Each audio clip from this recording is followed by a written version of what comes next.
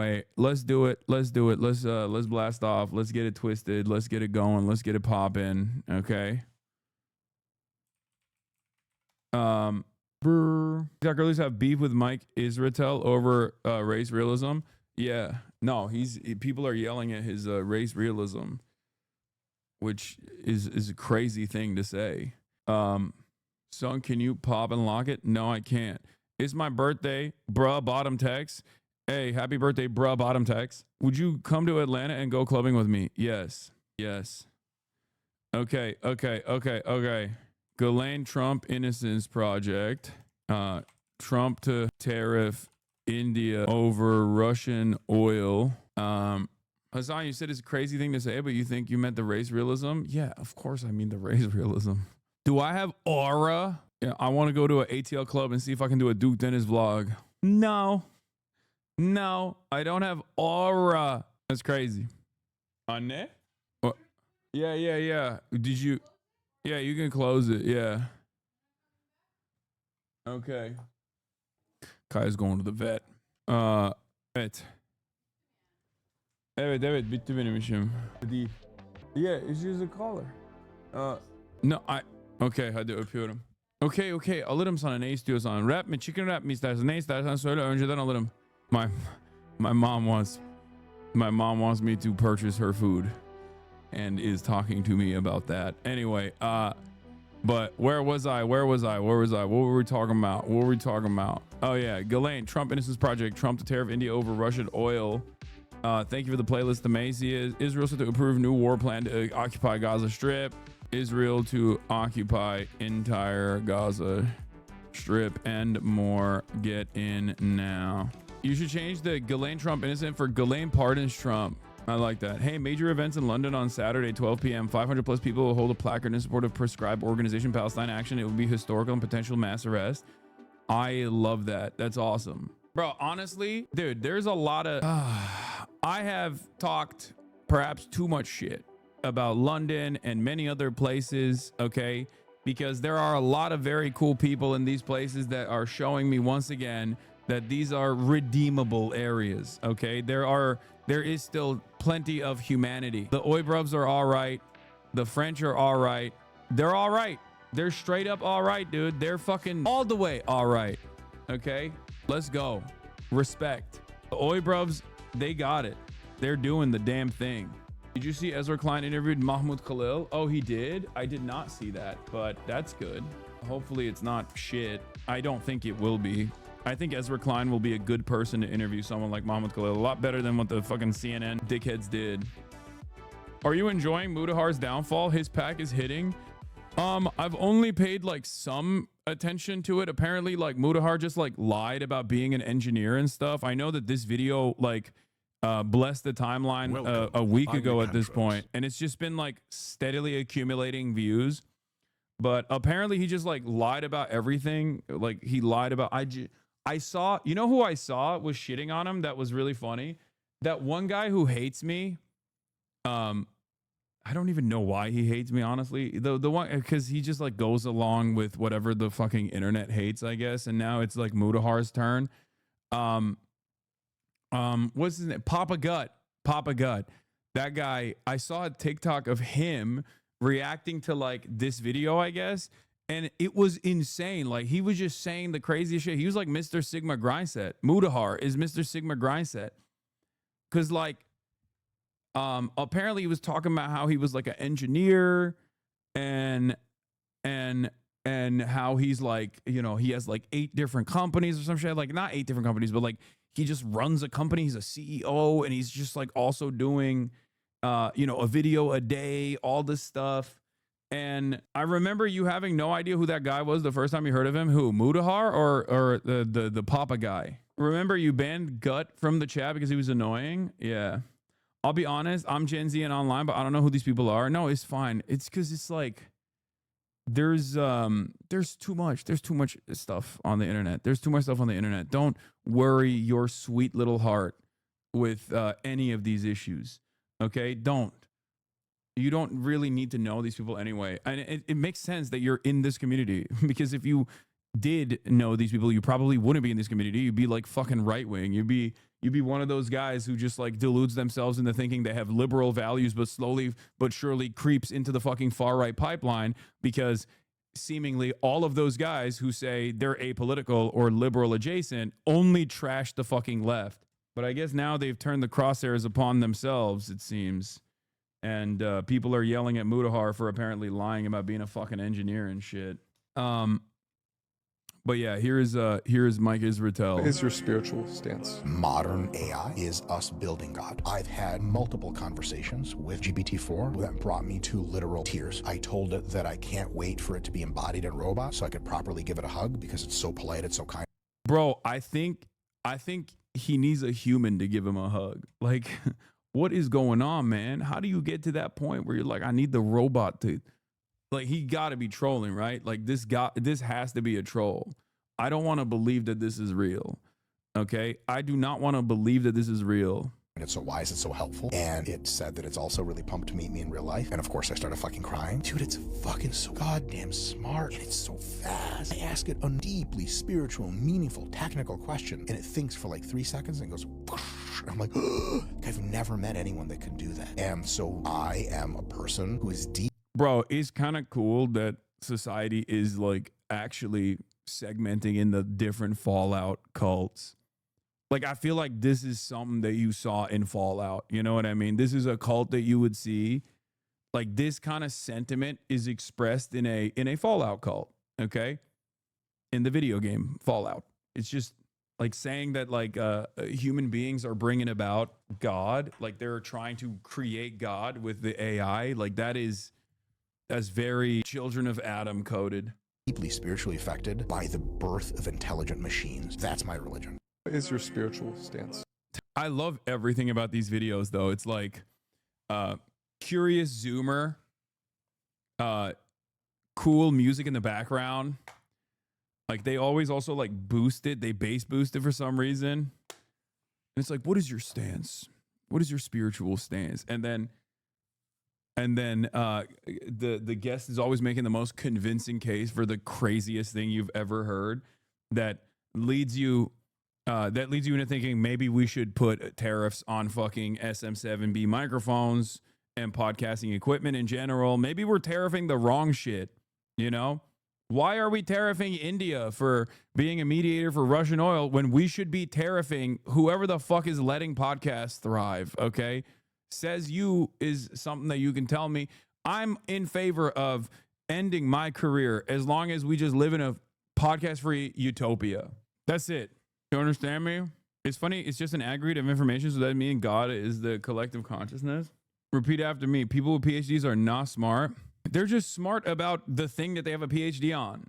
If your career ends, come to ATL and we can all dance the pain away. Why do you want me to go to ATL to dance in a club so bad? I mean, I'm not even like against it. I'm for it. Like, I'm down. But what's up with that? Why are you guys... You're just really invested in like getting me to Atlanta for some weird reason so that I can dance the night away, I guess. There is also, before we get into the news, there was this thing that happened like 2 days ago that I didn't see, but I guess it went kind of viral. Like, I like the Dexertonox piece on this. Streamer Tectone challenges Hassan's father to fight his father. By the way, do not get knocked around my dad. Who knows what he's gonna do? Tectone's father was convicted of 14 charges of including sexually harassing 3 women and assaulting 5 women. Why is he now doing the, my dad is stronger than your dad shit, but he has actually changed the meta. He has redefined the game. He went from my dad could beat up your dad to my dad could what, like rape your dad? Is that what you're saying? That is a wild thing to just reveal about your dad. Dude, that's crazy, man. Why are you saying those things? Like, what's wrong with you? Bro, this is unsustainable. Okay? Every day we are moving further and further away from bringing back some semblance of shame. Okay? We need to stop. We need to stop. We need to stop doing this stuff. Like, that's crazy. There are so many motherfuckers who just like wear this kind of like shameless behavior on their sleeve like it's a badge of honor, and it's like we're just making villains, man. We have ruined an entire generation. I swear to God, The dominoes fell in the worst possible. The dominoes fell in the worst possible direction, okay? A crypto casino is launched. It's called Stake, okay? They start funneling a shit ton of money to some of the top content creators on this platform, on Twitch. They start getting a bunch of people hooked on online gambling, a bunch of teenagers hooked on online gambling. Some content creators come out and speak out against that thing, myself included. Twitch realizes maybe it's not the best thing to allow this crypto casino to just like run amok on this website. And they say no more no more stake on Twitch. Then, because they're printing money, like endless amounts of money, no overhead whatsoever, no rules, no regulation, it's all in crypto. As crypto goes up, the fucking net worth goes up as well. These guys go, fuck it, we'll just make our own goddamn website. Then they created Kick. Kick created an entire generation of shitheads. Okay? Kick streamers have irreparably caused damage to the collective psyche of the youth. Okay? People just behaving in the worst ways possible with no repercussions whatsoever and actually getting benefits out of behaving in the worst ways possible in broad daylight, in public. And in that process, this became significantly more normal. It just like became normal to be evil and gross and awful. And I don't know what to say about that. It's crazy. God, it's also really fucked up because you got Kick, but that's not the end of the process. Then you got Elon Musk buying Twitter and then making Twitter into this like fucking neo-Nazi breeding ground way more than it was before. So now people are just like, oh, I don't like someone. Let's dox them. Let's swat them. Let's go after their whole fucking family. And it's basically turning the entirety of discourse into this like incredibly fucked process where normal people who are just like, hey, maybe we shouldn't be yelling about like racial inferiority, for example, like people that would exist in the real world are too fearful to say something about it in the internet world, because when you do speak out of turn on shit like that, people get fucking doxxed. People get attacked, you know? That was the dominoes falling. Shonda Black's tweet went viral. Yeah, I saw that. Did he admit his father was a rapist a second time to own Hassan? I am unfamiliar with this 5D chess move. I just don't understand it. I don't understand why someone would like volunteer this information over and over again and like remind people that this is a thing that happened, especially after they cried initially about this revelation. Very strange behavior. Like how do you want to be known as the guy that does this? Like here, this is another version of that same situation as well. Here is Erico Man says, so this is just his thing now, using a serial rapist father as a threat against anyone who hurts his feelings. What a gross loser. I only read your ex's doc on you. That was enough to think you're a monster. Don't make me call my dad. You want him to rape me too. Like, am I misunderstanding something? Like, is there something that I'm just not picking up? You know, he's putting down something and I'm maybe not picking it up. I just like, are they living in an alternative universe where like saying that, you know, my criminally convicted father will rape you is like, I feel like 10 years ago, if you said something like that, people would be like, like the only people that would foster this kind of behavior, the only people that would do that would be like relegated to the darkest corners of the internet. You know what I mean? You wouldn't be like even a remotely mainstream figure who could say something like this, you know? I don't know. I don't understand it. Like, I wish he wouldn't do that in the most basic ways. I wish he just would not do that. That would be nice to not do that, I guess. It sounds like he doesn't know how to process embarrassment. So instead of getting embarrassed and changing the behavior, he just gets mad. Yeah. He's like owning up to it because it's not really serious. Check the comments. All are like, so what? He just groped some women. Oh, okay.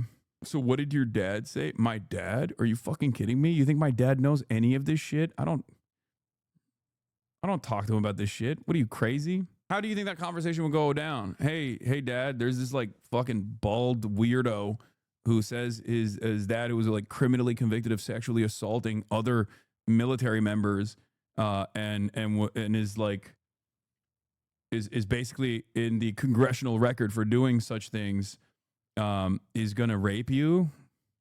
He's going to knock you out and like sexually assault you. That's what you want me to say to my fucking father? What are you, crazy? What kind of conversation? Why would we have a conversation like that? That's insane. Does he know about the billionaire thing? Oh, I did. I told him that. I told him that like there are a fuck ton of people online that think he's a billionaire. He likes that though. He thinks it's cool. Do you know Georgia much as a Turk? Have you been there? I'm an Indian guy and I'm facing overt racism here. It's crazy. I was refused service in a cafe today. It's messed up. In Georgia? That's crazy. I'm not very familiar with Georgia, like the country. I don't, but that's wild. But I guess it kind of makes sense because they like Georgians are Christians. So they're like, oh, we're going to be a part of the EU one day. That type of shit. That's the speed that they're on in some respects, you know? So it's like that kind of tendency happens where it's like when you're like, oh, we're a Christian country, we're different. Despite our proximity to the European continent, like we're actually just like them, you know, we're Christian just like them. And one day we'll be a part. But of course, the ironic nature of this process is that Georgians look fucking Turkish and therefore experience the exact same like anti-Turkish hatred that you would exhibit, that you would experience in Europe anyway, you know? Unless he was talking about Atlanta, Georgia, and not Georgia, the country. Like Georgians don't even get the anti-Slav hatred that like the Polish experience in Western Europe, because they get the straightforward like you're just fucking Turkish type of racism because they look Turkish, you know. So they just assume that these guys are like Muslim. The real problem is that Turks just need to come to the realization that they're secret Serbs. Lol. Did Stalin look Turkish to you? Stalin looked insanely Turkish, bro. What are you kidding me? That motherfucker was 5'4". What do you mean? Did you see his mustache? Anyway. All right. We're blasted. There was this. I haven't talked about that. There's a TrueAnon piece as well. Oh, apparently I'm in this next generation of progressive pundits is here from Michael Tedder on The New Republic. They're not on MSNBC. They're streaming on YouTube and Twitch. I wonder if the next generation of progressive pundits is here. That's it. That's another thing. Wait, Turks aren't tall? No, Turks aren't tall at all. My grandma says you yell too much to be this pretty. Yeah, well, yeah, another $20,000 well spent. I didn't even know this article was happening. I don't even think I might have given a quote maybe. I don't remember. Democrats run away from their base, Piker told me. I guess I did give them a quote a while ago. The Republicans run towards their base. According to Piker, he too runs towards the base. And he said it's better. And he said it's because this is not even a question. Okay. I guess I did give them. This is probably a while ago. I don't even fucking remember. Holy shit. Read the chat. Sensu beans, swallow my spit on purpose. Bro thinks he's on the team. Go to the corner and think, says combustible lemon, to another chatter that says, I'll swallow your spit. I'm glad that this is the screenshot that they have on the article. You guys are fucking degenerates, okay? If Turks aren't tall, then why the fuck are you not in the damn NBA? LeBron fucking needs you, Unc. I know, he does. He does need me. Liberal Hawk Tua. Yes, I have the Lollapalooza Reacts to Hassan Piker video right here. We're going to watch it. We're going to watch it later. Okay.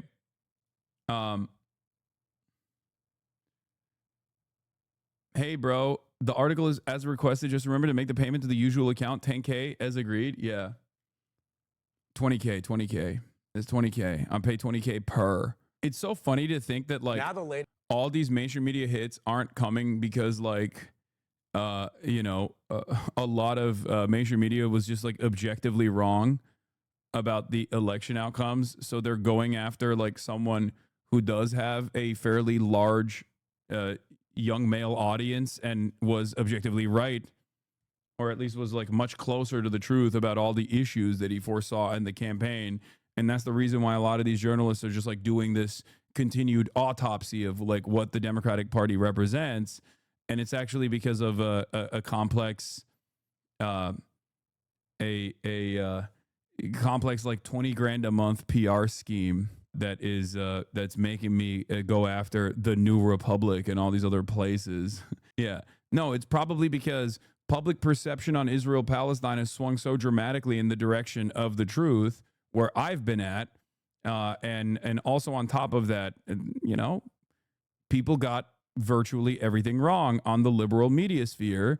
So they're looking for someone who didn't get things wrong in the liberal media sphere, who is seen as a person who is able to captivate the attention of young men, and try to captivate the attention of young men and try to pull them away from reactionary thought. That is what it is. That is where it's coming from. That's the reason why these media hits are happening. Nah, dog, word got out. They could get an easy 20K out of you, or that, or probably that.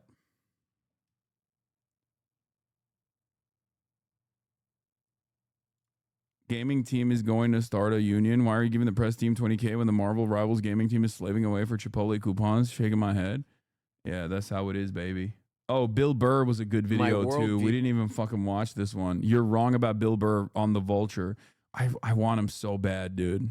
I want him to come on the broadcast so bad. Your listeners aren't all men, at least I hope. No, of course not. Of course not.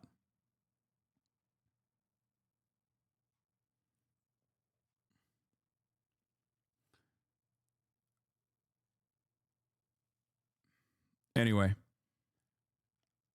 I can get Bill Burr for you. Give me decades. I'll give you decades.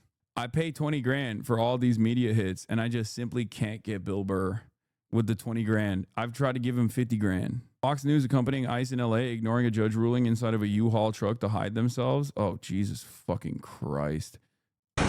ICE Nazis pulled up on Home Depot in MacArthur Park area, LA, in the back of a Penske truck to kidnap people with a Fox camera crew on hand.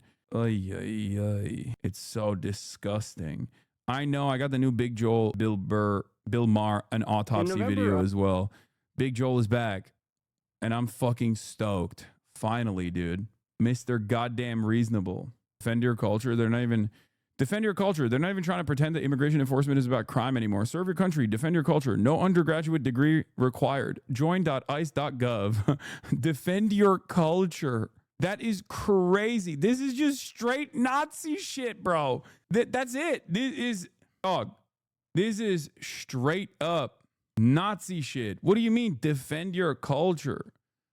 Like, there is nothing different about an undocumented non-citizen and a documented one.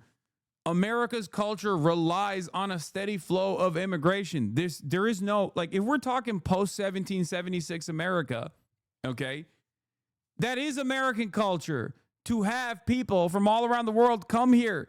That's it. That's like what American culture is. That's what made America good and redeemable, okay? These guys are like, nah, American culture is slavery and white supremacy, okay? Which I understand. Like, I understand when people say, like, that is a part of the American culture. But yeah, that's the part of the American culture that we're trying to fucking eradicate, because that's not good. That's the bad part of American culture. What the fuck do you mean? We have to eradicate the migrant scourge to defend American culture. Holy moly, we are so firmly committed. We are so comfortable being in this space. I do not like it, man. I do not like it one bit. This is not good, folks. This is not good at all. Holy moly. All right, we're going to start off with Ghislaine Maxwell, and then I'm going to move on to some different stuff as well. Trump is going to stop Zohran from winning. Trump ways intervening in New York City mayoral race. Dude. We are losing our minds here, okay? Every day there is a new insane thing. A statement from Penske Truck Rental. Penske Truck Rental is aware of the recent reports and videos regarding a Department of Homeland Security operation in Los Angeles. Penske strictly prohibits the transportation of people in cargo area of its vehicles under any circumstances. The company was not made aware of its trucks would be used in today's operation and did not authorize this. Penske will reach out to the DHS and reinforce its policy to avoid improper use of its vehicles in the future. I mean, you can ask, or they can just take the trucks. You pick. Deport. Okay. All right. Bro, this is... No problem with the deportation, just the trucks. I mean, that is the wishy-washy way that they are trying to say, like, it's fucked up that you guys used our trucks to do deportation operations. They're also fearful of just like straight up saying, you know, everyone is. Have you guys not noticed that there is a specific vibe shift that has taken place in like mega corporations in America? Have you not noticed that at all? Where a lot of these people, both in mainstream media and also in like these big corporations, are just like actively avoiding criticizing Trump, because Trump has shown time and time again that he is willing and able to, use whatever process exists to punish people. He'll just be like, I'm revoking your federal contracts, things like that. You know what I mean? He just like does that shit. Is woke in fact not back? No, in the public consciousness, woke is very much coming back. Woke never really went away, but companies are not actually as predisposed to changing public sentiment, or public sentiment that remains as and neither are the politicians. Israel is an example that we use quite frequently for this, right? If you were to look at like mainstream media, if you were to look at brands, if you were to look at like the politicians, you would think America is tied to the hip at Israel and is like so pro-Israel. It's unimaginably pro-Israel. But if you actually ask the average person, everyone's on fuck Israel time, you know? So I think things like this will, as the situation gets worse and worse, things like this are going to cause people to realize that there is no real democratic process here, that the overall public sentiment is completely negligible in the eyes of the politicians, and also the companies don't actually care about any of this shit either. They never cared about woke, and I said that at the time. I was like, this is all fake bullshit anyway, and they are simply trying to farm as much money as possible. They only care about profits. They don't care about any of these like actual political initiatives. A company does not care about politics. A company only cares about profit. And the profit savers and the profit maximizers are right wing. And they're also demonstrating over and over again that they are invested in punishing you actively and deliberately if you speak out against them. Yeah, here it is. Join ICE.gov. America needs you. Join ICE now. Protect, serve, deport. They are trying to farm as many new ICE agents as they possibly can, by the way. Okay, but Ben & Jerry's does, right? Or am I Delulu? No, there are some companies who care. Ben & Jerry's is the example I usually use to say that's a company that does legitimately care about its politics, right? And they'll put their money where their mouth is with regular frequency, like when they try to do BDS. Like that's a great example of a company that does fucking care, you know? Hi, this is my first time tuning into a stream. I usually watch your uploads on YouTube, and I just wanted to say I used to be a big fan of some of the streamers, YouTubers who talk shit about you, and I finally decided to check your content myself and was amazed to see how many things they just flat out lied about and how we actually align politically, and I can't believe I was listening to them about you for so long. Love your content. Hell yeah. Welcome. Welcome to the fight. You're one of us now. There are many people like you in this community. Don't worry. You are surrounded by people who also initially made up their minds on who I am and what I represent, because there is a steady flow. It's also weird being a Turkey Tom fan and Hassan fan simultaneously, because it was definitely crazy. I mean, yeah, that dude is, I think, like, I don't really know too much about him, but he seems to be an unsavory fellow. I feel like a lot of those guys just rehash Reddit comments, basically, and then they just like make a YouTube video off of that, and then they just like fucking, collect the dollars, because they're rewarded with like millions and millions of views for doing that over and over again, rinse and repeat. It's just slop tubers. It is what it is. I'm gonna be so for real. I was such a normie. I'm lucky I found you through JSchlatt, because I could have easily gone down the hater pipeline. Yeah, they are. They're giving like they're trying to eradicate student loan debt, by the way, if you go to ICE. Okay, they're treating ICE as the interior military apparatus. Wonderful. Not beholden to the Constitution, by the way. Isn't that great? This is what we should be doing. This is what we should be doing, guys. This is what we should be investing our time, effort, and initiative on. Not like solving the fucking affordability crisis, but instead just like deporting random people that are working in the fucking fields every goddamn day, Fantastic. Yeah, the only jobs that are readily available is Trump's little Gestapo, the fucking Heil Hitler Brigade. They actually removed age caps on ICE too. That's the other thing that they've done. This is the only thing that they care about. How the fuck is this military? Then we could treat every hospital as a military operation to heal the country and socialize the healthcare? No, it doesn't work that way. They emailed my retired Fed father about joining. What do you think of these social media checks on the airports are prevalent as someone on an F1 visa? I'm concerned about my pro-Palestinian takes online. I won't take them down, but I will be questioned. I've also written against Trump in my school newspaper. Seeing these ICE ads concern me a lot. Yeah. I don't know, man. I feel like America just sucks now. I mean, it always sucked, but it never sucked this hard. And I say this as someone who still has this firm commitment, this belief, perhaps a foolhardy endeavor, but this belief that America has a lot of promise, that America could be a force for good. But every damn day we are bouldering in the opposite direction. Like one of the best examples of this is like looking at China, right? Constantly talking about like China does this, China does that. China has like incredible social repression, right? They have social credit. They have this, they have that. And then refusing to look at any of the good things that the Chinese government has done and implementing them here, like fucking high-speed rail, constant focus on like developing American infrastructure, any number of different things, and only focusing on the things that we fantasize China is doing with regular frequency, some of which it is doing, and many others it's not even doing that we're doing here. When I said I wish we could be more like China, this is not what I meant. Okay? I meant like I want high-speed rail. I want public transit. I want fucking a solution to the housing crisis. But no. Yeah, I want to focus on renewable energy. We're moving in the exact opposite direction.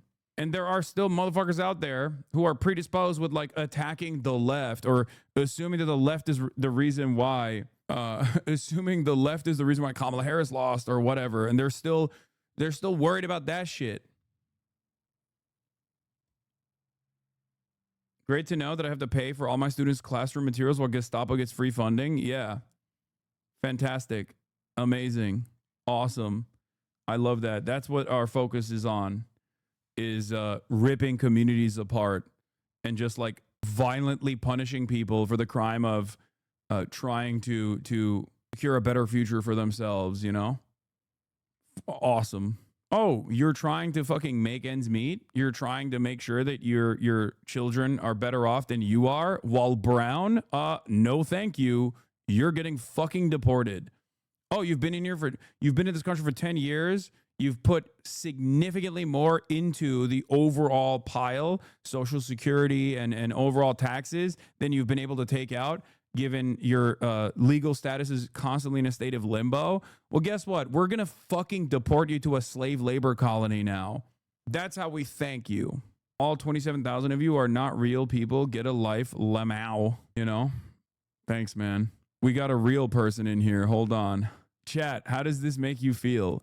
Guy with this avatar thinks you're a fake person. Bro, if your family knew this is how you associated yourself, like this is how you presented yourself online, they'd probably fucking beat your ass.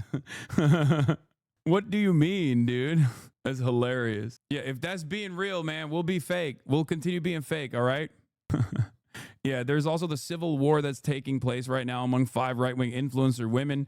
And there's a lot of tea and a lot of drama, and we'll obviously talk about that as well. But like I said, let's first and foremost get started on the process by diving into Ghislaine Maxwell.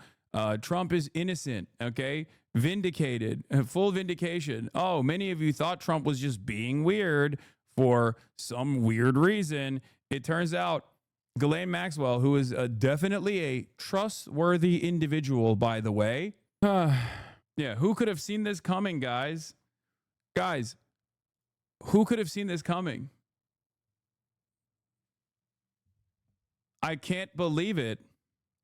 I can't believe it. Why don't you believe women, you fucking misogynist? Yep, that's right. That's me. Ghislaine, 2 counts of perjury. Maxwell doing what she loves to do, aside from sex trafficking minors and you know, pedophilic acts, which is perjuring herself. There it is. Nothing to see here, everybody. No one even wants to see the files anymore because it's like totally exonerated. Yeah, I said, Lamau, oh, I guess this was all just a big misunderstanding. Yeah, the person who lied in order to rape kids is definitely telling the truth about the president who likes to rape kids. Yeah, no, that's not. No, don't say that. No, totally exonerated, guys. You don't understand. The rapist, sex trafficker of minors said Trump is innocent, totally, in exchange for lenient sentencing, by the way. Like, what are we doing? Of course it was going to go here.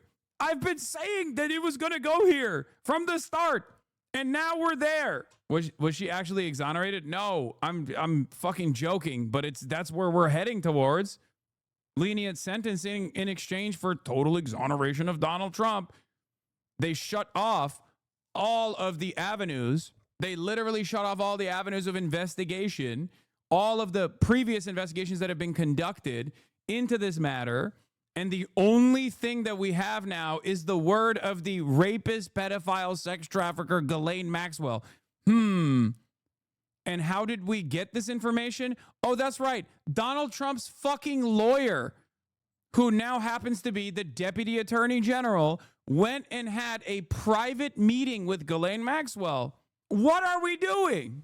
What are we fucking doing? Are you kidding me? This is insanity. It's total, utter madness. What the hell? Latest on the Jeffrey Epstein case. We are learning more about Epstein associate Ghislaine. Yeah, not to mention the FBI literally said they've redacted his name in thousands of instances in the documents. Okay, the FBI literally was like, dude, we ran out of Sharpie. Okay, we ran out of Sharpie when we were fucking redacting Donald Trump's name.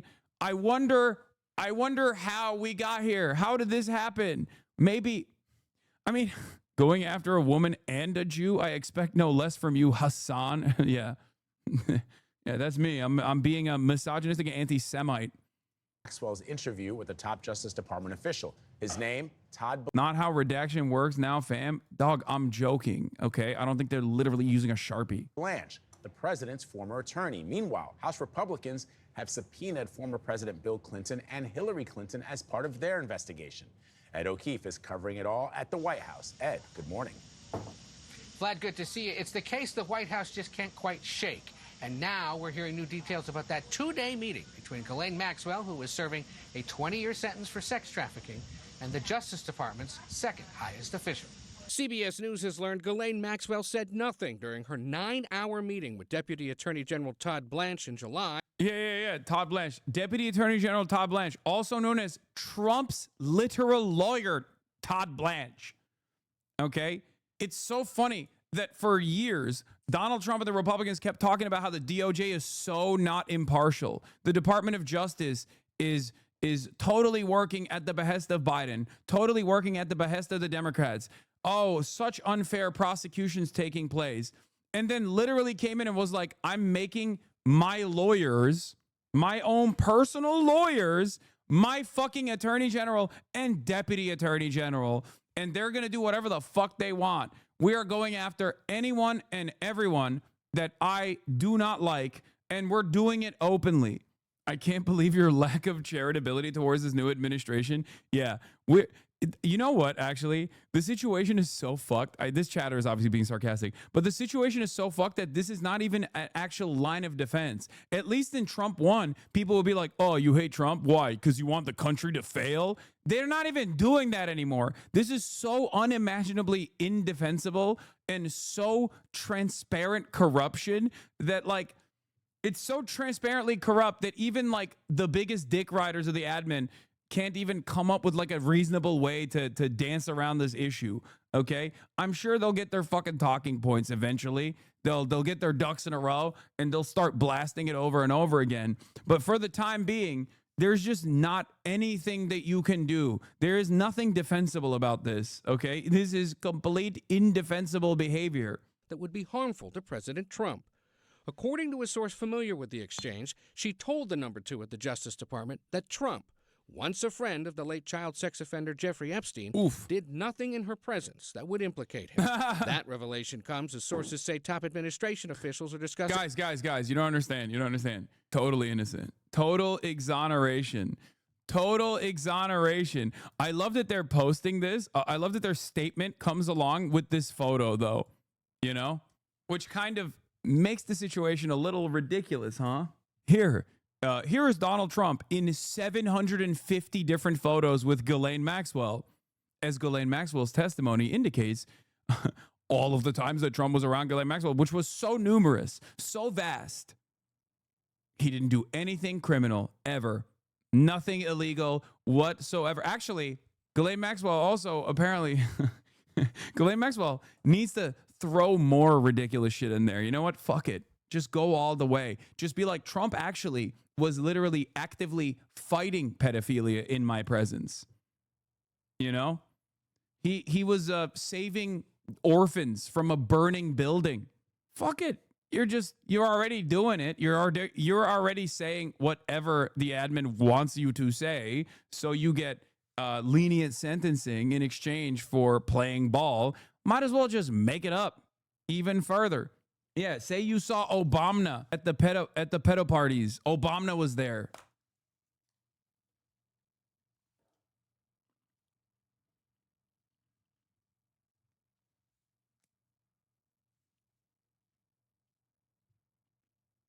You literally predicted this exact thing for the past 2 weeks nonstop. Yeah, I mean, it was getting there, and I told you we were getting there, and some of you didn't want to believe it.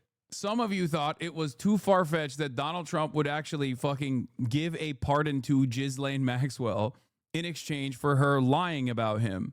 The only thing that we can hope here, the only thing we can hope for here is the consistent incompetence of this administration. Okay, you've been with me along the way. You've been with me so far. You trust me so far. So trust me when I say this. I speculate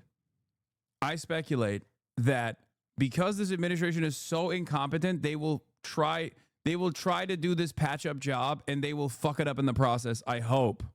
I wish. And I can totally see that happening. I'm not exactly sure how. I haven't been able to identify what the ways in which they will fuck it up, but I suspect that they will. Implicate him. That revelation comes as sources say top administration officials are discussing whether to make public some of the transcript or recording of what Maxwell, a convicted co-conspirator of Epstein, told Blanche. On Tuesday, the president said he hasn't discussed the interview with Blanche, his former personal attorney. I didn't discuss it with him, but anything he talked about with her or the fact that he did that, not unusual, number one, and most importantly is something that would be totally above board. Trump also said he knew nothing about Maxwell's recent transfer from a Florida federal prison to a minimum security facility in Texas. I didn't know about it at all, no. I read about it just like you did. It's not a very uncommon thing. On Capitol Hill, the House Oversight Committee continues its probe with subpoenas seeking depositions from former President Bill Clinton and Hillary Clinton. In 2019, his office said that while Clinton knew nothing about the terrible crimes Epstein committed, he took 4 trips on an Epstein plane in 2002 and 2003. But Clinton hadn't spoke to Epstein in over a decade. Also called to testify, former attorneys general and FBI directors dating back to the Bush administration who oversaw federal investigations of Epstein. And the panel subpoenaed the Justice Department for records on him. We want to get the files themselves and ensure that we get that information out and make it transparent to the public. As the Justice Department seeks the release of grand jury testimony in the Maxwell and Epstein cases in New York, Maxwell's attorney said Tuesday his client opposes its release, arguing her appeal is still pending before the U.S. Supreme Court. Lots to chew over there, Ed. And as you know, Gail will be talking with Epstein accuser Virginia Giuffre's brother and sister-in-law here in studio about all of this in our next hour. Trump's lawyers accidentally sent over plaintiff counsel the Epstein files unredacted. That's how they're going to mess it up. Yeah, I don't know how the legal system works, but I could totally see them doing something like that. They just like accidentally leak it. Dude, it could be anything. Actually, the sky's the limit. You could have a guy like Pete Hegseth, for example, working on handling these files and then accidentally loops in like a New York Times journalist or something. You know what I mean? You could have the fucking lawyers be in a Signal group chat with like an actual journalist who will cover the story. You know what I mean? Who knows? Who knows? Everything. The opportunities are endless. Anything can happen. These guys are so bad because their role in this administration is not to be the most competent. As a matter of fact, incompetence in this situation is a benefit to Trump. Okay? Their responsibility is to be loyal to Trump. So if the only thing you care about is loyalty to Trump, you're going to have a bunch of dumbasses in positions of power, and those dumbasses are going to fuck things up. Trump won, at the very least, still had, and this was seen as a mistake by Trump, obviously, but Trump won had like people who were competent and sometimes disloyal to Trump, because that's the delicate balance here. If you want someone who is actually good at their job, when you have a guy who's trying to break everything, you're going to speak out. You're going to leak information to the media. You're going to actively oppose Donald Trump. I mean, look at Jerome Powell. It's one of the few areas where you can't fuck the bag up. So Jerome Powell is still operating as a totally independent person, right? Not independent in the sense of like, I mean, he's obviously predisposed to the interests of capital, but like he is still playing the role he is supposed to be playing under any other administration, right? Trump fucking hates that. He does not like that at all, okay? When you hire for loyalty, you are going to get a bunch of incompetent people because you're not going to have a competent person who also will be loyal to you when you are breaking things. It's that simple. So in a way, Trump saw it as a mistake to have anyone that was like, a competent figure in the previous administration, because those guys were the ones who fucked him over in the long run. Those guys were the ones who spoke out against him. Those guys were the ones who were leaking stuff to the media. Those guys were the ones who were actually standing in opposition whenever Donald Trump wanted to molest the money, for example, right? Or molest any number of different things in the White House. And that was a big problem. So now he's like, no, I've realized we just need to have people who also are with it. They love molestation. Yeah, Bill Barr was a Republican fixer for decades. Now he's got Pam Bondi. But Ed, I want to turn to another topic. There was an extraordinary escalation in the Texas showdown over redistricting. We understand now the FBI may be getting involved at the direction of the president. Yeah, the president's now weighed in. He was asked about this, and he says the FBI may have to get involved to send back the Texas... I still don't understand. Why would they take Trump with them to the island if they knew he does not like to be around pedophiles and was against pedophilia in general? Kind of unfair to him. Yeah, he's just small bean. He was a white hat, small bean, anti-pedophilia advocate. It's really... Trump is the real victim here.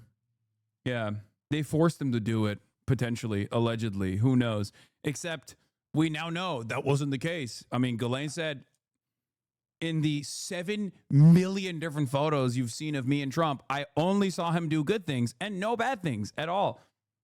Not even a little bit. Democrats who left the state. They're hunkering down, remember, in suburban Chicago, trying to stop Republicans from advancing a new congressional map that could give the GOP a chance to win 5 more seats in Congress. Texas Republican Senator John Cornyn wrote to the FBI director Tuesday urging his agency to intervene. And last night, Texas Republican Governor Greg Abbott filed a lawsuit at the state Supreme Court to remove one of the House... Yeah, I'll have you know, he was shaking his head the entire time as other pedophiles were abusing little girls. He was going, like this. It's like getting caught in public reading Mein Kampf. You're like, you're reading it, but you're going like, and sometimes even waving your finger like this. That's what Trump was doing. He was like, don't do it. Democratic leaders arguing his... Anyway, Bill and Hillary Clinton, also known as Billary, my fave. You might call me parasocial and say Billary is not real. Billary can't hurt you. I think it's my favorite ship. Okay, Billary is my favorite ship. They were subpoenaed in the widening Epstein probe. It's a case that continues to cut through party lines, dragging in presidents past and present.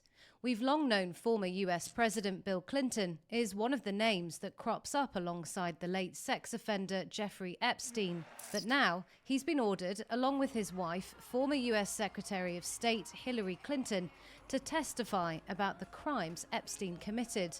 The Clintons were issued subpoenas along with 8 other government officials to appear before a congressional committee investigating Epstein. Mr. Chairman, on this vote, the ayes are 8, the nays are 2. The panel has also subpoenaed Okay. the Justice Department itself for records related to Epstein. You're making a very big thing over something that's not a big thing. It comes as pressure is mounting for Trump, both politically and publicly, for the grand jury transcripts of both Epstein and longtime companion Ghislaine Maxwell's cases to be released. Maxwell, who was convicted of child sex trafficking, opposes the release of the files. Her lawyers said Jeffrey Epstein is dead, Ghislaine Maxwell is not, arguing that because she's still alive, it was a breach of her legal rights, and that public interest in Epstein didn't justify breaching grand jury secrecy. The sex offender was recently moved from a Florida prison to here, a lower security one in Texas, to continue serving her 20-year sentence, a move Trump said he was unaware of. Two questions for you. One, were you aware of and did you personally approve the prison transfer for Ghislaine Maxwell that your Justice Department? I didn't know about it at all. No, I read about it just like you. My favorite thing that Trump does is whenever he just like definitely knows about a thing or has definitely directly ordered a thing, he still tries to play this song and dance where he's like, oh, the DOJ is impartial, right? It's an impartial institution. I have no control over it, even though it's my fucking lawyers that are running it right now. He'll be like, I didn't know about it, but it's very good that it happened. Same with like the Adam shit thing, okay? They asked him this question like, oh, the Department of Justice is like, or there's a, you know, they're launching investigations into Adam Schiff. And he's like, oh, I didn't know about it, but it's very good that it's happening. Finally, justice is being served. I didn't know about it. I didn't demand it happen. Yeah. He fucked up because he admitted to tampering with a witness here. I mean, did he actually fuck up? Because like, we have to, at a certain point, we have to measure the fuck ups by like the actual impact, right? Trump could just be like, I'm innocent. I told Ghislaine Maxwell to literally say I'm innocent. What comes of that? What are the repercussions for Donald Trump coming out and basically being like, I told Ghislaine Maxwell to say I'm innocent in exchange for lenient sentencing, which is in my power. If he just came out and said that, what do you think would happen? Do you in your heart genuinely believe that any sort of significant repercussions would come of that? Honestly, the only way that there would be movement in a positive direction on this issue is if like people got so mad that he like openly admitted this, that there were fucking riots on the streets and his base was participating in the riots. Okay. Only then could there be some kind of change that comes out of this, but it would not be because like, it would not be because the Democrats have pushed for like an impeachment or some shit like that. Thank you. No, it's fine. I did. I opened it. I turned it on. We, as I've said it before, like we only have one another at this stage. I think the institutions can like, you have no trust in liberal institutions. I mean, I want to trust them, but how can you? I feel like at a certain point, you have to be delusional to assume that like these liberal institutions are actually going to do their fucking jobs. He has overcome all of these liberal institutions. He just keeps bouldering his way through the process, and it's not even like sophisticated or clever. The way he does it is just like so haphazard and so stupid. It's kind of like everything Donald Trump does is basically exactly the way he has operated through this like Jeffrey Epstein thing, right? Just straight up being incredibly suspicious every step of the way. I mean, he came in and pardoned all the January 6th. He came in and pardoned every fucking January 6th criminal, okay? Every single one. And then his administration, his lawyers in his administration actively argued that some of the January 6th defendants, like at least one, right, that was criminally charged, was found to be guilty of child pornography, CSAM. I don't like using CP as a term, CSAM, child sexual abuse material. And they were arguing that because that information came out in the J6 trials, that he should still be released. Like, that's fucking psychotic. That's insane. This is perhaps the most pro-pedophilia administration that we've had ever. And do you believe that she is It's not a very uncommon thing. The case continues to haunt Trump despite his best efforts to bat it away, dividing even his own party. 3 Republicans already broke away to back the legal order on the Justice Department, and a new national poll has found lines like these. It's not just you, my lifelong lib teacher mom talks about how we can't rely on the Democrats anymore. No, 100%. Like, I think the situation has gotten like so out of control, and the transparent graft is so undeniable, and the Democrat Party's complacency is so frustrating that liberal wine moms are talking like me. Like, it's just at that point we're completely off the fucking rails. This is what I was trying to talk about the other day when I did that when I did that fundraiser, right? Where I was talking about how like when I did that fundraiser, I was talking about like people are constantly on Twitter and on TikTok more so than Twitter saying, somebody's got to do it. Like that is a sentiment that has not existed in liberal collective consciousness before to this degree ever. That is an indication that the situation has gotten so bad that previously liberals who would otherwise say, you got to respect the institutions, like, come on now. I mean, this is the president after all. He's the one who's, steering this ship and we have to respect it. Like they are saying, nah, fuck that. Somebody's got to do it. That is a call for desperation. Okay? That is a call born out of desperation. In some ways, you don't have a Watergate style moment anymore because every day is 10 Watergates in general. Watergate only works if there is some kind of confidence in these institutions and like an interest by members of both parties in like holding on to institutional legitimacy. Donald Trump's entire purpose has been to say, fuck the institutions. I do what I want. Corruption has always existed in American politics. But there's a reason why we have tried to legalize corruption in the form of lobbying. The very reason why you try to legalize it and make it, make it by the books is so that people don't realize how corrupt the situation actually is, how corrupt our institutions actually are. Okay? When you let go of the aesthetic, when you let go of the aesthetics of like, no, this is the normal process, all of a sudden people are like, well, wait a minute, this is fucking criminal. This is a criminal enterprise. What the hell's going on? And people get mad. Republicans have already let go of institutional norms a long time ago. They don't give a shit. They've never given a shit. Liberals were the last bastion of institutional defense. They were the ones who did organically and legitimately believe in the infallibility of our esteemed, protected institutions that will keep society ticking. And now liberals are also losing that as well. And once the liberals no longer believe in that, it's bedlam. That's where we're at. On making deals, I'm not focused on conspiracy theories that you are no longer convincing to many Americans, with trust crumbling fast. It found 7 out of 10 respondents felt the president is not handling the Epstein files well, while 63% believe his administration is hiding information related to the case. And the backlash has seen a 6-point drop in his approval rating since April to 38%. Epstein never made it to trial. Authorities say he died by suicide in his jail cell in 2019.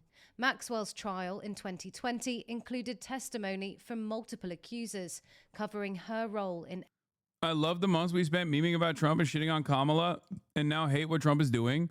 This is what I mean. Look. Like, you are yelling. You are becoming a smaller and smaller sliver of society. You, chatter. There are not, like, the wine moms, the liberal fucking wine moms have passed you. Do you understand?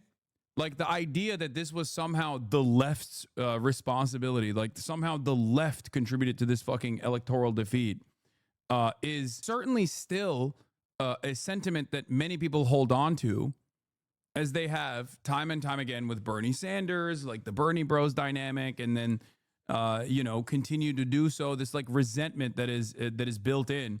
But at a certain point, you have to make that leap. At a certain point, you have to recognize the reality. At a certain point, you have to understand that like No, actually, the left was pushing the Democrats to fight. Myself included in this. Maybe the left was right. Maybe Kamala Harris and the Democratic Party should have taken a more active stance against Donald Trump instead of capitulating to right-wing framing on all these issues and losing their coalition and losing a bunch of voters because of their overall refusal to acknowledge some of the pain that people were experiencing, some of the economic pain that people were experiencing, but also on top of that, like some of the atrocities that were unfolding, like in Gaza, right? But there are still so many people who go, nah, she wasn't moderate enough. But I guess people are, like I said, more and more people are coming to that recognition that it wasn't actually about not being moderate enough or not being right-wing enough. And that was just a fucking made-up argument. Because look at the Democrats now. They're not fighting. The top Democrats are woefully incompetent at dealing with the madness of this administration. People want things to change. That's why people voted for Trump, because they wanted change. Because Trump was able to communicate that he will actually change American society. And he is, just not in the direction that people would want American society to go towards. You understand? Epstein's trafficking operation. As far as I'm concerned, that is time she needs to do to be held accountable. The Justice Department argues releasing the Epstein files won't reveal anything new or noteworthy, as much was heard publicly at her trial. But it's clear many lawmakers... Libs think that if you criticize their politicians, it makes them lose when they actually lose because they don't listen to the criticism. Yeah, if they also had something worth fighting for, more and more people would say, all right, shut the fuck up. I'm going to avoid criticizing this thing or that thing that they've done. That's the problem. They have no policies that people can fucking grab onto and advocate for. They have no dream of a better tomorrow. They have no design for a well-functioning society that actually does right by every single American. So they don't communicate that at all. All they have is, well, we're not Republicans. Okay. You're just the lighter version of Republicans. Great. I don't want that. Nobody wants that. We don't want Republicans. Fuck Republicans. What the hell? Maybe we collectively agreed to back Cory Booker for 2028. Let's not be racist. Exactly. Both Republican and Democrat, along with the American public, believe they have many questions that remain unanswered. We have some new CNN reporting breaking overnight on the controversy that simply will not go away for President Trump, and that's the Jeffrey Epstein investigation. Sources telling CNN top administration officials will gather tonight at Vice President J.D. Vance's official residence for a strategy session. And the goal, we're told, is to form a unified response to the Epstein situation. Now expected to attend the dinner with the Vice President, White House Chief of Staff Susie Wiles, Attorney General Pam Bondi, FBI Director Kash Patel, and Deputy Attorney General Todd Blanche. Now, you'll remember Blanche held a lengthy interview last month with Epstein accomplice Ghislaine Maxwell, who was convicted to conspiring with Epstein to sexually abuse minors. We now know there are audio recordings and a transcript of that interview. And the Justice Department... Joe Rogan will be used to sweep the Epstein scandal. Senior Trump administration leaders are reportedly looking at using megastar podcast of Joe Rogan to help tackle lingering fallout from the Jeffrey Epstein crisis. They already have been doing that. That's why they sent fucking Kash Patel there. And it was a spectacular failure. So much so that Joe was like, oh, I can't do that. Not only that, but also then they had that fucking CIA guy go on Joe Rogan and be like, Jeffrey Epstein probably was a Russian and Chinese, maybe Hamas asset. And that didn't work either. We know Jeffrey Epstein might be related to foreign intelligence, but is certainly not Chinese, okay? The foreign intelligence that Jeffrey Epstein is associated with is Israeli intelligence. Sorry, sucks to suck for you guys, but you can't fucking get out of this situation, okay? It's just not happening. Weighing whether to release those materials. Let's bring in CNN's Elena Treen at the White House this morning. Elena, this is your reporting. What more are you learning about tonight's strategy session? Yeah, I mean, this is really interesting that the fact that the vice president is going to be hosting these top Trump administration officials, really the ones who have been the leaders in kind of handling the administration's, entire handling of this Epstein case, that they'll be meeting tonight at the vice president's residence. I'm just going to walk through who's going to be there again. So White House Chief of Staff Susie Wiles, of course, the vice president who is the one hosting this dinner, Attorney General Pam Bondi, FBI Director Kash Patel, and Deputy Attorney General Todd Blanche. And as you mentioned, Jessica, it's not just about strategizing over, what is going to come, the administration's posture on all of this, but also trying to present a united front, because we have seen some divisions within the Trump administration and between. There are literal polls that show at least 80 to 90% of all Republicans love what Trump is doing with immigrants. No, I know, but it doesn't matter. You want to know why it doesn't matter? Because in the grand scheme of things, in the broader population, 80 to 90% of Republicans sounds like a lot of people, but it's not. It's the minority. It's a very loud minority of people. And yeah, there are fucking awful people in this country, okay? There's not much you can do about that. The best you can hope for is to be able to convince them that this is ridiculous and it's not actually the problem, right? It's simply just like a problem that they've dangled in front of their faces that they are predisposed into believing, okay? But that's like 30% of the country, which is, again, significant. Make no mistake. But you can't, that's 30% of the country. That means 70% of the country is not on board with this shit, okay? That's why you look at the broader polls. You look at the actual, you look at the other polls that show independents are not on board. Democrats are not on board, okay? That's number one. Number two, on the issue of immigration, I've said this before a million times over for like the past decade plus at this point, okay?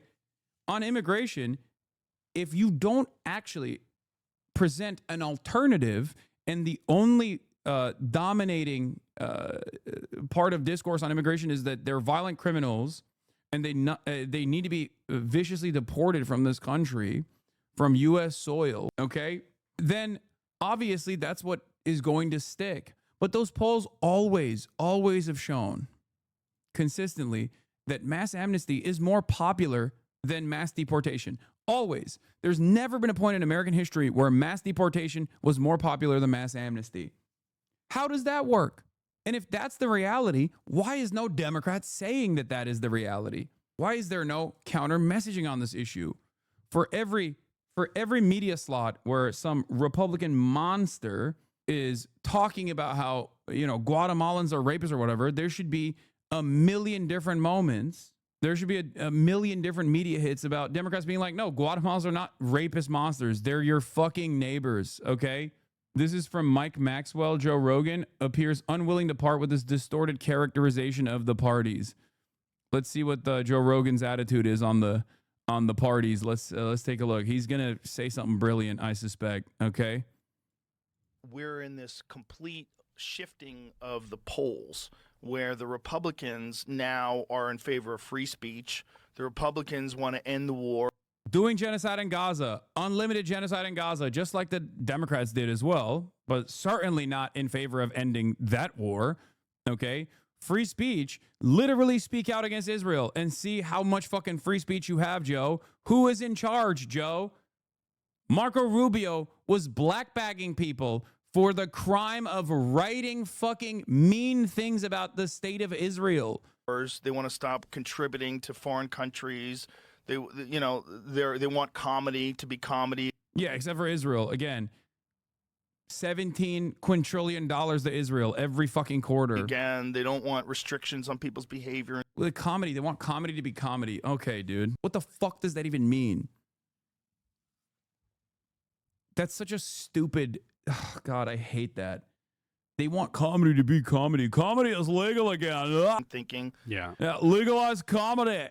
And the Democrats have developed this sort of like cult-like idea of what everyone should accept and what's normal and what's not normal and what needs to be elevated in our population and what needs to be ignored. And it's just like, God damn, you're ruining it for everybody that thinks in a left way. Like anybody who's... Dog, I don't know why you think you're thinking in a left way when you say objectively untrue things.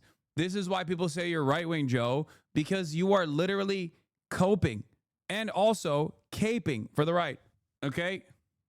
That's what you're doing. Reasonable, like a reasonable left-thinking person, which is most artists, by the way. Yeah, of course. And then you get to this point where you're like, no, I can't go along with you on all these things. Yeah. You guys are, you're just a bunch of fucking assholes who are using these subjects as a way where you can behave incredibly shitty, incredibly uncharitable, like vicious, mean, ostracizing people from society. I don't want any part of you. I don't want any part of the way you guys think and behave.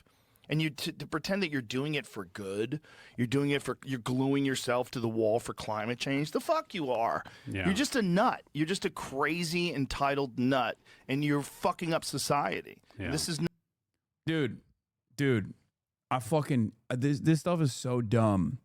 People do that because the institutions are not actually fucking going about the democratic wishes of broader society.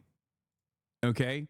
That's what you do when you have no other fucking option to get your voice across, to get your positions across, to be heard. Okay? And we know the counterexample to this when the fucking COVID lockdowns were happening. Okay? We know that was seen as a left-right dynamic, and Republicans lost their fucking minds. They took guns to the fucking Capitol buildings all around. Look at January 6th. That's what happens when Republicans don't get what they want. Okay?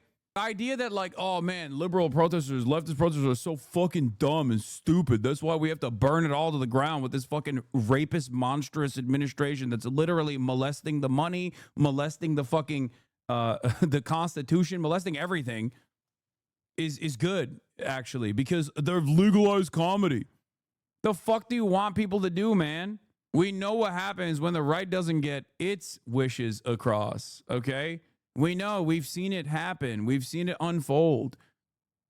I'd rather have the right do like kooky, weird things like what the leftists and liberals are doing than whatever the fuck they've done in the past. But the only reason why you notice that as an aberration is because there is no world where the left gets anything out of the institutions. So they just do this kind of disruptive shit. That's it. Listen, if I can't get my chuckles out of my giggle box, I will raise hell. No, that's the other part of this that sucks. Joe Rogan and this kind of attitude has fucking ruined comedy. The idea that like it's only funny if some libs are owned, or it's only funny if I can say slurs. It's only funny if I just like constantly fucking chirp endlessly about like 1% of the population, trans people, or whatever the fuck. Like, how is that funny, man? They're not laughing. The liberals are not laughing at my jokes, which is why I voted for Trump. Okay. Put the fucking comedy in the bag. Try to find something funny. Try to find something fucking humorous, you know? Reactionary attitudes, reactionary sentiment, and reactionary attitudes can be funny if you're looking at it from the outside. We do it all the time. We laugh at fucking hogs with regular frequency. They are hilarious. Trump has the capacity to be hilarious. He is funny all the time, unintentionally. Okay? But if you yourself are right-wing, it ruins your capacity to fucking craft good jokes. Yeah, Mark Maron has been going crazy on this issue. But the thing with he went on Bad Friends, actually, and I think and you know, I'm an old what the fuck buddy, what the fuckaneer, okay? I was an OG Mark Maron fan because I've been an OG podcast consumer for years and years. I haven't really followed what Mark Maron's been up to as of late. But he went on Bad Friends and he just fucking dropped a bunch of, I guess, truth bombs, even though he is like very, you know, in the most Mark Maron way possible, which is like, you know, whiny. And anyway, let's just see. Joe, the thing with Joe is I don't know that we have a lot to talk about because of my idea of what he's done to comedy. Sure. And I don't think it's great. I think that it's tribalized, and I will say there is a trend shift that I've noticed on TikTok because even Joe Orbiters keep constantly talking about how shitty Austin is, even though there's a comedy scene there. Okay, this move to fucking Texas was presented as like this new vision. It was going to be another cultural capital of America. Okay, and ironically, Austin did have that capacity, but it was fucking ruined by dumb fuck right-wingers that came from fucking California and elsewhere that turned Austin into a right-wing shithole. They fucked it up. If you've ever met someone who is, you know, born and raised in Austin, Texas, you know what like the OG people from Austin, Texas are like. They're like fucking woke Wilder, okay? He is a great representation of someone who was born and raised in fucking Texas, okay? Woke as a motherfucker. But now you look at Austin and it's ass. Why is it ass? Because every goddamn loser from fucking California that wanted to wear like snakeskin boots and wear a fucking big belt buckle and a cowboy hat and talk about yee comedy is actually going to be saved, legalized comedy, that love fucking Elon Musk, moved to Austin, Texas, and they fucked it up. They ruined it. And on top of leaving Austin in this fucking ruins, they also are now leaving Austin, Texas, because they're like, oh, this sucks. this fucking sucks. So now they're leaving Austin in droves. What happened? Californians are really the Israelis of America? True. Yeah, look at Peach. Look at woke Wilder. Those are the real Texan motherfuckers right there. There are plenty of people like that in Texas, okay? Plenty of people like that in Texas. It's just, Texas has become such an annoying place. It's become like more like Florida, basically, where everybody goes there like it's a fucking promised land for being anti-woke and quote-unquote based. And that's the problem. When you do that, you ruin the fucking culture. You ruin what it could have been, okay? And then you don't like what you turned Texas into, and then you you don't like what you've turned Austin into, because Texas broadly is like that, okay? And then you're like, oh, this kind of sucks. There's like nothing here. It's all the worst.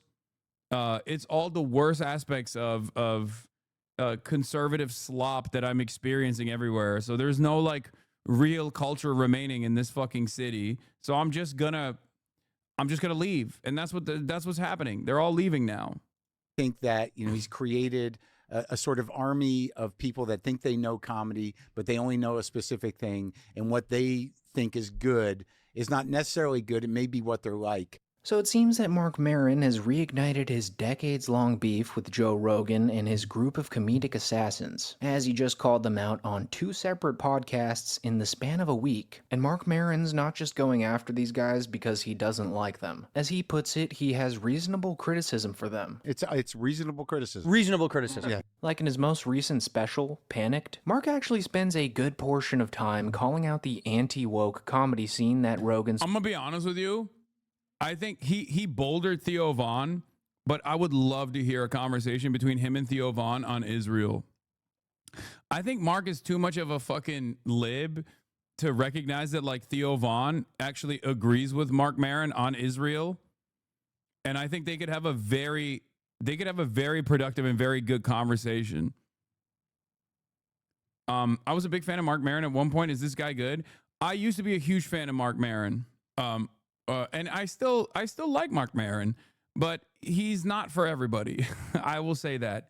He is the classic old liberal. How else do I explain it? He's the mealy-mouthed, annoying liberal, but he's right. He's just like, sometimes he's a little annoying about it, if that makes sense. A real old school liberal, as in he is progressive. Forged in Austin, criticizing them for normalizing slurs, punching down at marginalized groups. Like Bill Maher? No, fuck no. No. He's bizarro Bill Maher. They exhibit similar tendencies, but his politics are far better than, like, in the reversal of Bill Maher. Mark Maron's the type of dude who says the same shit that I say, where he's like, why the fuck do you care about trans people this much? Like, you're being a loser. Like, one of the things he actually literally said in the Bad Friends podcast that I really enjoyed was when he was like, okay, you did it. You fucking did it. Trans people are terrified of getting health care. Like, you did it. When is it going to end? When are you going to stop? That's what he said.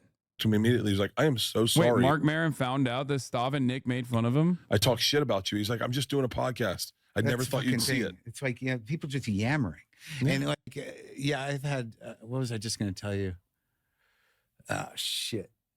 Yeah, because I had Stavros on not too long ago, and and I didn't realize that him and his partner had been talking shit about me for years. Bro, what are you saying? Mark Maron's infinitely better than Bill Maher? Yeah, No, I know. I just said that. Why are you repeating that?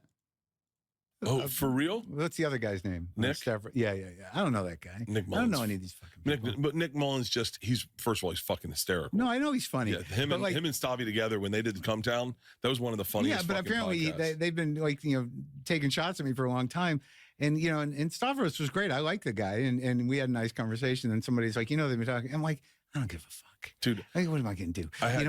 Some guy texted me, someone texted me like, some guy's doing a joke you did. Like some guy, some comic in Chicago, young guy, is doing basically the same joke setup that I did on my 1995 HBO special. And it was public, like, that's Marin's joke or whatever. So I DM'd the guy. I'm like, we good? And he's like, yeah, man, I took it down. And I never saw your special. I swear to God. I'm like, dude, I don't care. Relax. I don't care. You can deal with whatever you want to deal with, but I don't give a shit. Yeah. So we got What the Fuck with Mark Maron. Is he still doing that? Yeah.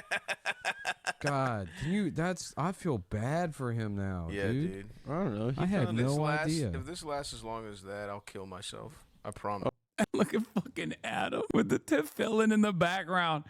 Bro, dude. Oh my God. When the world needed them the most, they vanished, bro. I swear to God. I mean, I guess they didn't really vanish, but like every new podcast is trying to do this. They're trying to do this, but because they have no capacity to understand what made this work, they literally just take the worst aspects of what this was and just slam that on over and over again. You know what I mean? It's really interesting to think about like the 2016 era, like Come Town Chapo, like doing away with the aesthetics of leftist progressivism while still maintaining the Yard. Dude, come on. I mean, no disrespect. I love the Yard boys, but that's crazy. That's insane to compare. Literally half of this chat is still stuck in that phase, brother. It's not even necessarily a fucking phase, dude. It just doesn't matter. The point is the optics and the aesthetics are inconsequential. But unfortunately for a lot of liberals, it's all that matters. It's the only thing that fucking matters. You know what I mean? The ideology or the background or what these guys actually believe in and what they defend, what they talk about in terms of like their political worldview is unfortunately inconsequential for a lot of people, and they can't get past the optics of it all. And I see this. I mean, I see this even in my own experience. I don't do the shit that Come Town did, certainly, but it doesn't matter. Like this presentation is too broy for some people, so they just like immediately fucking write it off. They don't even like want to entertain it. They don't even want to see what this is all about. They just go, oh, that guy's a fucking bro. He's probably like hyper misogynistic and blah, blah, blah. He's probably transphobic, all this shit. And that's the problem. For a lot of people, they just don't. For a lot of people, they can't move past the optics. They just hyper focus on that, because for liberals, it's like the beginning and the end of all politics is what your presentation looks like. Okay? And overall platforming dangerous ideas. Pterodactyl arms? You supposed to put that nigga on the grill. He ain't even supposed to live. And if you haven't seen it already. By the way, ironically, a lot of the new meta, a lot of the new like crop of comedians do actually, like I said, try to do the Come Town thing, but without the actual without the actual background, without the actual political acumen, or even investment in like trying to identify who to make fun of or how to make fun of them, that it just only turns into low-hanging fruit. Even the shit that they got like fucking what's his face? Shane. Oh my God, why is my brain, I'm farting. My brain is farting. I'm having a brain fart. Shane Gillis, thank you. Shane Gillis. I can't believe I forgot his name for a second. Like, remember when Shane Gillis was canceled by SNL? He was canceled because they clapped him on the basis of like all of his worst attempts at trying to do Nick Mullen style comedy. Okay. And he had way funnier bits than that. Like he had actually funny moments. Like a lot of them. And that's precisely the reason why he just like went back to the drawing board and he has rebuilt his brand, and now he's fucking doing SNL all the goddamn time. Right? He has his own projects and things like that. And it was because he found his own voice through this process that made him funny, and is the reason why he's a funny comedian. I know a lot of people in this community especially don't like him. Okay. Because many of you guys don't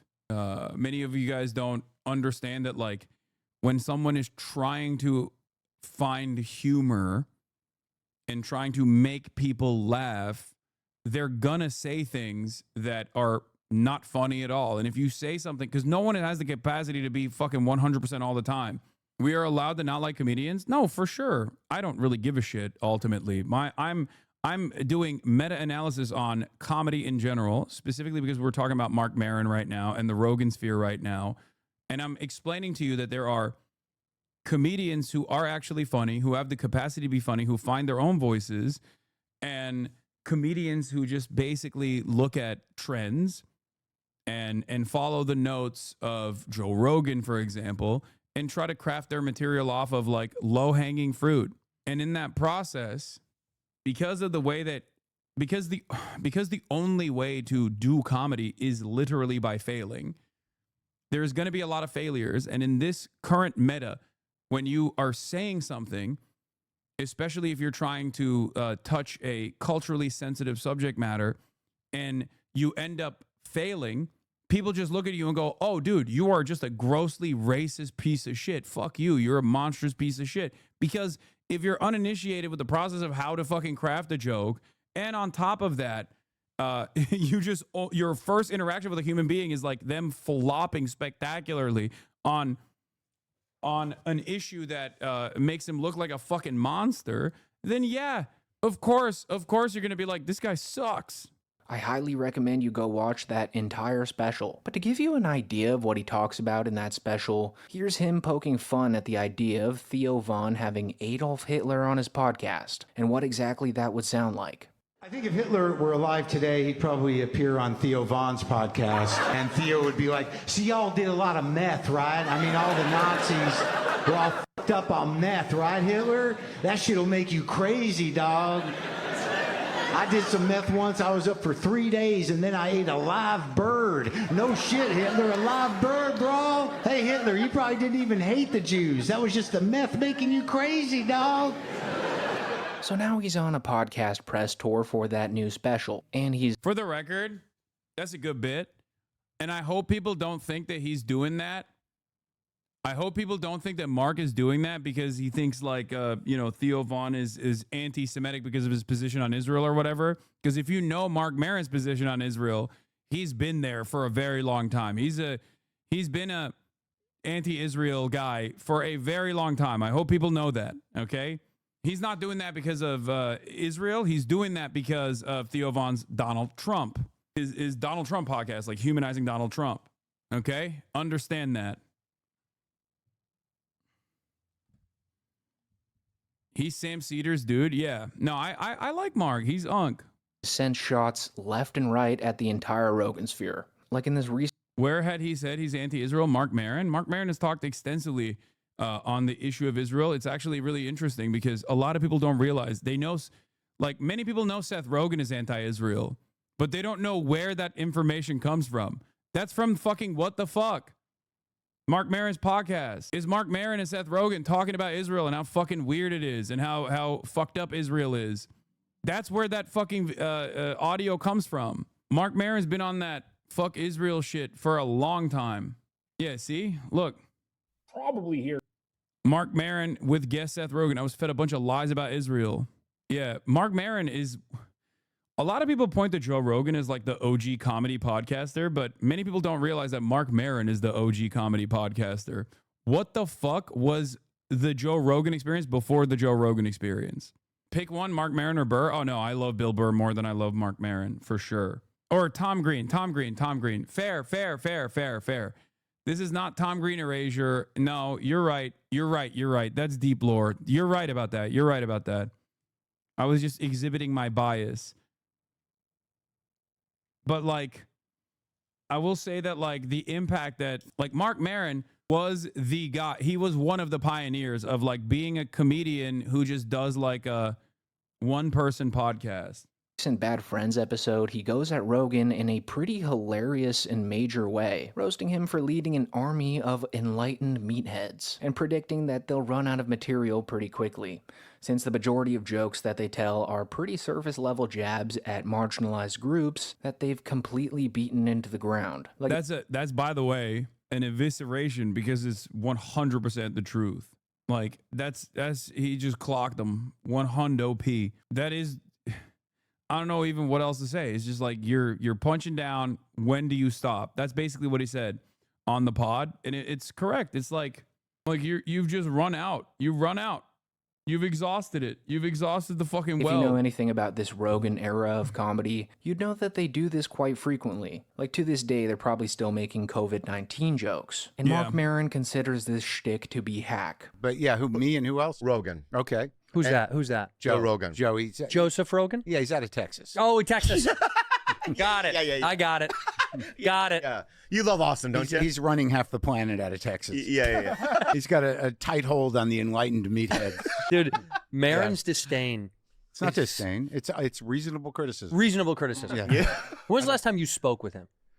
I don't know. That's a good question. I guess it would have been at the store. I never talked to him in Austin. I don't go into the club. I don't really think I'm on his radar.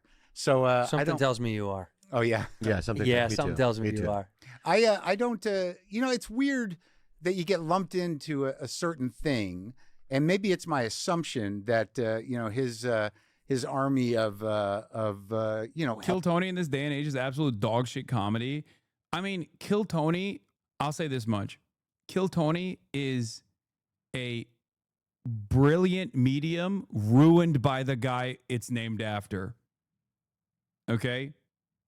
Because the idea of getting new comics to literally test out 3 to 5 minute, or 1 to 3 minute bits, I don't know how long it is now, in front of comedy greats is an incredible idea. It is a brilliant idea. Okay? The problem is it's steered by one of the worst comedians of this generation. So for that reason, it's always like fantastic. I used to listen to Kill Tony all the time. I used to listen to Kill Tony, and I would just every time I listened to Kill Tony, I was like, I just wish this wasn't led by Brian Redban and Tony Hinchcliffe. Okay? Like, I don't know if you've ever had a situation like that where you're like, why am I listening to this? This sucks because the fucking hosts are so bad. The guests are good. Okay? And the concept is great, but god damn is the execution so ass because it's directionally led by the worst fucking people. That's why I stopped watching it, because I could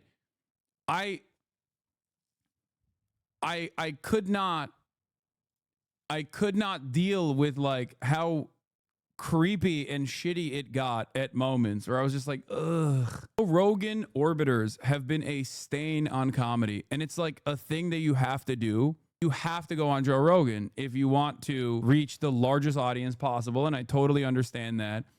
And a lot of people go on Joe Rogan and then take it one step further because it's like the only thing that they can rely on in terms of like maintaining a career. But I think it's just, it is destroyed. It has destroyed modern comedy. It's so fucking bad. Healthy fellas. Is that their title? Army of Healthy Fellas is so good. No, you just got to, got to stay in, keep the machine. The machine's got to be good. Yeah. That's a shot at Bert. Go ahead. What do you think the Austin shelf life is going to be? Well, I don't know. Like, I think that it's so effectively tribalized at this point. It really comes down to material. I mean, at what point, it's like whatever they represented in terms of policy. And it's not a stretch. It's like they won. Trans people are frightened. They have no ability to get health care anymore. And they're afraid of being alive and have no freedom left. So that's done. When do you stop with the jokes? like immigrants. Okay, well, they're being ripped away from their homes, and yeah, and they're all terrified, and okay, so that's done. When do you stop with the jokes? Right. I mean, it's one thing to pick on the vulnerable and the marginalized, but I mean, they're down. I mean, like, they're down. why do you got to keep hitting them unless you're a hack? Now, there's a question. Yeah. Nailed it. Fucking nailed it. That's it. Fucking nailed it. In the simplest terms, none of the fucking comedy greats that people actually look back at positively have ever spent a good deal of time punching down. They always punch up.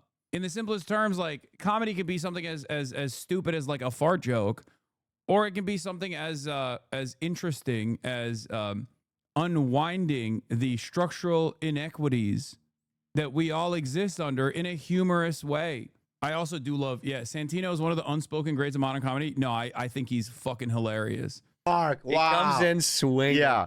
Another issue that Mark has with Joe Rogan was one that Mark's had a problem with since the early 90s, which is that comedy is supposed to be for the quote-unquote sensitive weirdos, not necessarily for the high school locker room bullies that Joe Rogan's ushered in. And even though I don't fully agree with this stance, since to me, if you're funny, you're funny, it is a stance that I've seen other comics take, like when Tim Dillon was calling out Brendan Schaub right after he released his insult of a comedy special, Gringo Poppy. When I watch Brendan do that, it's like I go, here's a big, tough guy who I should just see in a Ferrari, and he should be able to rip people's faces off with his catcher mid-hands.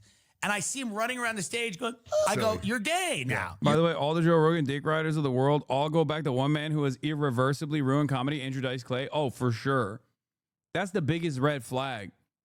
When motherfuckers are like, oh, Andrew Dice Clay, like, that's the great, that's the GOAT. It's like, nah, dude, you are like, no. That's for the fucking, that is the most NPC version of comedy. It's the most coworker bit you can ever arrive at. Dane Cook, Andrew Dice Clay. Nah, fuck that. They're not even in the same conversation. They're nowhere near in the same conversation as like a Richard Pryor or a Bill Hicks or a fucking George Carlin, obviously.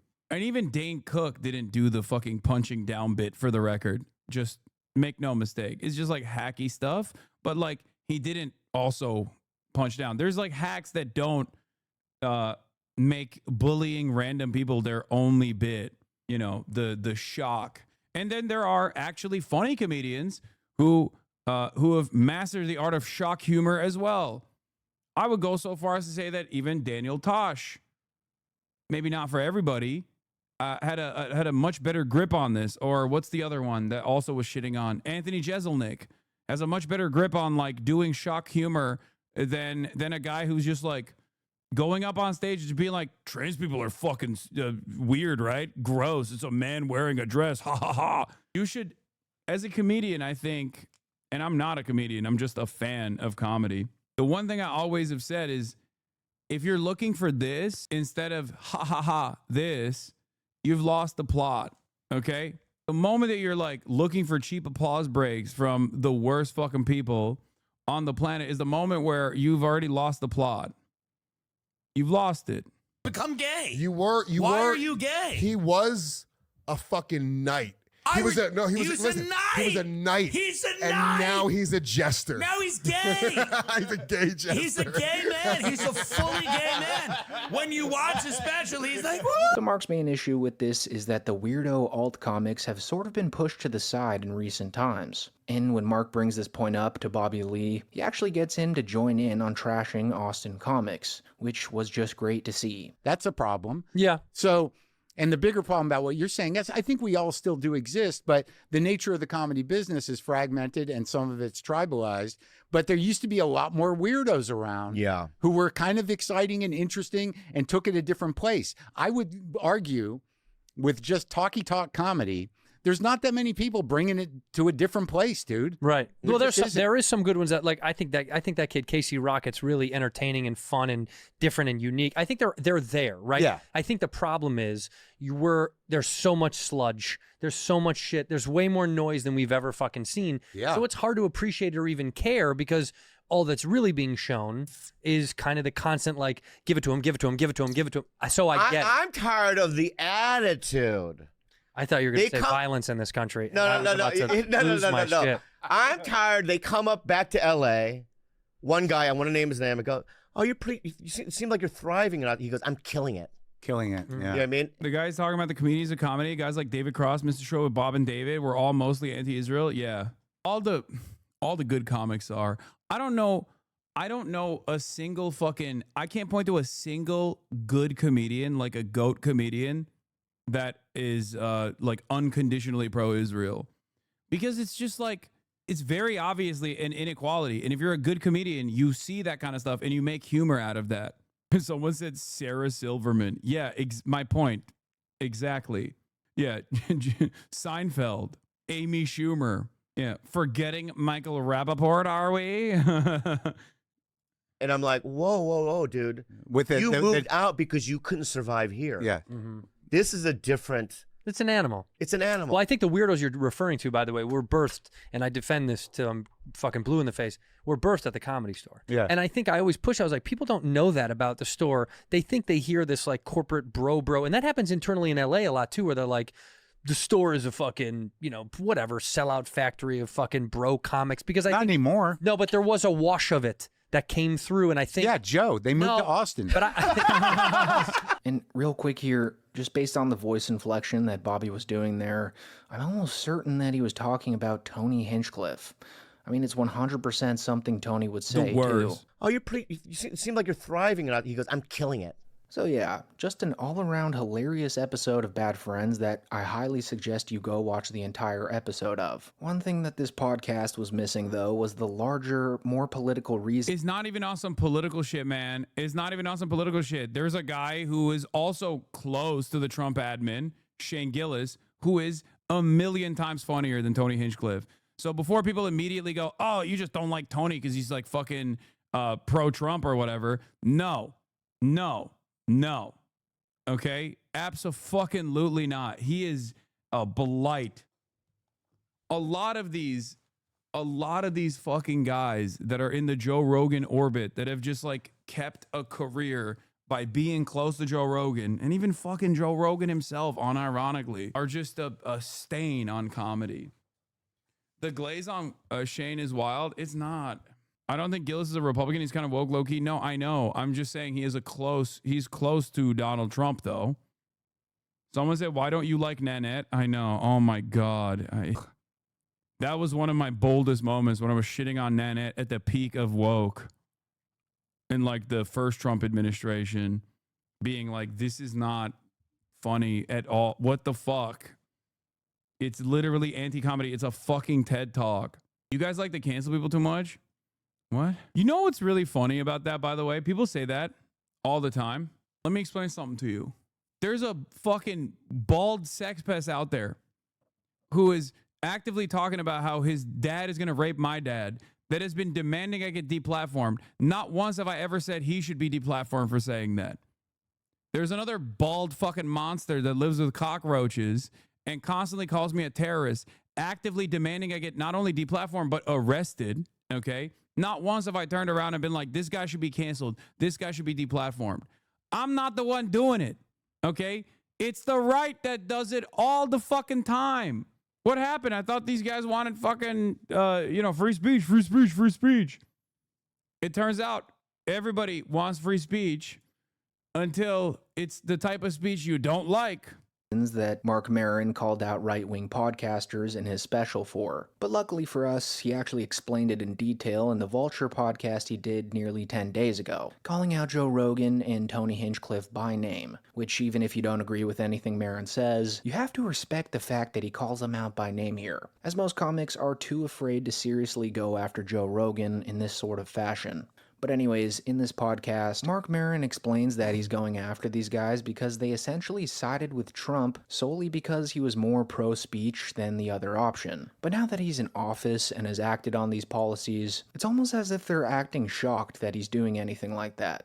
I mean, just the other day, Andrew Schultz posted this screenshot to his story reacting to the Trump administration not mandating IVF care. I mean, this sort of thing is happening every day in the Rogan-verse at this point, and Mark touches on that in this Vulture podcast. Well, and Rogan and Hinchcliffe and just a lot of these people just locked into this. He's a fucking zinner too. My God. Anti-woke thing. But now, oh my God, I just realized the first time I actually encountered nicotine gum was Mark Maron. Oh my God. I think he literally influenced me to quit smoking with nicotine gum. It's just like coming back to me right now. Something that I've done for many others now, Mark Maron has done for me. Full circle.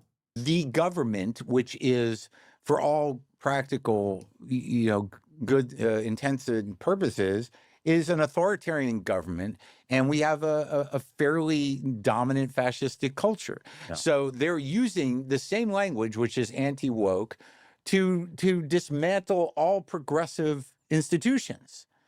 And whether you like it or not, or whether that's not what you signed up for, you tied yourself to that horse, right? Yeah. And it's not even a matter of unforgivable. It just is what it is. So you can backpedal all you want, but this is the reality, is that democracy was squashed because of the policy now of using anti-woke to dismantle the liberal democratic state is something you didn't shut up about. Yeah. Yeah, maybe it wasn't the same thing. Well, I just wanted to say the art. Yeah, so that's who I'm talking about. And look, I think a lot of them were just like wanted to land on the side where they could earn a living. It's challenging. For years, Joe Rogan has acted like the small guy that the media likes to pile on top of, as if he was the victim, just because he wasn't allowed to make jokes about marginalized groups. But now that they've sort of won that small victory with Trump, they can't play the victim. Yeah. And it's not even a small victory. It's just like, it's such a stupid fucking victory to win. Oh, we can say the R word now, dude. It's like, you could always say it, dumbass. The fuck? Like, what do you mean? You could always say it. You just couldn't say it in a place of business, okay? That's it. And also, if you say it, there are probably going to be, well, not the R word, but, other slurs. If you say it in public, people are going to fucking get mad at you. So it's not necessarily about like, why can't I say it? When these guys are complaining, they're complaining about the repercussions, the backlash that they receive. They actually mean, why can't I say it? And then people actually react positively to it. And you just can't fucking change collective attitudes like that. Okay? That's the issue here. It's not whether you can say it or not. It's that when you say it, people still react negatively to it. That's it. Part anymore. Also, in this next clip, Mark plainly states again that whenever a Rogan guy makes a joke punching down at trans or gay people or anything of that nature, that it's simply just hack, and it's only offensive because of how unfunny it is. And in that thing, it's at a point now where it's like you don't have the victim position anymore. You have the dominant position. So why keep kicking? Because it's hackneyed. That, you walk through a comedy club or you go to some in certain cities where it's like there's a prerequisite to do a trans joke. There's a prerequisite to do an R-word joke. There's a prerequisite to push the edge in a very non-risky way. Yeah. To not push a boundary, but act like you are. And act like your voice is. Yeah, bro, they're fucking slinging all that shit from the top rope at this point. What do you mean? You're not counterculture, man. You're not. You're not fucking counterculture. You never were. That's not counterculture. That's what's so fucking annoying about this shit. It's just hack material, and you're just mad that your hack material doesn't have broad appeal. And you're just fucking coping, which is, again, anti-comedy. When you make a joke and people don't laugh, you're not supposed to go, well, they're wrong for not laughing. You're supposed to go, oh, I fucked up. Let me fix this. Let me make this thing that didn't land funny. But these guys are so goddamn, these guys are so fucking babied. They're so fucking annoying. We're like, this is the principle of making comedy. This is the one thing. There's no other way to do this Okay? There is no other way to do this. You have to go out in front of a crowd and you have to test out your material. And if people don't laugh, you have to go back to the drawing board and rewrite it. But like 90% of cancel culture adjacent comics have basically made it their lives mission to turn their entire fucking stand-up into crying about why people are not laughing at their fucking jokes. Also, you're not always going to appeal to everybody, okay? That's the other thing. You're not. Not everybody wants to listen to fucking EDM. Some people like rap, okay? It's like fucking complaining about, it's like complaining about the fact that like you're not reaching every fucking crowd. Like 75-year-olds are not listening to hyperpop. What the fuck is this about? This is bullshit. Well, you're not making music for them. I'm using another medium so that, you know, you guys understand. Like, that's how comedy is, too. You know, is somehow dangerous. Yeah. There's nothing less dangerous. It's boring. Yeah. To say what people want you to say is not doing it. You're not transgressing. Those particular people. Yeah, yeah. So pretty much for years, everyone thought that Marc Maron hated Joe Rogan and was just jealous of him. Because up until now, most of his critiques for Rogan were pretty surface level. Like he resented Rogan's athletic background, his overwhelming success, and had an ongoing podcast rivalry with him. Rogan was almost like the more popular version of Maron. And Maron actually confronted Joe on these very issues all the way back in 2011, which at the time felt as if Marc were simply just jealous of Joe. You know, when I first saw you, I had this problem with guys who were, you know, athletically oriented or had some sort of athletic nature about them before they came into comedy. And I remember that you and Kevin Flynn, he was like a soccer guy. Yeah. And you were a kickboxing champion. And there was part of me that was like, this is not for them. This is not their world. Why are they here? Why don't they stay in their competitive world? Well, that's silly. Well, of course it's silly. But you were sort of a cocky fuck then, weren't you? I don't know. You know, I mean, first of all, you know, if you're not around someone like that and all of a sudden you're around some guy and you hear this guy's a martial arts champion and now he's doing comedy, yeah, I would probably feel the same thing. Like, this is this fucking guy invading our spot and ruining our vibe. In this podcast, Marc also admitted that he felt that Joe doing Fear Factor disqualified him from being a comedy authority, implying that doing a show so out of sync with thoughtful or serious comedy should have knocked Rogan off any moral or artistic high ground. That your television career, you know, not news radio particularly, but Fear Factor was antithetical to, you know, who you are now. And that I thought it was hard for me to accept that you were able to stand in a position of judgment of what comedy is or isn't, you know, having done Fear Factor and the impact it had on the comedy business and television. That's an interesting angle, and I gotta think that angle's got to be coming from some weird animosity that you might have had to me already before this. Because first of all, I mean, how many sitcom writers are really comics? It's very few. Well, they and all. How many people a lot of them started as comics. I'm just saying in comedy in general. You can't say that that's taking away jobs because it's an economic issue. And if I wasn't hosting it, someone else would have hosted it. So after that 2011 interview,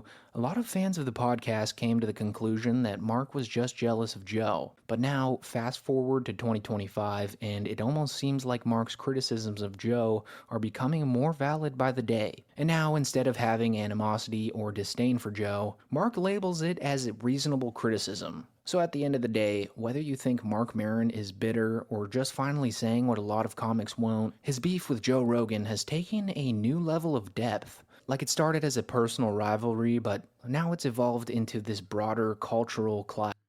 No, I think like Marc Maron couldn't figure out exactly what it was that caused this kind of immediate reflexive distaste in what Joe Rogan was doing. And after 15 years of Joe Rogan's career unfolding in the ways that it did, he's been vindicated. You missed Tim Cook giving Trump a 1-to-1 Apple trophy. Yeah, sometimes people have an ick and then they work through it and they realize they were wrong. Other times people have an ick and they are vindicated for being right from the start. Okay? And in this circumstance, I think Marc Maron's gut led him to make the correct decision early on Tim Cook gave him a 24 karat gold, by the way. 24 karat gold, la beau beau. We got to see this. I did very well there. I like it because I see I did very well there. I did very well in Kentucky, but it's a great place. You're going to be very happy. I thought maybe while we're up, I'll interrupt my own speech by you might show them a little bit about the product that you're going to be doing in Kentucky, Tim. Absolutely. Do you mind if I step up? Yes, please. A 24 karat gold, la beau beau. This is one of the funniest things because, like, Tim Apple, also known as Tim Cook by many others, is like one of the companies, he's in charge of one of the companies that just never shied away from continuing to be woke. Okay. And he just kept pushing. And there's no calls for demanding that Apple stop being woke. Like, if that's what you care about, if that's one of the things you care about, like, no, they went full DEI. They're still doing full DEI. He's still very much woke. Now, he's ass kissing the Mr. Anti-woke, but it has been interesting to see. This dynamic has been interesting to see because you got like all these other companies being like, oh, we're going to do beef tallow in our French fries, like fucking Steak and Shake or whatever. And then Tim Apple is still very much woke and very much gay. Okay. Comes from Utah and is 24 karat gold. And it's 24 karat gold, la beau beau. It's gross. It's so perfect for Trump. But what makes this hysterical is they're not even manufacturing iPhones in the U.S. moving forward, just investing in the U.S. and conservatives are like, what can you criticize now, Dems? There we go. Congratulations, Thank you Mr. very President. much. It's Thank you fantastic. so much. The great people of Kentucky. You're going to find it a great place to do business, too. It's fantastic.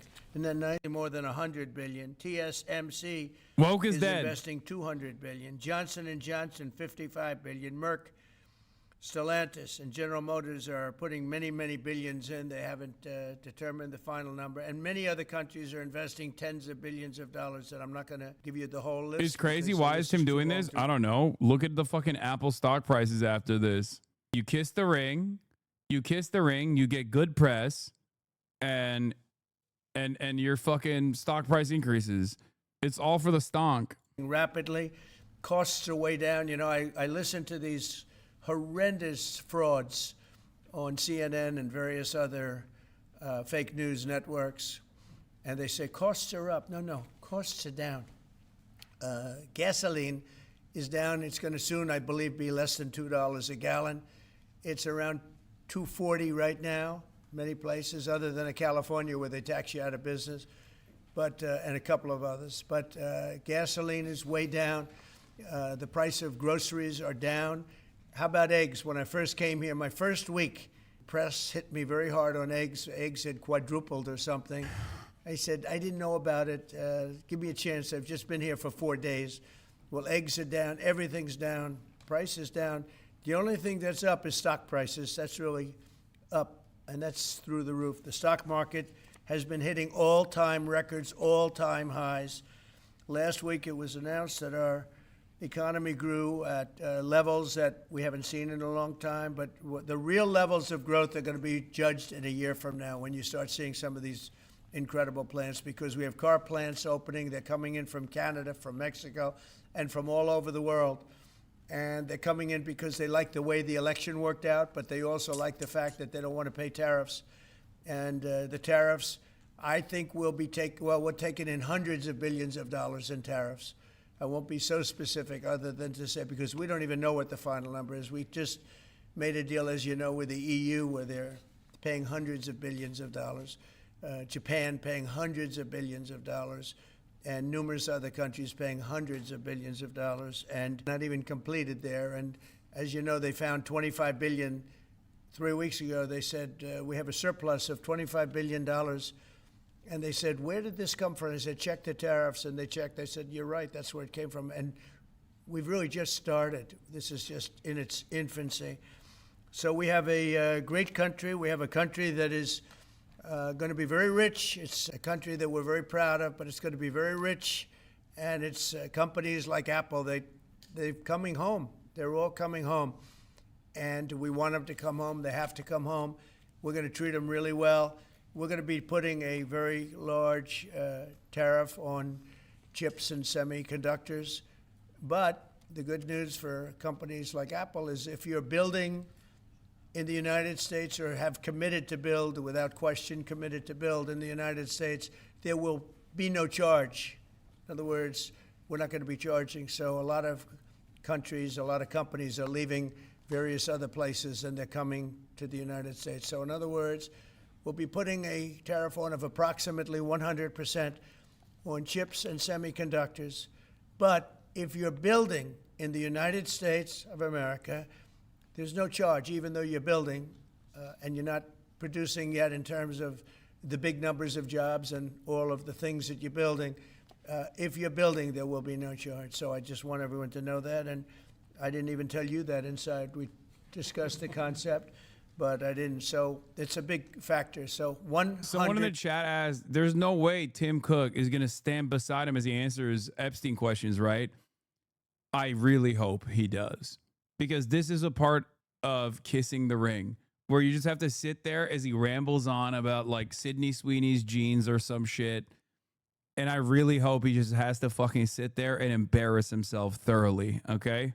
At a later date, you have to pay, and that's a guarantee. So that's a big statement, and I think the chip companies are all coming back home. Like he's motherfucking Kid Rock. You know, we started with Intel, and gradually Intel was just taken over the coals. They were taken to the cleaners, frankly, and moved to other places, in particular Taiwan. But I think a lot of those companies are coming back, and they're coming back very rapidly. So that's a big statement. 100% tariff. I want to thank you very much. Tim, would you like to say a few words about your company, please? Good afternoon, everyone. Mr. President, thank you very much for having me here today. You've been a great advocate for American innovation and manufacturing. I'm grateful for your leadership and your commitment.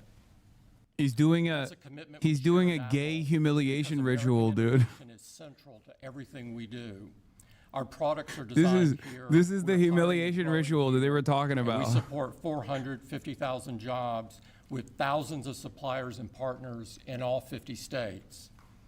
Earlier this year, we made our largest ever spending commitment, $500 billion to the U.S. over the next 4 years. That's already yielding results. Earlier this year, we broke ground on a new factory in Houston to make advanced AI servers. And just last month, the very first test unit rolled off that factory's line, proudly made in America. President Trump shared some kind words about that work. God, I fucking hate Nutlick so much. He's always in the background. Look at him. More we could commit to. He's always there, bro. And Mr. President, we took that challenge very seriously. I'm glad to be here with you today, and I'm very proud to say that today we're committing an additional $100 billion to the United States, bringing our total U.S. investment to $600 billion over the next 4 years. As a part of this, we're launching Apple's American Manufacturing Program. It will spur even more production right here in America for critical components used in Apple products all around the world. And we're thrilled to announce that we've already signed new agreements with 10 companies across America to do just that. First, with today's announcements, I'm proud to say that Apple is leading the creation of an end-to-end silicon supply chain right here in America, from design to equipment to wafer production to fabrication to packaging. In Texas, we're working with manufacturers like Texas Instruments, Global Wafers America, and Applied Materials. We're working with Amcor in Arizona and Broadcom and Global Foundries in New York. Thanks to President Trump's vision, and with his help in his first term, we also led the way to bring TSMC to Arizona by committing to be their first and largest customer. Today, they're producing tens of millions of chips for Apple using one of the most advanced process technologies in America today. We're going to keep working with our suppliers to move even more of this incredibly advanced work to America. And this year alone, American manufacturers are on track to make 19 billion chips for Apple in 24 factories across 12 different states. Second, we're committed to buying American-made advanced rare earth magnets developed by MP Materials, which will become part of Apple's devices shipped around the world. MP is the only fully integrated rare earth producer in the United States, and with this partnership, they'll be significantly expanding their flagship facility in Fort Worth, Texas. We're also thrilled to work together on a cutting-edge rare earth recycling line in Mountain Pass, California.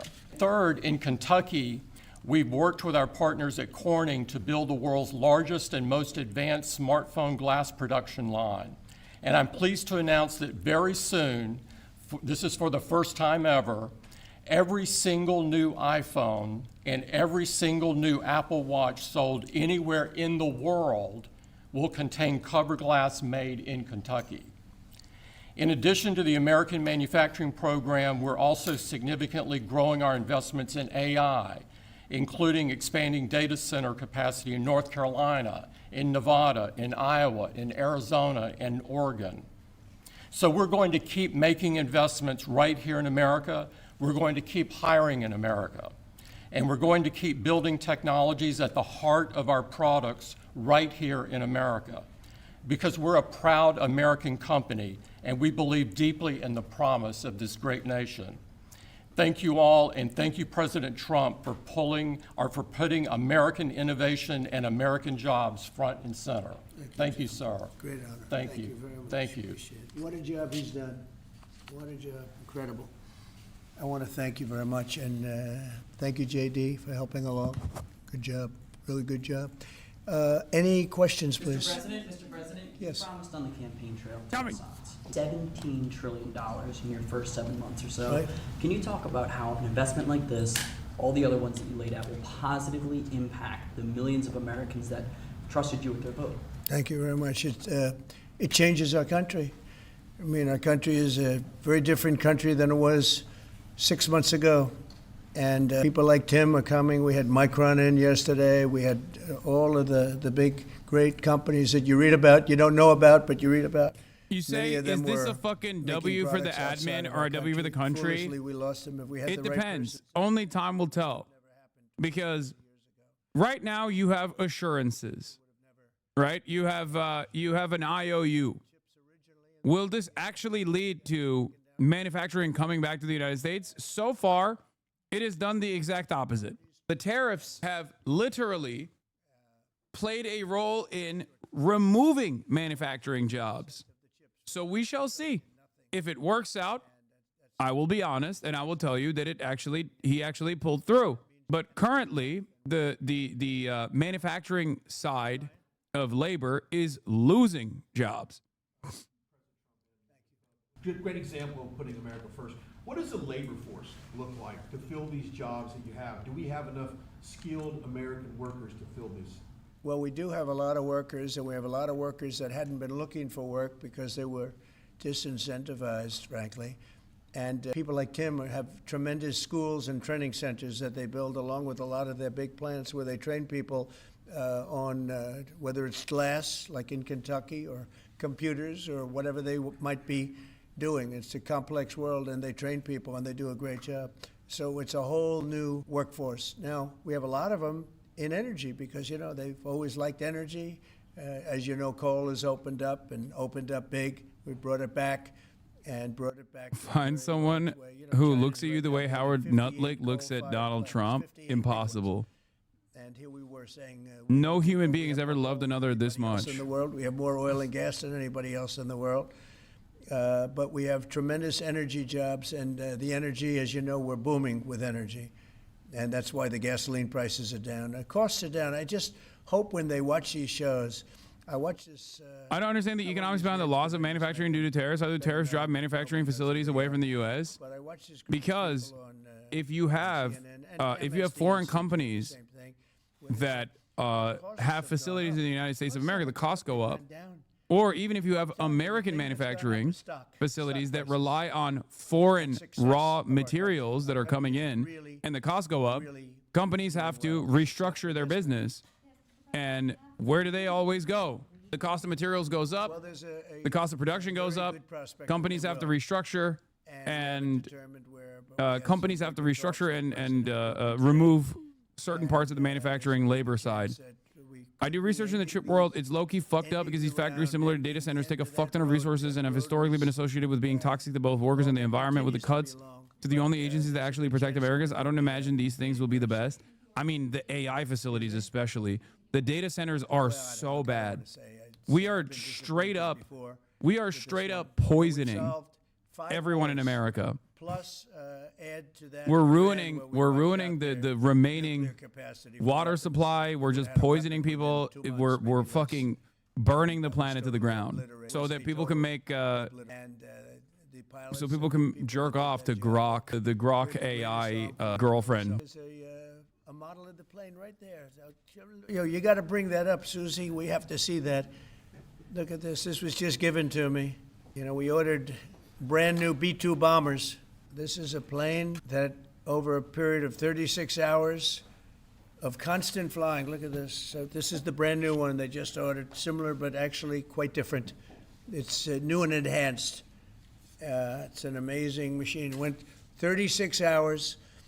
We had 52 tankers up in the air loading up our planes because this was surrounded by F-22s and F-35s, and it was flawless. Tim, even you would say it was flawless.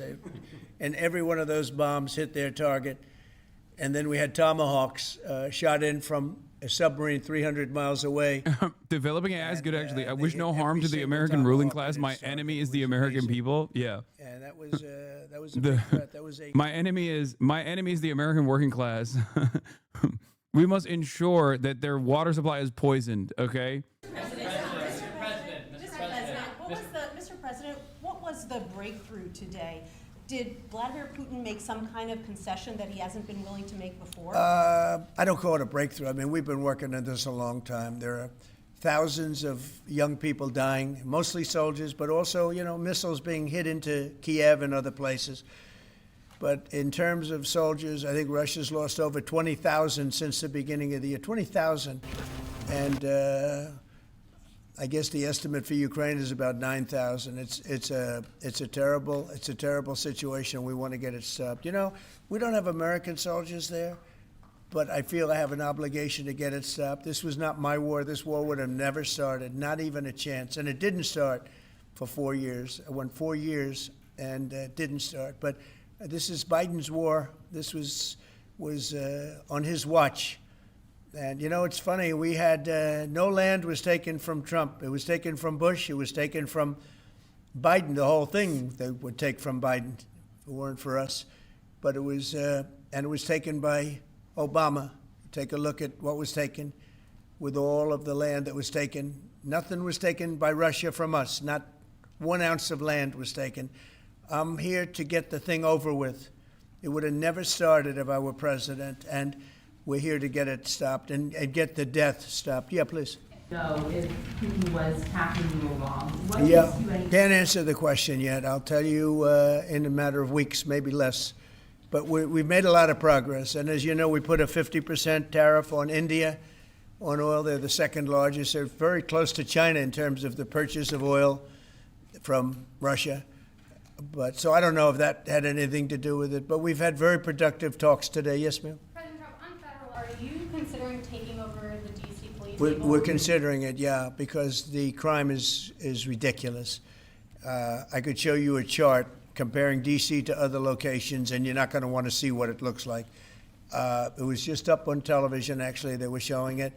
Now, we want to have a great, safe capital, and we're going to have it. And that includes cleanliness, and it includes other things. We have a capital that's very unsafe. We just almost lost a young man, beautiful, handsome guy that got the hell knocked out of him the night before last. And I'm going to call him now. We wanted to give him a little recovery time. We just put a call into him. They're calling back in a little while, but he went through a bad situation, to put it mildly, and there's too much of it. We're gonna do something about it. So whether you call it federalized or what, and that also includes the graffiti that you see, the papers all over the place, the roads that are in bad shape, the medians that are falling down, the median in between roads that's falling down. We're going to beautify the city. We're going to make it beautiful. And what a shame. The rate of crime, the rate of muggings, killings, and everything else, we're not going to let it And that includes bringing in the National Guard, maybe very quickly, too. And do you want Congress to look at overturning the D.C. Home Rule Act? We're going to look at that. In fact, the lawyers are already studying it. We have to run D.C. This has to be the best-run place in the country, not the worst-run place. I will defend Big Balls. I will defend his balls. I will defend him against unruly teenagers who beat his You're ass. going to be safe walking down streets. You're not going to get Teenage girls and teenage boys, they will all go to prison. Well, we'll determine that later, but right now they're paying a 50% tariff. Okay? Yeah, please. Sure. The president wants a made in the USA iPhone. What are the chances that you can actually make that happen? Well, if you look at the bulk of the glass feed we're doing, there's a ton of it, and we're doing these for products sold elsewhere in the world. And so there's a lot of... Tim Apple already gave the game away when he was like, we don't have the precision manufacturing capabilities. We don't have the technical capabilities. We don't have the training for the labor. It would require decades of training to get to that position, to have manufacturing in this country that can be even competitive with Chinese manufacturing. He literally said that. In terms of the cost and all, but I think we may incentivize him enough that one day he'll be bringing that. But he brings most of the stuff. Look, he's not making this kind of an investment anywhere in the world, not even close. He's come. No, it's not even pennies on the dollar. It's not because Chinese manufacturing is much cheaper because like the labor is much less costly. No. Tim Cook has literally said, if China and Chinese manufacturing was more expensive than American labor and American manufacturing, we'd still use Chinese manufacturing because it is not within American capabilities to do high precision manufacturing that is required to make these fucking tools, especially at scale necessary for fucking Apple products. That's it. He has literally openly said that, where he's like, it's not even a thing. Like, we can't do it. We just simply cannot fucking do it. Vaccines. Well, we're going to look at that. We're talking about it, and they're doing a very good job. And, you know, that is a pass. Operation Warp Speed was, whether you're Republican or Democrat, considered one of the most incredible things ever done in this country. The efficiency, the way it was done, the distribution, everything about it was... Did you just say, can he just hire Chinese people and move them here? They would assassinate him, dog. Are you serious? Brother, what do you mean? His number one thing that he's doing is like getting non-white laborers out of the country. That is crazy. Imagine being like, that's right, we're building the iPhone in America and it's gonna be made by Chinese hands. It's contemplating reoccupying Gaza entirely. Is he defying you, sir, or are you giving him a green light? Well, we have stopped wars in the Middle East by stopping Iran from having a nuclear weapon, and they're you know, they can say they're going to start all over again, but that's a very dangerous thing for them to do, because we'll be back as soon as they start. We'll be back, and I think they understand that. They're just words, but no, we've stopped a lot of wars in the Middle East. If you think about what we did with Iran, Iran was the perpetrator of hate. A very evil place, and I think it's going to be a lot different in the coming years. India was supposed to be the secondary manufacturing hub that these countries move to because it's like more in favor with Western interests, more aligned with Western interests, not communist, you know, anti-China. And now he's like, well, they're buying Russian oil, so we're going to tariff them into oblivion too. Okay, where do you manufacture shit then? Well, it hasn't worked, and it hasn't worked really for a long time, and I would say pretty much from the beginning. Colbert has no talent. I mean, I could take anybody here. I could go outside on the beautiful streets and pick up a couple of people that do just as well or better. They get higher ratings than he did. He's got no talent. Fallon has no talent. Kimmel has no talent. They're next. They're going to be going. I hear they're going to be going. I don't know, but I would imagine because they get... Oh, my God. You know, Colbert has better ratings than Kimmel or Fallon. He's taking them out one by one, dude. Howard Stern, it's a name I haven't heard. I used to do a show, we used to have fun, but I haven't heard that name in a long time. What happened? He got terminated? Yeah, they're going to separate ways because I think what they're offering salary-wise is real low than what he's getting. You know when he went down? Whenever you want. You know when he went down? No, before. When he endorsed Hillary Clinton, he lost his audience. People said, give me a break. He went down when he endorsed Hillary Clinton. Mr. President? Yeah, we've started the interviewing process. Scott and I and Howard, a lot of people, JD, we have some great candidates. It's probably down to 3. He doesn't want the job. He said, do you like this job better? Yes, sir. I mean, he was a candidate, but I don't think he'll take it. I really don't think he'd take it, actually. Are there any candidates from Wall Street, Mr. President? Yeah, essentially we're all from Wall Street, aren't we? You know, when you get right down to it. The term Wall Street. Yeah, please. Yep, you made your tax cuts permanent.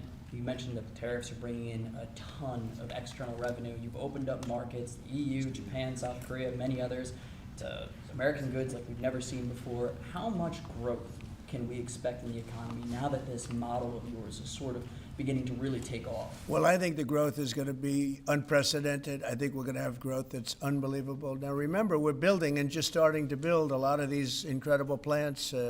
We talked about the electric facilities that we're building, the generating plants, electric generating plants. Why is the media asking such lukewarm questions? Because if they ask anything else, they won't be in the room next time. And it's access journalism all the way. It's worse than it was ever before. That we ever had in It's been access journalism since post 9/11, but god damn, it's gotten even worse. In one of his big factories, but especially for AI because it needs so much electricity. So I appreciate the question very much. I think the growth is going to be unprecedented. I haven't. No, I haven't. Mr. President, have you been briefed on what Ghislaine Maxwell told Todd Blanche? No, I haven't. Have you not. Don't know whether I don't came know. up in the I know Todd conversation is a or not? very respected person all over the country. Oh, yeah. All over the world legally, so I don't know. Mr. President. Yeah, please go ahead. We're probably going to go with a temp and then a permanent, I think. Are the two So the temp is going to be named, I'd say, over the next 2-3 days, and then we're going to go permanent. Are the two Kevins the leading contenders? Well, the 2 Kevins? The 2 Kevins are absolutely, yeah. They're both very good. Mr. President. The 2 Kevins, very good. Mr. President, is Vice President Vance hosting a gathering this evening to talk about how to respond? Is he working on what? Is he hosting some kind of gathering of top advisors this evening to talk about how to respond to the Epstein situation? I don't know. I could ask you that question. I don't know of it, but I think here's the man right here. I saw it reported today, and it's completely fake news. We're not meeting to talk about the Epstein situation, and I think the reporter who reported it needs to get better sources. Look, the whole thing is a hoax. It's put out by the Democrats because we've had the most successful 6 months in the history of our country, and that's just a way of trying to divert attention to something that's total bullshit. Okay? Yeah, please. Says that Elon Musk is the most unpopular public figure in the country right now. I'm wondering, do you miss having him around the White House, or is that poll accurate? I don't know if the poll's accurate. I think he's a good person. I think he had a bad moment, really bad moment, but he's a good person. I believe that. Yeah, it may happen. I mean, I don't know. I can't tell you yet, but we did it with India. We're doing it probably with a couple of others. One of them could be China, yes. Yeah, we're pretty much getting close to it right now, but we're having very serious talks right now about getting out of Ukraine, getting it settled, getting it ended. Should have never started, would have never started. If I were president, it would have never started. I want to thank Tim Cook. He's a great, great man, a visionary, a businessman, just about every quality he can have other than athleticism. I don't know about that. I'm looking at him. I'm not 100% sure about you. You're a good athlete. I'll bet you're pretty good. I think he's good at everything, but I want to thank you very much, Tim. Thank you, sir. Congratulations. Thank you all very much. Thanks, guys. We got the story here. Cut it out. Thank you, guys. Cooked. Him cooked. Him cocked. We cocked him. It was great. Believe it. We cocked him so hard. OpenAI Stargate is applying the same strategy as Elon Musk's Colossus cluster and is currently installing 29 gas turbines. Each GE gas turbines generate 34 MW. What is that, like a milliwatt or something? I don't know what that is. For over a decade, data centers were at the cutting edge of sustainability with massive R&D effort and investment in energy. Megawatt? Oh, god damn. Everybody knew what it was. I'm sorry. I didn't know. Lol, megawatt, you stupid sexy Azan. I don't know everything. I don't know why you expect me to know everything. I don't know. It's just a fucking term of energy. It's a unit of energy. I don't know. That was a dumb moment. I'm dumb. Anyway, but not anymore. As China carries those efforts forward, America has doubled down on the dirty. You need to talk to Marat. More? I know. I do. What is this? Stuart Adams, the Republican president of the Utah Senate, just intervened to loosen the age of consent laws after an adult was charged with having sex with a 13-year-old child. The adult is a relative of Adams. Pedocon, pedocon, pedocon, pedocon, pedocon, pedocon.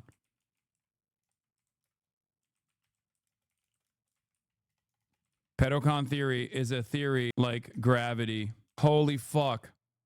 Holy fuck. GOP lawmaker changes law to help relative facing child rape charges. State Senator J. Stewart Adams had a relative charged with raping a 13-year-old, so he rewrote the state's consent laws. Holy fuck, dude. For your information, he said trans people are pedos type, of course. I mean, is that even remotely surprising? You've got to be kidding. Nope, this is how... Bro, it doesn't even surprise me one iota at this point. This has been the modus operandi. This has been the method. They always have been doing this. They've been doing this in perpetuity. You know what this reminds me of? It reminds me of cancel culture. It reminds me of censorship, right? Every dumb fuck online thinks who's doing the cancel culture, who's doing the censorship. Oh, it's the liberals. It's the libtards. Okay? Oh, libtards love cancel culture. It's like there has never been a period in American history where it wasn't the right-wing groups that are most responsible for book burnings. Okay? They literally, even throughout the peak of quote-unquote cancel culture in the way that we understand it, like SJW is doing cancel culture shit. Like, they're doing censorship. They're doing censorship. They're doing censorship. There has never been a single instance, even throughout the peak of like the 2016 era of wokeness, has there ever been a moment where liberals were actually responsible for more book cancellations and book censorship initiatives than the Republicans were?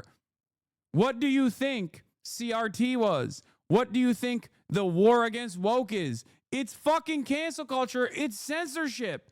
They just literally changed the definition of it and they continue with it. And it's the same principle here. These guys will constantly talk about pedophilia, pedophilia, pedophilia, pedophilia. Trans people are pedophiles over and over and over again. Meanwhile, there's never been a moment where Republican state legislatures haven't advocated for pedophilia. Child marriages. They love that shit. They have defended it. Okay? It's always projection. Every accusation is a confession. It's always and will always be projection. That's it. These motherfuckers are real demons, bro. Republican Utah State Senate President J. Stewart Adams used his power to change local consent law to help a family member facing charges for raping a 13-year-old girl. Adams' family member, an 18-year-old high school student, was arrested and looking at 4 first-degree felonies. Then Adams stepped in. Before Adams, 18-year-olds who had sex with 13-year-olds in Utah were treated like adults. They legally were and could face first-degree felony charges of child rape. In Utah, anyone under the age of 14 cannot legally consent. Adams successfully changed the law to allow 18-year-olds charged with child rape to be essentially tried as minors if they were enrolled in high school at the time of their crime. Adams' family member was in high school, and since the law was also made retroactive, the 18-year-old went from facing years in prison to accepting a plea deal for reduced charges and no jail time beyond the week he already served after his initial arrest. While Adams swears his family member's charges had nothing to do with his pushing of the rule change, the prosecution, defense, and judge alike all acknowledged that it played a major role in changing the charges. The victim's family was devastated. It was out of nowhere, the middle schooler's mother told the Salt Lake Tribune. I felt like I was punched in the gut. I feel like a law is the law, regardless of who you are. But that wasn't what was going on here, she continued. I feel like Adams' relative just got special treatment, and nobody was going to say anything about it. Yes, bro, middle schooler. She was a middle schooler. She was 13. 13 years old, bro. 13. It's fucking insane, dude. I swear to God, these dudes are going to inevitably make pedophilia legal, by the way. Like, they are, like, the Republican culture warriors are unironically going to simultaneously claim that every, like, trans or gay person is a pedophile while making pedophilia legal, okay? They're going to be like, oh, we're, you know, pedophilia is legal if it's a straight man doing it. Fucking wait. Yeah, as I always say, pedocon theory is a theory like the theory of gravity is a theory. That's where this is heading. OP gang of pedophiles. True. It's, oh, God. Meanwhile, yeah, speaking of pedophilia, top Trump officials will discuss Epstein strategy at dinner. Really, the White House and the Justice Department as well on how all of this has been handled. Now, this meeting comes, as we broke yesterday as well, that we know that there was an audio recording made when Blanche went to Florida to sit down and interview Ghislaine Maxwell, of course, Jeffrey Epstein. 2025 is all pedos getting exposed, Diddy, Epstein, and now this. Brother, it doesn't even matter, though. That's the problem. They're literally getting outed, and then the administration is actively defending them and themselves. That's what the craziest part about this is. It's not like they're getting outed, and then people fucking turn around. It's not like they're getting outed and then people turn around and go, oh, dude, fuck this. What the hell? We should not allow this to continue. This is a fucking gross misconduct. Like, hello? This is insane. That's not what's happening. That's the expectation, but that's not what's happening. The reality is it's okay. It's okay when we do it. Associate, someone who's been convicted for sex trafficking and other crimes related to him. He interviewed her for more than 10 hours, I'm told. And now the Trump administration, and specifically the Justice Department, is going through digitizing that audio, transcribing it, redacting portions of it. And there's really a question of if, and more so when, they will release that publicly. When I talked to some officials here at the White House, they said that it could be as early as this week that they publish that information. Now, all of this, as well as coming, as we're hearing that behind the scenes, there have been some conversations, these officials tell me more preliminary, about having Blanche do a press conference or even appear for a high profile interview, including possibly with Joe Rogan. Again, they say that that is not decided. These discussions have been preliminary, but some of the background, again, is we're seeing kind of the messaging and the strategy over Epstein come into light, particularly at a time when we know that the administration had been very quiet and kind of struggling with how they wanted to move forward with all of this. And I also think one just thing to point out as well about some of these discussions is that they are kind of twofold. There have been people here within the White House who have said, you know, a lot of the Epstein coverage has died down. The story is kind of quiet right now. Why bring this back up and resurface it at a time when they're more successfully kind of avoiding it? But then there's a lot of people as well who believe that this is an opportunity to retake the narrative here, control of that, and also try to control the optics more. So, you know, stay tuned for whatever decision they make, but there'll be a lot of this discussed this evening when they gather at the vice president's residence. Yeah, it will certainly be interesting to see what comes out of that. Elena Trina at the White House, thank you so much. Tonight, Vice President Vance will host key members of the administration to discuss whether or not to release the tapes of Jeffrey Epstein's co-conspirator, Ghislaine Maxwell's interview last month. The Attorney General, FBI Director, and others will attend. At the same time, the House Oversight Committee issued subpoenas to nearly a dozen former officials as it broadens its investigation into the Epstein files. Among those included Bill and Hillary Clinton, and Republicans are zeroing in on the former president for his documented association with Epstein. In a subpoena to Mrs. Clinton, Republicans cited her hiring of Ghislaine Maxwell's nephew in her 2008 presidential campaign. I'm going to bring in the group chat to talk about this. The thing that is confusing about this is if you're trying to tell the world that there's no longer conspiracy, do you have a dinner where you all get in a room privately and talk about it? Yeah, and talk about what they're going to release and what they're not going to release. This does seem to be exactly the kind of thing that many of the people who will be in the room tonight at this dinner talked about before as the things that government did to hide the Epstein Right, files. because Now, this tape and this audio recording is of the Deputy Attorney General, Todd Blanche, who was Trump's former attorney. Right, and it includes Kash Patel and J.D. Vance, who both of them spent quite a bit of time talking about releasing the files. So, look, they are now talking about what they are going to release and what they are not going to release. And they're doing it in a meeting that was not announced. Our colleagues reported about it. They found out about it. They're doing it behind closed doors. They're talking about what information there might be other than this, including this recording of the Maxwell interview. This does seem to be, like I said, the kind of thing that would feed the conspiracy thinking of exactly the people who...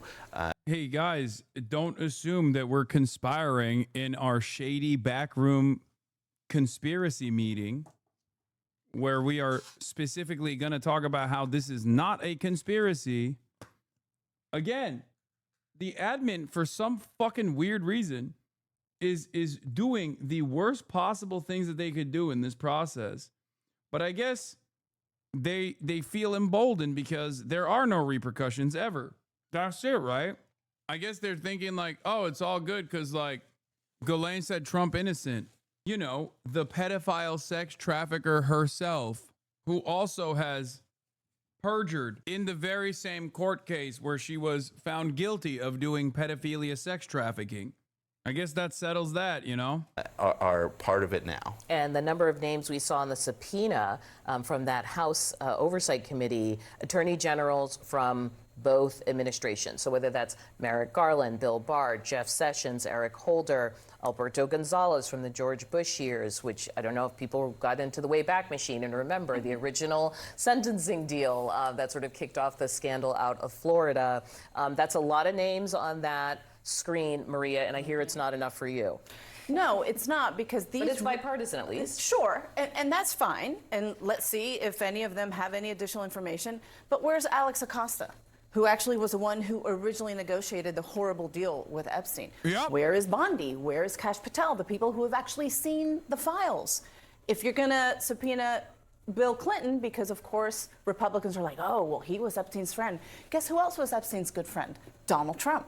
So this, to me, is, again, another distraction and another excuse for them to be able to say, oh, look what we're doing. We really do want transparency. That's just BS. They don't want transparency. They don't want anyone to testify that is going to be able to say that Donald Trump is in the Epstein files, period. With me now, former senior advisor for the Trump-Vance campaign, Brian Lanza, and senior advisor of our Republican Legacy Initiative, Rena Shah. Welcome to you both. Rena, you're up first. This meeting that's happening at the vice president's residence, and we've gone through the list of the attendees there. There's maybe going to be a press conference, interview on Joe Rogan with Todd Blanchard being discussed. What do you think? Does this quell the criticism from MAGA world? Absolutely not. Just to be very frank about where we're at in this timeline, fresh subpoenas, victim statements, and a deepening political divide between the American public and this White House. Something like 90% of Americans, if you're looking at any polling on this, want these files released. That includes 83% of Republicans. How this chorus doesn't continue to get louder, I don't know. And it's all about what's at the core of the matter here. And this fallout really has stemmed from the Trump administration's real crazy reversal on releasing these so-called files, right? This was about them saying, we want transparency, we want accountability on the campaign trail. But hey, when you're sitting there in a position to do it, what's with the silence? What's with the I don't know? And what's with sort of the slow pace to get to a solution? I say this is about victim-centered justice over political gamesmanship. In recent weeks, I've heard Trump talk about wanting to protect innocents. He has a chance to do that right now. Victims aren't pawns in a political chess game, Victor. They're just not. They're the reason we fight for sunlight, and that's why we try to ensure in this country no one is above the law. Brian, I was going to ask you a question. I'm just watching your facial expression as you're listening to this. What are you thinking? Listen, I think we're going into 6 weeks about this. I think the MAGA base probably cared about it up until week number 2. And then by week number 3, the MAGA base sort of moved on. My phones were blown. Okay, bro. Yeah, they moved on. They moved on. Nobody cares about Epstein. Come on. It's just, they don't care.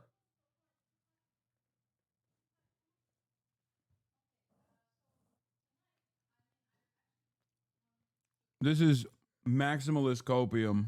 Expert level wish casting here from former senior advisor to the Trump 2024 campaign. Going up the first 2 weeks saying what's going to happen, how can the president do this? And then the issue kind of got co-opted by the never-Trumpers in the media.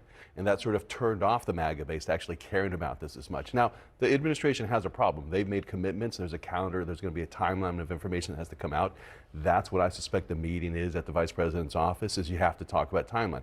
Because there's going to be release valves along the way. Well, more than timeline, is the meeting not an acknowledgement that they are bungling the messaging here, that they need all these people in the same room? I think the fact that 6 weeks in, as you said. I think the fact that we're 6 weeks into this shows that they have not moved sort of beyond, their initial response, and that they need something. They need release valves.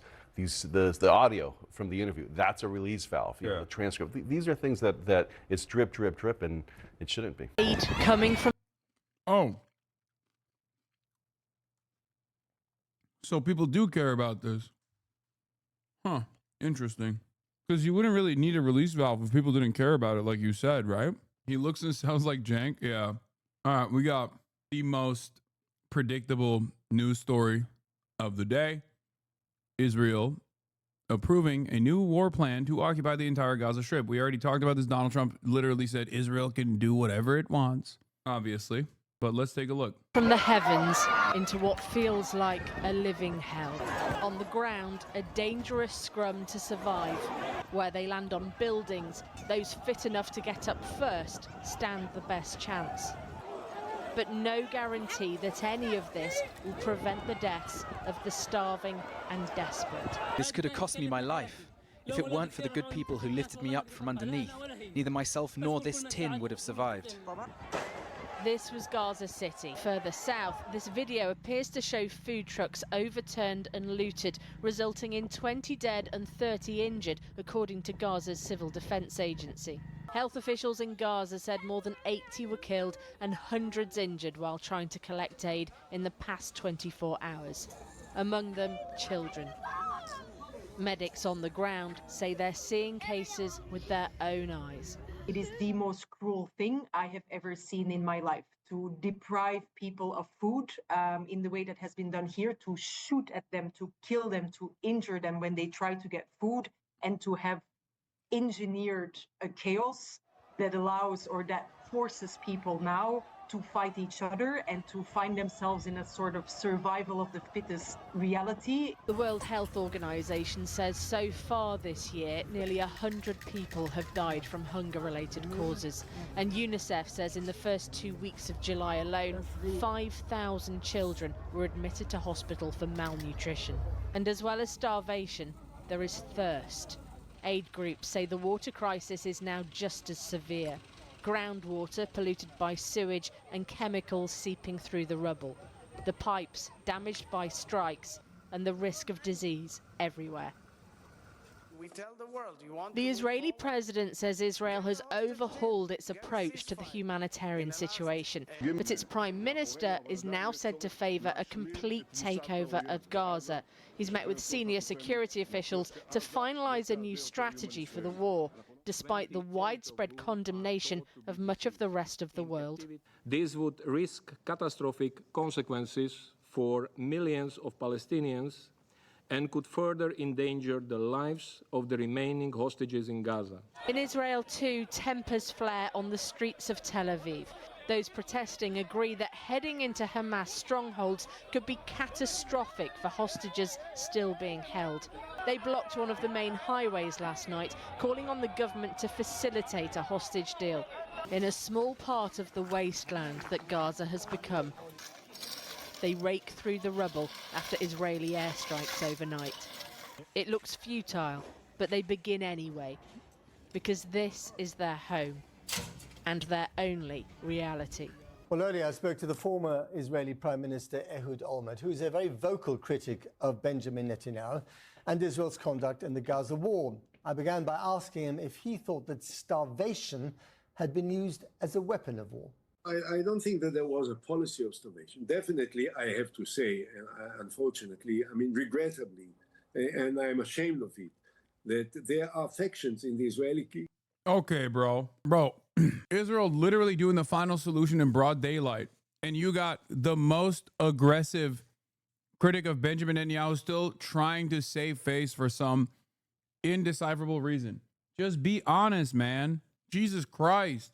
It's like a little bit, maybe war crimes, maybe a little bit like genocide. I don't know. It's not a deliberate policy. It's not deliberate policy. Cabinet and the government, which are enormously influential, which explicitly talked about starvation, about denying the Palestinians. Okay, they didn't use the term starvation. They just say that we shouldn't allow even a grain of food coming to Gaza and that we should prevent it. And if we will not do it, then they will break down the government. Okay, so you can blame them for wanting to starve the population. But this was not the policy of the government as of yet. And in the last few days, I am somewhat relieved to see that the Israeli government understood suddenly the extent of this disaster and the terrible impact that it makes, first and foremost, not of our political interest of Israel, but of the lives of hundreds of thousands of people there. Do you think the real danger is that Israel will just isolate itself even more on the international stage and might at the end of the day have even less... Yeah, that's what I'm worried about. Oh no. What if people don't fuck with Israel no more? That's what I'm always thinking about, dude. You know? Yeah, that's over. It's been over. And that's so over that it's not even just about Israel any longer. It is about democracy in and of itself. Israel is so isolated in such a pariah state that Western nations and their inability to respond to the overwhelming majorities and their completely justified demands of shutting off the money and weapons faucet to Israel is making people reconsider whether they have a democratic process at all. That's it. That's how bad the situation has gotten. That this transparent division amongst the political class and the regular people is making people second guess whether or not liberal democracies were truly democratic at all. ...security than it thinks it has now. We are not fighting non-involved people, and we should not fight non-involved people in Gaza. We don't want to kill them. We don't want to harm them. We want to reach out for Hamas. But we have been doing it for the last 22 months. And at this point now, what we need to do is to end the war and to bring the hostages and to be part of an effort to bring in security forces that will replace Israel in Gaza and will take over in order to make sure that Hamas is not anymore in a dominant position there. Do you think Hamas can actually be defeated if this war continues indefinitely, as the Prime Minister seems to want it to? No, I don't think so. You know, what is the definition of total victory, of total defeat? If one believes that we can destroy Hamas to the extent that there will not be one Palestinian in Gaza holding a gun, this is a fantasy. It will never happen. Even if these people are not called Hamas. Reminder that Olmert was prime minister, or one of his advisors dropped the put the Palestinians on a diet quote, and now he's saying Israel wouldn't starve people in Gaza. Yeah, the reason why the Israeli military officials very quickly also came to this conclusion, if you were paying close attention even in the early stages of this genocide, the Israeli military officials, the generals, were routinely saying, there is no military solution to Hamas. There is no military solution to Hamas. We cannot militarily defeat Hamas. Because Hamas is just an idea. Okay? It's just a name. That's it. They're not like an alien force that has been able to hypnotize the Palestinian population. It is literally just an idea of Palestinian sovereignty, of Palestinian resistance. And you can kill a man, but you can't kill a man's wishes to be free. So as long as Israel exists, some form of Hamas is also going to exist, as it existed before Hamas existed. That's it. And ironically enough, the more children and women and adults, men that you kill, the more you are creating an environment for Hamas, because Hamas in and of itself was born out of the Israeli occupation, born out of the sheer cruelty. Hamas only gained popularity amongst the Palestinian population because it was the only militant front that was using a fraction of the violence that Israel was bringing about regular Palestinians. Yeah, Fred Hampton said it best. You can kill a revolutionary, but you can't kill a revolution. At least not through violence, okay? Through military means, through a continued occupation, especially when the necessity in the eyes of the overall public for militant retaliation stems from the military occupation in and of itself.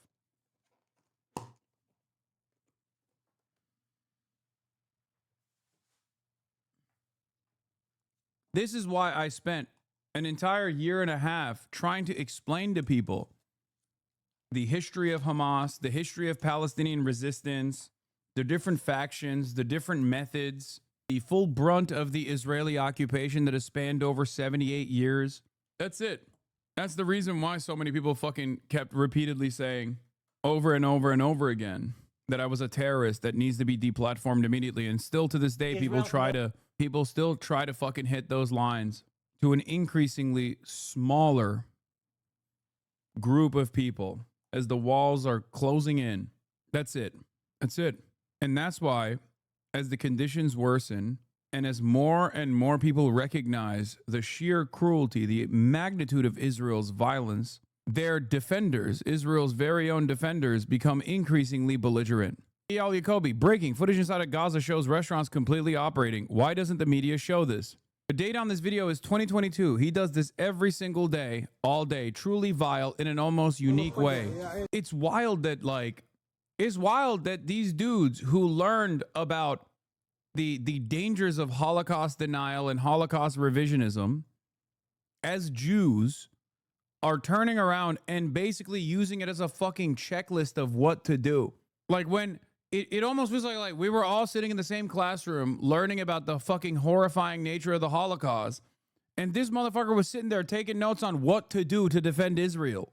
It's insane. He was like, no, I was studying it for different reasons. Like, you maybe took the wrong lessons out of this. You thought, you know, it's bad and should never be replicated. I thought this is a checklist of things to do. It's fucking insane. Yeah, it was supposed to be a warning, not a fucking guide on what to do.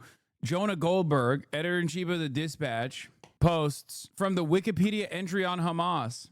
Political position, right-wing. Oh, shit, dude. They're right-wing? Oh, shit, man. I guess, like, they all deserve to die. All Palestinians deserve to die, then. This is why people call you a disgusting anti-Semite? Yes. Yes, exactly. This is why people call me a disgusting anti-Semite. And it doesn't work. Because if I'm a disgusting anti-Semite, literally everyone on the planet with a fucking conscience is a disgusting anti-Semite. Do you understand how stupid that is? This is precisely the reason why this does not have the same impact. And in perhaps the more dangerous side of this conversation, the term anti-Semite not having a serious consequential impact any longer has allowed actual fucking virulent anti-Semites to become major propagandists, to become like actual reputable figures now. Real neo-Nazi Holocaust deniers are engaging in reputation laundering. But it's so funny to look at this situation and go, this is why people call you a disgusting anti-Semite. Why? Because I just accurately relayed the truth, the dynamic that has been ongoing for what, 75, 76, 77, 78 years at this point. I know this is a troll account, but I think they bring up a good point. Because as I'm in the process of saying, Israel is starving people, and this is causing tremendous resentment. This has caused Israel to become a pariah at the global stage. Someone turning around and going, this is why people call you a disgusting anti-Semite. Yes, it is. It is why people call me a disgusting anti-Semite. And they're wrong. And so are you. And not only are you wrong, but you are completely unable to see why you are wrong. Completely unable to see what people actually feel. Anyway, increasingly convinced this is one of the most vile people on this app. Like, more importantly, even if the post is real, the implication that the starvation is fake is vile. A population of 2 million can't survive off one restaurant, even if it's true. This one is somehow operating. We are watching people die every day, and he chooses to post this. I love Israel, period. It's sarcasm. Okay. Hadn't checked out your stream, assuming mistakenly it was just for bros. You are such beautiful breath of fresh air. Thank you for being here, no matter the haters. Damn, we got 2 people today coming in and saying I misunderstood the what you were doing here. Hell yeah. Welcome to the fight. No, apparently the restaurant was destroyed in 2023 and then was rebuilt. It was an observation, not an agreement. Though, is France an ethno-state for French people? Dude, I love this. The fucking Hasbara bots have to find the most cowardly way. France an ethno-state for French people. If the National Front got its wishes across, then maybe. Pointing to France and claiming that France is an ethno-state is, again, one of the most idiotic ways that you could argue this. Okay? Israel is an ethno-state for Jews. Okay? It is an ethno-religious supremacist state. France is not an ethno-state for Christians, for example. You could just like move to France and become a French citizen. Each country has different processes, certainly, and some are more difficult than others. But this comparison falls short because for Israel, you can be a Jewish person anywhere around the planet and instantly get an Israeli citizenship, and the government will literally pay you to go and steal the house of a Palestinian in the West Bank. Meanwhile, Palestinians can't go and see their fucking immediate family members. If they have any family members that are Palestinian citizens of Israel, for example, they can't go into Israel proper. It's ridiculous. I guess saying if you're a Jew anywhere around the world doesn't fully capture the entirety of the conversation, because Ugandan Jews are not allowed to get Israeli citizenship. And even the Ethiopian Jews that were able to get Israeli citizenship went through a horrifying process of sterilization for a while. Of course, if you're Russian with no immediate Jewish heritage, you still got citizenship. I wonder what that's about. Russian is the third most spoken language in Israel after Hebrew and English. Anyway, did you see Adam Sosnick cry because people called Netanyahu for Hitler? What? I don't know what that is. This Jewish TikToker explains it perfectly. I'm Jewish, and as a result, the state of Israel will literally give me an all-expenses-paid vacation to come visit. And on this trip, they will plant IDF soldiers. Yeah. Who will also get to enjoy this vacation with the purpose of, one, humanizing the soldiers who are carrying out their violent colonialism, but also, I don't know, maybe I'll find one of them attractive and we'll hook up and settle down and I'll get to marry an Israeli. Also, as a benefit of my Jewishness, if I wanted an Israeli citizenship, I could get it like that. And not only will I be a citizen of the state of Israel, but the government will literally give me the money, resources, and weapons to go to the West Bank and steal a Palestinian's home. And if I happen to kill a Palestinian while doing that, the punishment I will get will be like barely a slap on the wrist. But if a Palestinian... Yeah, this literally happened this past week, where a famous Israeli settler who's been sanctioned in the past went and shot one of the Palestinians that actually worked on the No Other Land documentary, the Oscar award-winning documentary. He shot and killed him. The Palestinians that were next to the other Palestinian that was shot and killed, Auda Hathalin, I think that's his name. The murderer was released. It's on video. The murderer was released. The people, the Palestinian friends of Adwa, were arrested and are still in military detention. I don't know if they actually released them since the incident took place. The Israeli settler murderer got a slap on the fucking wrist after doing this in broad fucking daylight. On camera. It's on camera. Brian, kill me. I have no desire to live on the same planet. Really? You're going to fucking kill yourself before you see the state of Israel fall? If you need any motivation not to kill yourself, it's that you have to outlive Zionism as an ideology. That is the greatest motivation anyone could get. That's crazy. That's crazy. If you don't have any other commitments that keep you here, then spite is good enough. Palestinian literally has the keys to the home that their family has lived in for hundreds of years that is meaningless in the eyes of Israel. And if a Palestinian child throws a rock at the tank that is currently rolling through their town that the bulldozers just demolished, they will be arrested and held indefinitely with no trial. So I can't imagine why people would call Israel... Spite doesn't work if your enemies are winning. They're not. They're not winning. That's ridiculous. They don't even have the aesthetics of winning at this point. What do you mean? The tide shift against Israel has been so dramatic that they're literally in a permanent state of panic, looking to try to change the term. Israel has dropped the term Hasbara and now calls this narrative control system Todah, meaning awareness. Officials admit they're losing the global narrative, not because of Gaza's reality, but due to their slow media response. Example, this, by the way, is the same exact type of fucking idiotic, antiquated thinking that the media applied after Zoran Mamdani's victory. Okay? They're like, oh, he won because of social media and nothing else. That's what we can do. You can't social media yourself out of this problem.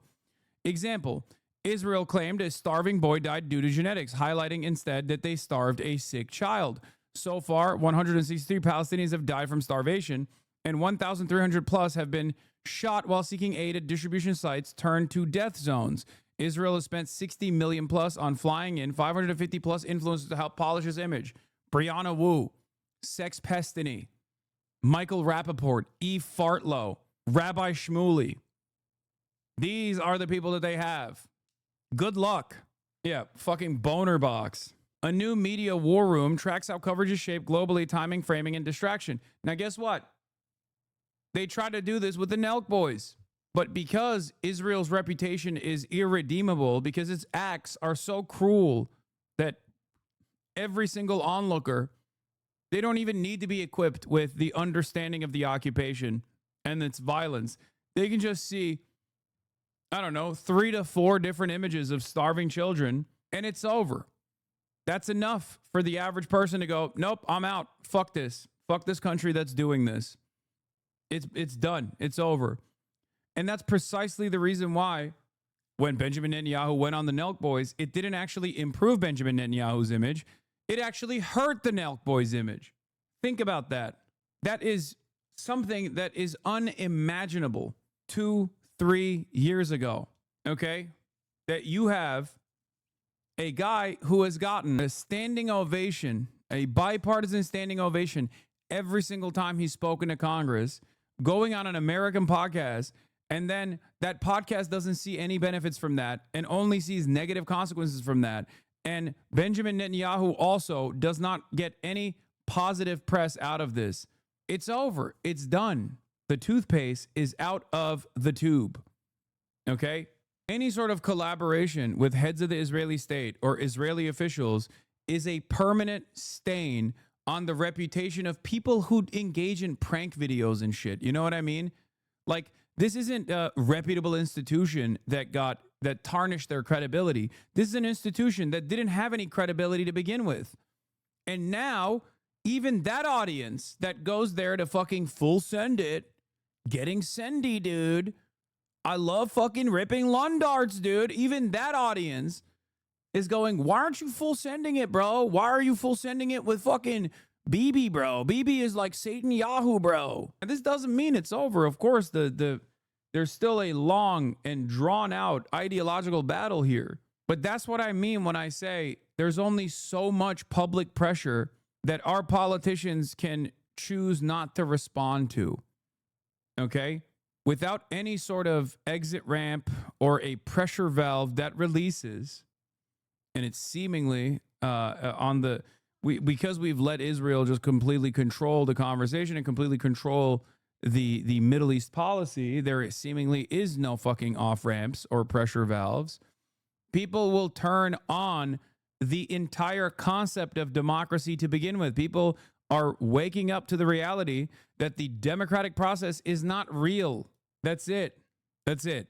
And as the situation worsens for Israel's image, as they can no longer launder their reputation, and as they can only continue the death and destruction campaign with politicians and with members of the media refusing to acknowledge the atrocities, all they have at their disposal is further censorship. And the more they censor, the more they go after critics of Israel, the more they try to deplatform critics of Israel, the worse things will get. Because even the most selfish, self-centered American that sees that like babies are being fucking killed, even if they don't care about the babies being killed, do not like it when a fucking foreign government comes in and says, oh, you don't say this. If you do say this, you're done. You're canceled. You're deplatformed. You can't get a job. Okay? An ethno-state built on the idea of Jewish supremacy. That's it. The only reason I understand why people think all is lost. I understand why people look at the situation and go, I mean, how can you say that there is any sort of victory here when hundreds of thousands of Palestinians have been slaughtered in real time and Israel seemingly is only slated to continue this death and destruction campaign? I get that. But the only reason why you feel that way is because it's relatively new for you. This process is relatively new. You only woke up to the realities of Israel in the last couple of years, maybe after October 7. Because Israel got to kill as many Palestinians as it wanted to over and over again without Western audiences even recognizing that that was immoral or wrong. Israel got to do an apartheid freely. That is precisely the reason why Israeli envoys in the Western world are having a hard time coming to terms with this new reality that you can no longer go on mainstream outlets and just be like, these are telegenically dead children, like what Benjamin Netanyahu said after 2018, okay? And make no mistake, if you give up now as pressure is mounting, instead of still continuously trying to get more people on board, okay, instead of continuing to keep up the pressure campaign, you're allowing those deaths to be in vain, because all is not lost. There are still 1 million+ Palestinians that live in the Gaza Strip. So you should do it for them, and you should do it for the hundreds of thousands of lives that Israel has unjustifiably taken. That's it. There might be another grouping that hates Israel as much, if not even more, and could still become a security threat.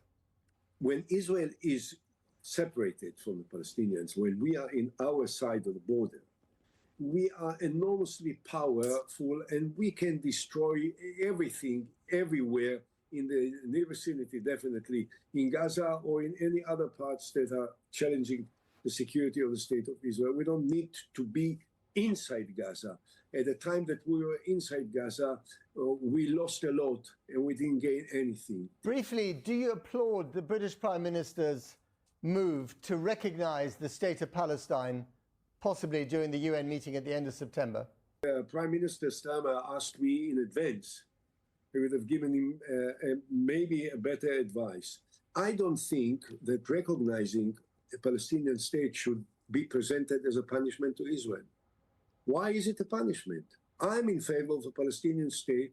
I was fighting for the creation of a Palestinian state. I negotiated with the Palestinians in 2008 to reach a comprehensive agreement on the basis of a Palestinian state alongside the state of Israel on the basis of the 67 borders. So I support a Palestinian state long before Starmer. But if Starmer wants to support a Palestinian state, this is a good idea. But why? Dude, I never thought in my entire life would I see Ehud Olmert outflanking a supposedly left leader in a Western nation state and actually do it with the correct criticism. Like, what do you mean? That's not supposed to be presented as a punishment to the fucking Israeli state. What a fucking stupid way to go about this. I know Keir Starmer, also known as Kid Starver, is not a real left leader. I know that. You don't have to repeat that. I'm saying sarcastically. Present it as a punishment to Israel. If you guys will not behave yourself, I will recognize it. And if you behave yourself, is it not a good idea anyway? If President Trump was listening to you now, which I'm sure he is, and he does seem to have perhaps the only person who's got the power to stop Mr. Netanyahu, what would you say to Trump? Well, I would have said to him what I said to him, I think, in our last talk and in any of the interviews I gave across the world. President, you have the power to make history. You, the only person on earth that can do something that will change immediately the lives of tens of millions of people by doing one thing. Summon Bibi into the Oval Office, put him on the chair that he loves most. Holy fuck. Bro, give it a couple months. Ehud Olmert is going to start being like, no more defensive weapons. This, everyone knows defensive weapons is how Netanyahu gets to control the conversation. What the fuck? Give it a year, he's going to be like, I am joining Hamas. Now, I'm obviously joking. Ehud Olmert is a fucking freak in his own right. It is crazy that the situation has gotten to a point where, like, he's seemingly the reasonable party here. This is a former prime minister of Israel, okay? He has overseen his own version of sieges. He has also been directly responsible for the continuation of the apartheid, okay? Which is facing the cameras in the Oval Office and telling Bibi, enough is enough. It's all over with. You end the war today. Only Trump. Was this the prime minister that went to Epstein's apartment? No, that's Ehud Barak. This is a former Likud minister too, by the way. Like he spent the majority of his career in Benjamin Netanyahu's party. That one is Ehud Barak, the one that went to Epstein's party. This is Ehud Olmert. Barak is not Likud. Yeah, it's crazy because the former prime minister of Israel, Ehud Olmert, also in this interview implies that all it takes is one fucking phone call or at least one in-person meeting.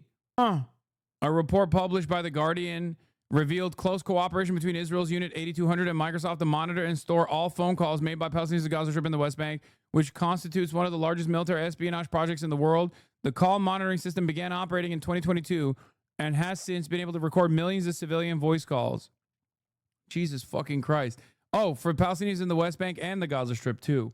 Oh my God, Microsoft. This was the local call 972 Guardian collaborative expose, I believe. Yeah, he did it. They did it with Yuval Abraham, who is one of the 972 magazine investigative reporters in Israel. The very same Yuval Abraham that was the Israeli on the side of the Israeli side of no other land. This is also part of the reason why I don't fucking, I'm always going to be somewhat skeptical of someone that, depending on what they say, if they are an investigative reporter in Israel. But having said that, this is why I don't fucking wholeheartedly dismiss Israeli reporters. Yeah, here's the summarization from Bonzer Berry. 1 million calls an hour. Israel's Unit 8200 is relying on Microsoft's cloud for expansive surveillance of Palestinians. The Israeli military undertook an ambitious project to store a giant trove of Palestinian phone calls on Microsoft servers in Europe.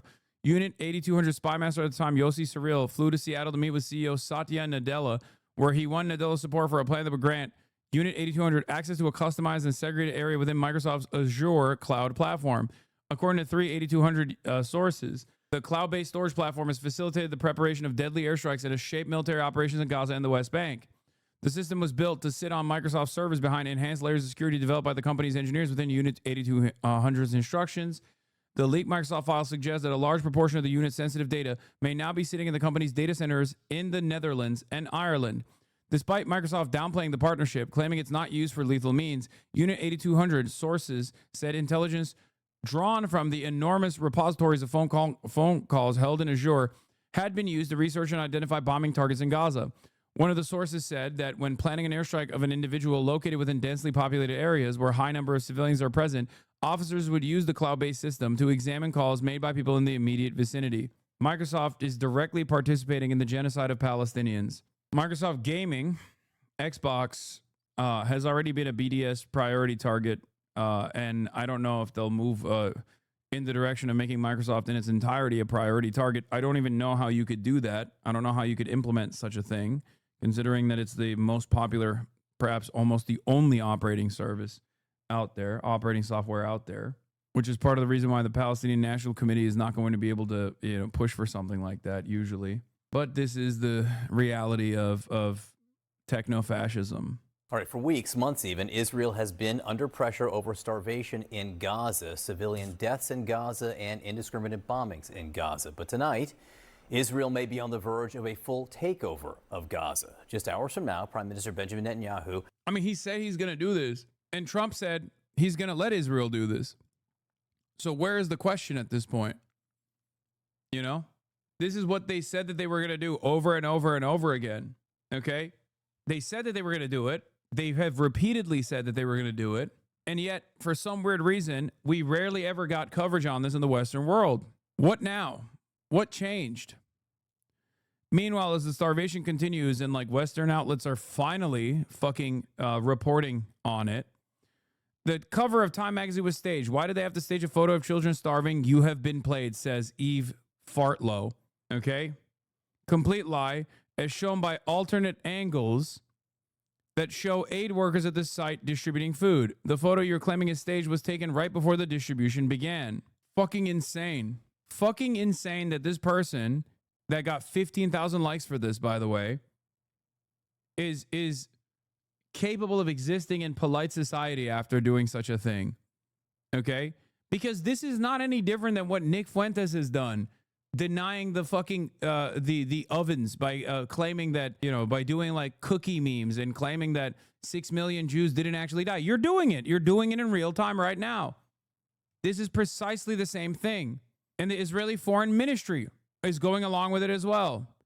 Pallywood debunked. The Israeli Foreign Ministry is applying the term Pallywood, something that only we knew about because this used to be only, this used to be said by like some of the fucking most rabid Kahanis freaks. Now it's the Israeli Foreign Ministry that is getting comfortable enough to say Pallywood, that it's all fake, it's all staged.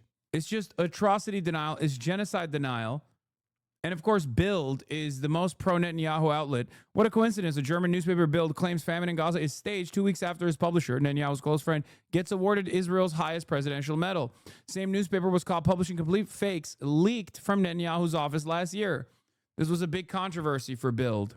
Publisher of Bild newspaper close to Netanyahu to receive presidential decoration. This is like Hitler awarding the fucking Medal of Bravery to Henry Ford for his pamphlets that he wrote about Jewish people. His like anti-Semitic newspaper. It's no different. That's real, by the way. Hitler did do that to Henry Ford. Henry Ford was a massive fucking fascist, a psychopath. In any case, the reason why they can only do this in Bild is because they have no more fucking allies remaining.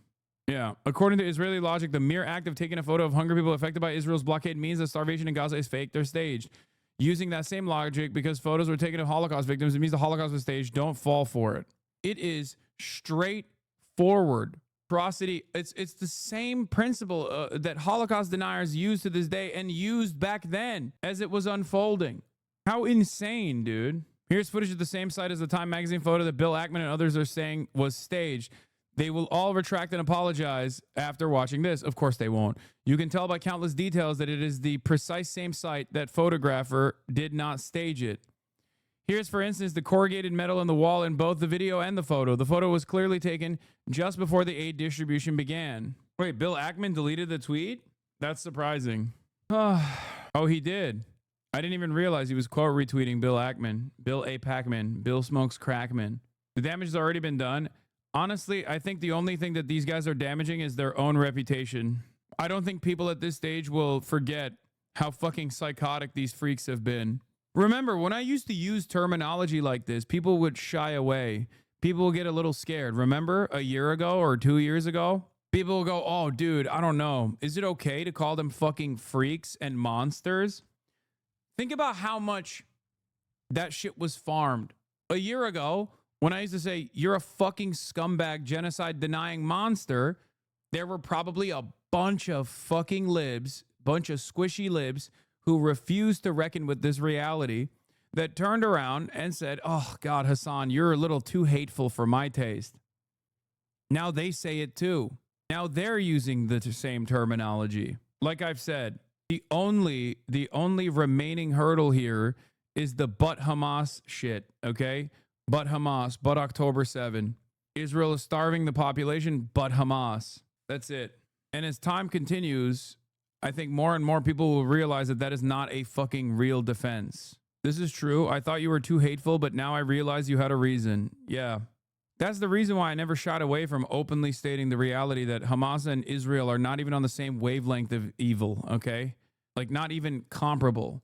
Israel has been and will forever be the responsible party for all of the atrocities that unfold, including against the Israeli civilian population. This is why I said that on October 8th, and I never stopped saying it, because it's the fucking truth. It's the truth. If these are genocidal atrocities unfolding in broad daylight in real time, how do you expect people not to resist against said genocide? What is the expectation here? That they just starve quietly? That they die quietly? It's bullshit. Is said to be ordering a full conquest of the Strip after talks with Hamas broke down. A source tells CNN the IDF objects to the move, but Israeli media cites senior officials close to Netanyahu saying if the IDF chief of staff does not agree, he should resign. Joining us at our fifth seat at the table is Peter Beiner, author of Being Jewish After the Destruction of Gaza. So full occupation, Peter, what would that do? What would that change? I hope, but I also think this is a bluff. The Israeli people do not want this. I think what Netanyahu is trying to do is trying to bluff and hope that that will provide the ceasefire on terms that he wants, because a full conquest of Gaza would be an utter... No, they do. Peter, they do, bro. Come on, man. 79% of Israeli Jews said that they do not care at all, or they do not care enough about the starvation in Gaza. Only 0.8% of Jews polled by the Israeli Democracy Institute have said that they have no opinion on this. Okay?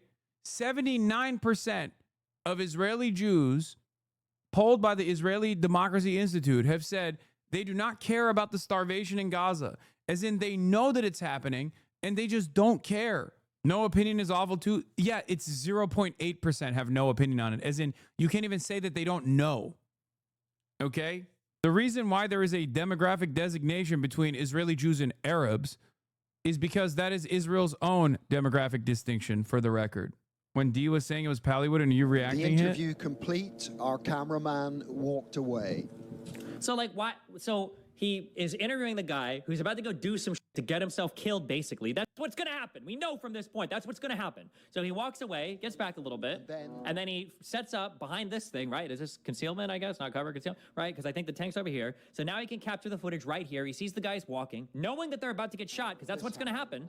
And then eventually they get shot and everything is, this is it. It's like Act 1, 2, and 3. It's like all here. Now this guy is down. He's dead. These guys are like... and fatally wounded. They're not even like, they're not even running. They're not even like cowering and running away and screaming in fear. There's like, okay, well, they did it. We got our shots. Okay, is this guy down? Oh, shit. Well, okay. Well, we brought the white flag so we can put that over the bleeding part, assuming he got shot and it's actually right. Flag and then this guy, what, is this guy running back to grab the wife? By this stage, the man's wife, his widow, has heard what happened. This motherfucker came after me for years and years. I never said a goddamn peep. And the only reason why I lifted the blockade of talking about this fucking freakish monster was because of his defense of Israel's genocide. But yeah, don't forget how big of a fucking piece of shit this sex pest is. And then, like, what does this mean? The wife has heard what happened. Like, bro, this is crazy. I'm sorry. The tracking live movement shot of the lady running up to her dead husband? Like, what is this? He's saying it's fake. The man's wife, his widow, has heard what happened. Somebody went back and told her, right? The 5 martyrs that walked forward, you know, your husband was the unlucky guy. He drew the short stick today, so come forward, cry for us on camera. Do you think the guy intentionally wanted to get killed? No, I don't think he wanted to die. I don't think they were thinking they were going to die, but they probably were hoping to get shot at, or maybe, so you're saying the woman was acting? I don't think the woman was acting. She probably was sincerely sad. Her husband got killed, but I think they were farming TikTok clips. I mean, remember, these people... Just a fucking vile sociopathic monster. Vice signaling. Anyway, so remember that. People, these people actually, yeah, like have suicide bombers. So it's not that big of a stretch to imagine that they would be willing to get shot. However, now I haven't gone down this road because this is way more, it would require me to make a lot more assumptions. But yeah, you want to say conspiratorial, but that is what it is. Because that's a bad word in his community, obviously. So that's the one bridge he won't openly say he's crossing, which he did. But it's also possible he didn't get shot, right? Now, do we know the name of... Dude, I think in that clip, they were going to try to rescue one of the family members who was trapped. Destiny conveniently leaves that out. The only reason why that kind of shit was permissible at that time was because people were not knowledgeable of the fucking unimaginable cruelty of Israel. And there were people like that, like the sex pest that were watching, like the sex pestity that we're watching here, that took advantage of that lack of knowledge that people had and basically farmed them for a year and a half. Okay? Farmed them for a year and a half. And so many other delusional, moronic content creators who don't know anything about politics, who just basically are at the mercy of whatever their fucking subreddits tell them, literally went along with it. Some went along with it so hard that they actually saw some repercussions, like fucking Asmongold. But I think they were farming TikTok clips. I mean, remember the that they would be willing to get shot. However, Another one is Mudahar. These guys do not do their own reading. They do not even think for themselves. They just want someone to think for them. That's it. And they're convinced by, I guess, Sex Pestini's ramblings. He's still obsessed. I mean, I know, of course he's still fucking obsessed. What do you mean? He hasn't stopped, bro. I literally found him on YouTube. He's talking about you. Of course he fucking is still obsessed. What are you talking about?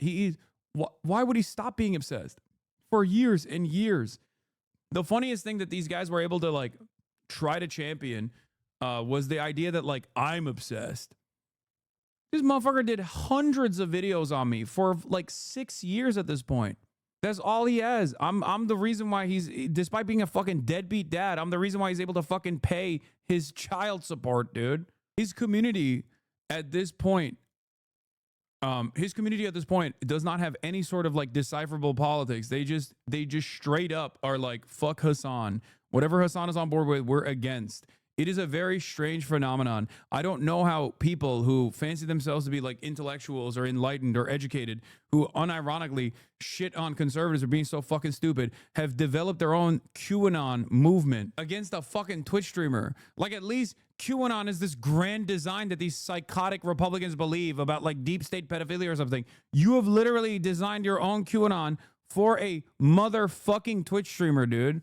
There is a reason why so many of these people never actually take the next step, take the next leap, and actually come in here and see what I have to say without any sort of fucking guardrails. Okay? They can't entertain it. Because if they did, if they actually questioned their intellectual grandfather here, who is a fucking sex pest, they would find out that he's just been lying to them for fucking years. Nonstop. It's okay. History has and will continue to vindicate me. It would require me to make a lot more assumptions, but it's also possible he didn't get shot, right? Yeah, great stuff. It's just a cult, man. You cutting him off and blowing up made him go narcissistic smear campaign. I know.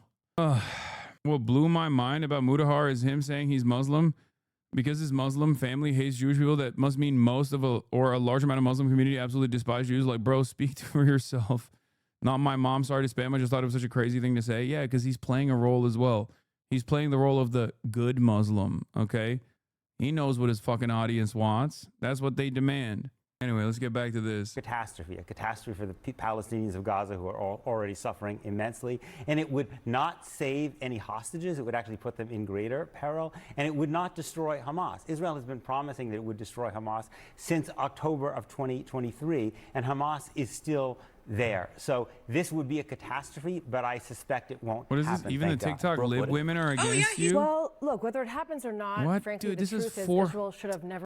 Man, this has fucking 400 likes. What is wrong with you? Take a fucking week off.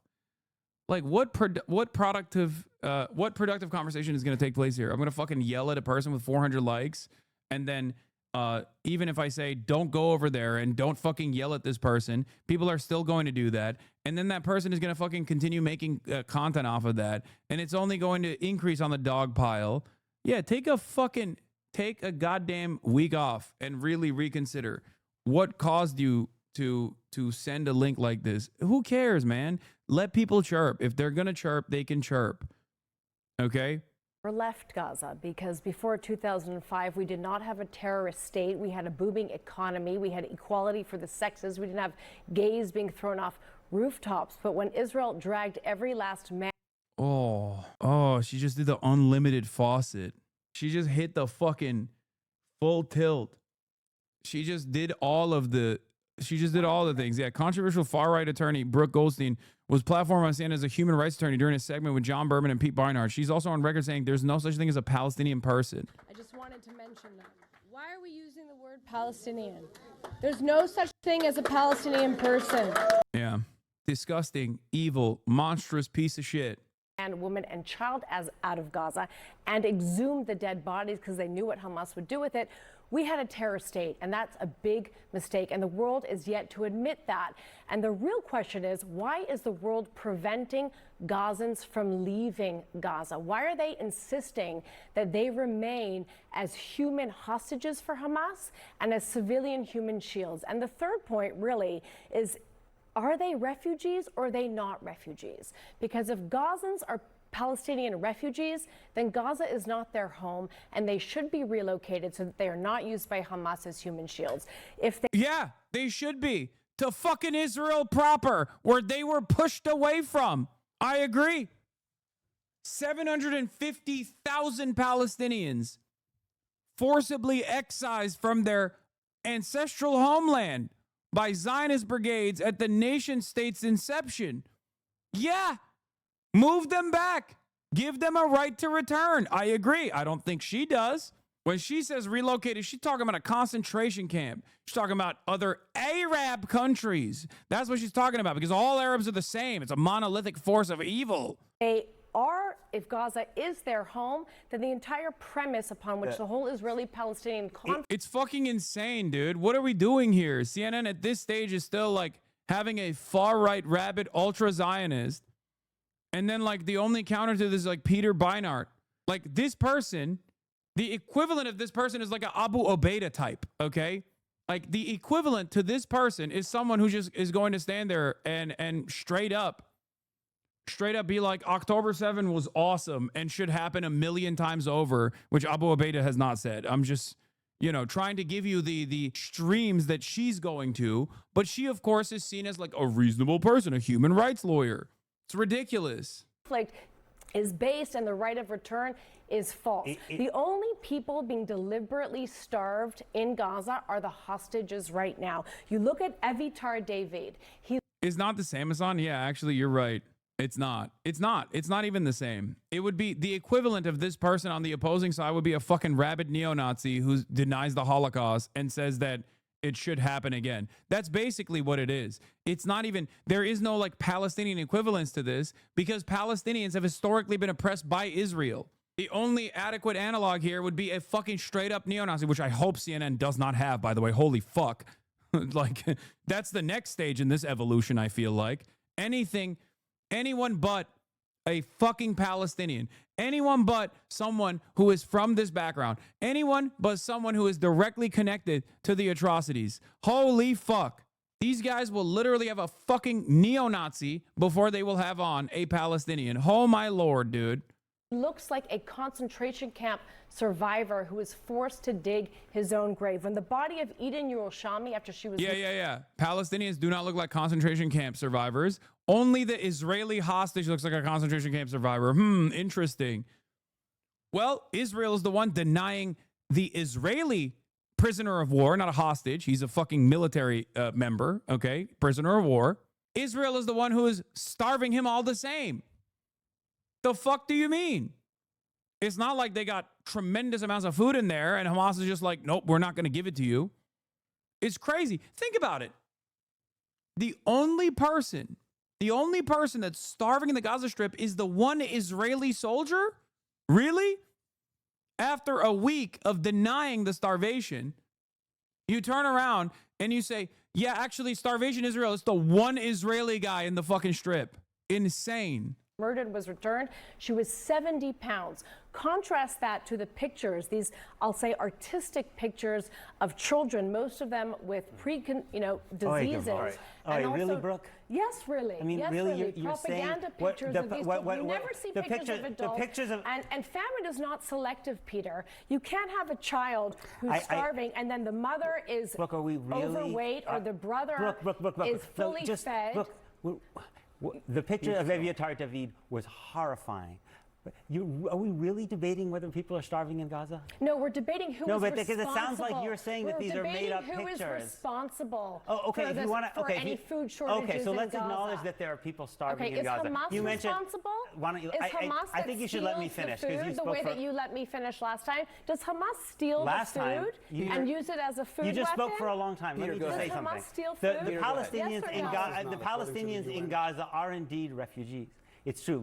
They are the descendants, most of them, of families that were expelled from Israel in 1948. So if Gaza is not habitable for them, because Israel has destroyed most of the schools, most of the churches, most of the mosques, most of the bakeries, most of the agriculture, most of the universities, then they should be allowed to return to the places from which they're from, which is not Burundi or Somalia or Rwanda. It's Israel. Right? If you want to give them a place to go out of Gaza, allow them to go back to the places from which their families were expelled. I think you have a problem with cause and effect. You like to blame Israel for everything. Israel did not destroy their hospitals, destroy their schools. No. The schools and the hospitals that I've been to have been used as places for rocket depots, and most of those hospitals are used as Hamas for their headquarters. Hamas is responsible. When you have your headquarters under a hospital, and you shoot rockets into a civilian where is Israel's population, military headquarters located? And you shoot... I have a question. Where is Israel, the Kiryat? Where is Israel's military locators headquarters? Is it in a remote area? Israel has military No, answer the question. everywhere. Where is Oh, do they? Oh, why are you bringing up Israel? Why? Are you Hamas? Peter Beinat, are you Hamas? Why you bring up Israel? Say I'm Israel Chai. You are Hamas. No politic here. No politic. Israel, tiny nation, you are Hamas. If people were as knowledgeable as they are now about the fucking atrocities that Israel has committed throughout its 80-year of occupation, brutal occupation, the ruthless violence that they subject the Palestinians to, this shit wouldn't have played as well as it did on October 8th either. That's why I was saying what I was saying on October 8th. That's why many who were already involved in pro-Palestinian emancipation and pro-Palestinian advocacy were saying what they were saying on October 8th. Okay? You can't make it everybody else's problem that you were not knowledgeable. She's trying to pull the 10/8/2023 commentary on August 5th, 2025. It doesn't work anymore. It should have never worked, but unfortunately, because of the fucking void in the media in terms of covering the Palestinian position and recognizing the humanity of Palestinians, it did work on 10/8/2023. And it worked for quite a while. But it doesn't work anymore, and these guys can't handle it. That's why they get increasingly more belligerent. That's why they do Pallywood. Pallywood is like, Pallywood used to be the type of atrocity denial that even Israelis were like, dude, stop. You're making us look bad too. Now they're the ones doing it. Like, I never thought I would see fucking straightforward Pallywood sentiment, straightforward atrocity denial, straightforward genocide denial, fucking being mainstreamed in American news, dude. There was a sense of shame amongst at least liberal Zionists about the way that settlers operated, right? Like, oh, they're so gross. They're like religious freaks. They're bad. They're bad for Israel's reputation in the Western world. We don't like them. They don't even say that no more. Everyone turned to a fucking Kahanist.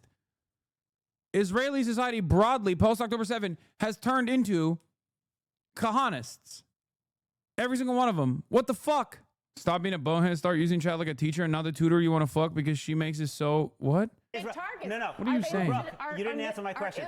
Where is Israel's military? It is in downtown Tel Aviv. So let me say that. They have a headquarters in Tel Aviv. You gotta let me finish. Israel's military headquarters is in downtown Tel Aviv, right? Many of the apartment buildings in Tel Aviv house Israeli generals. Under international law, you don't have the right to destroy the schools around Israel's military headquarters or to destroy. No, let me finish. Shoot rockets from downtown Tel Aviv. Yes, it does. Yes, it does. It quite literally does. What do you think an anti-air defense system is? That's precisely what Israel is doing. That is literally what Israel did. We found out because guess what? When Iran was striking the fuck out of Israel proper, we saw the videos. We saw the munitions being deployed from fucking crowded neighborhoods.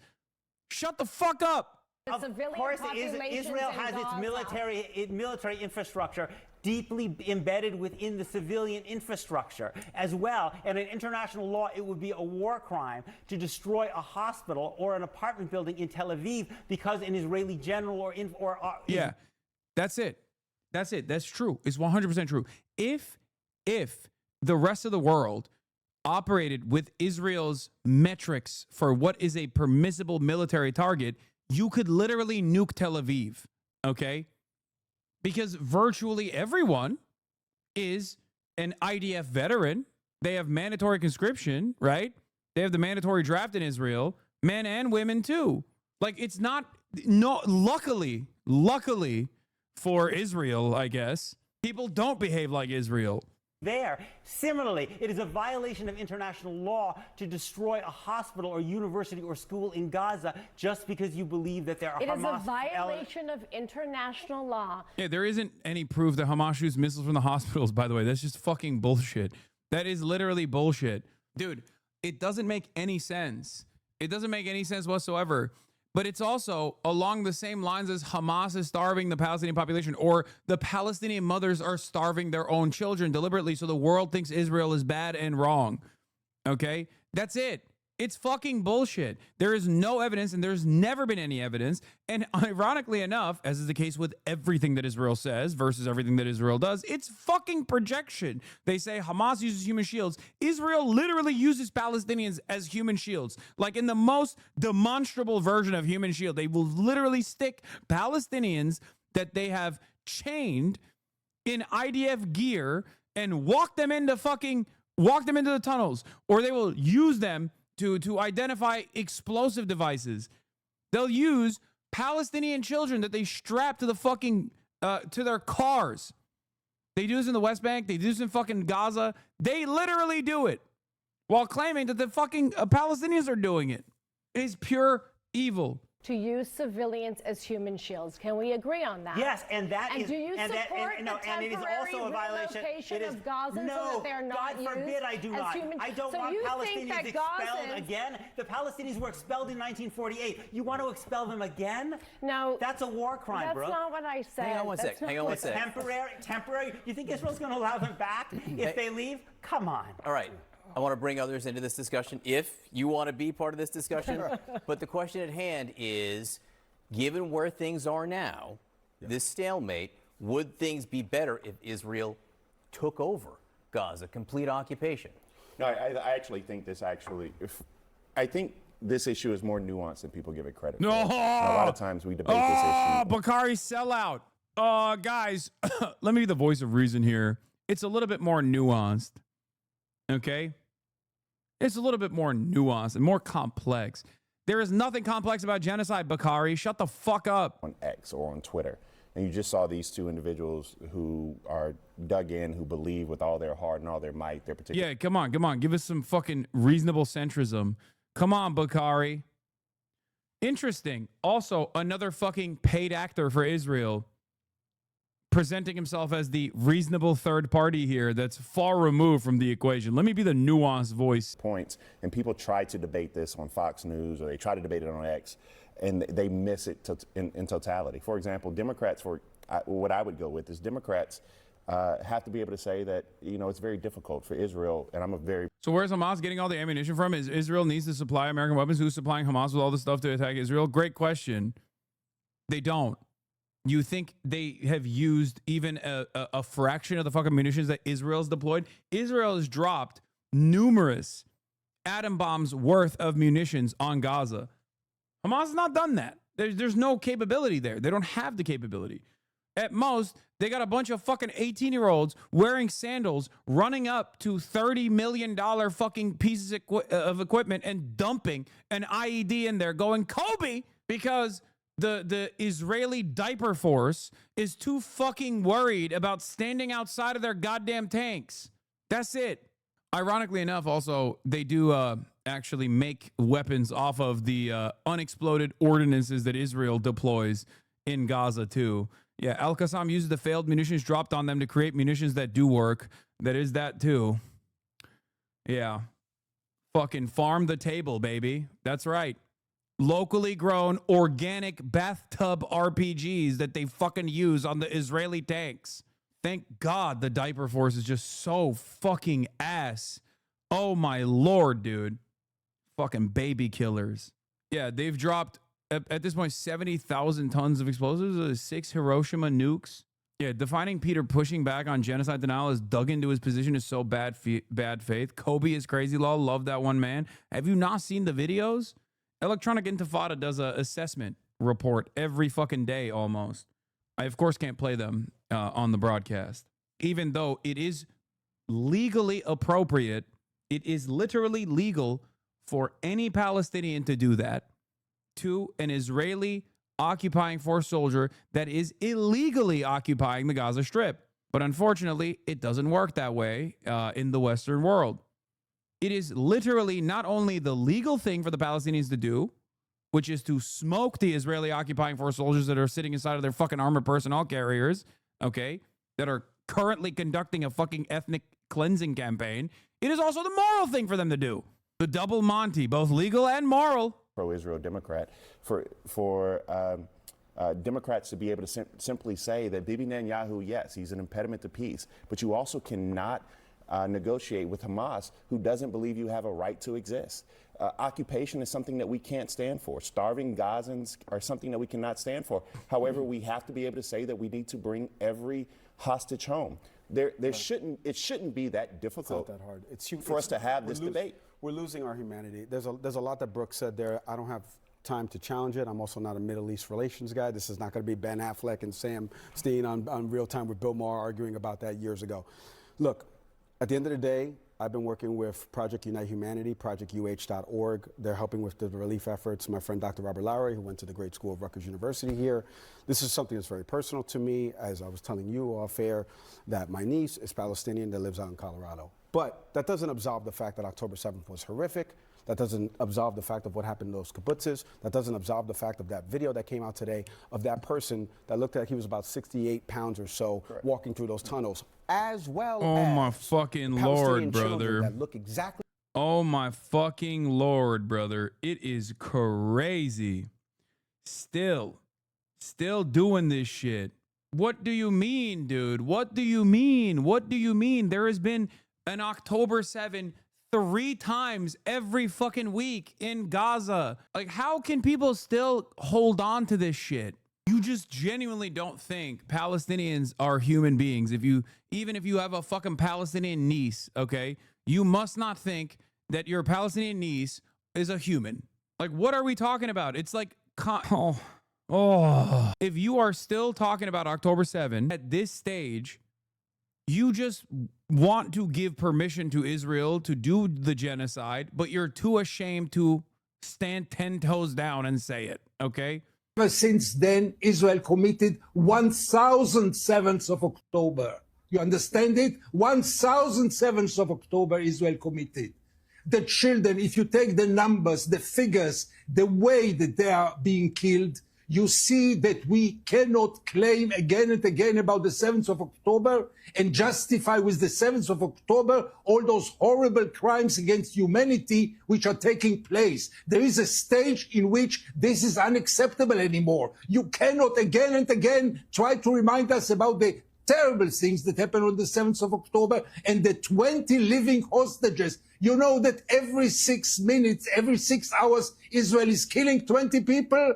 And they are as innocent as the hostages, among them many children. So stop with the 7th of October.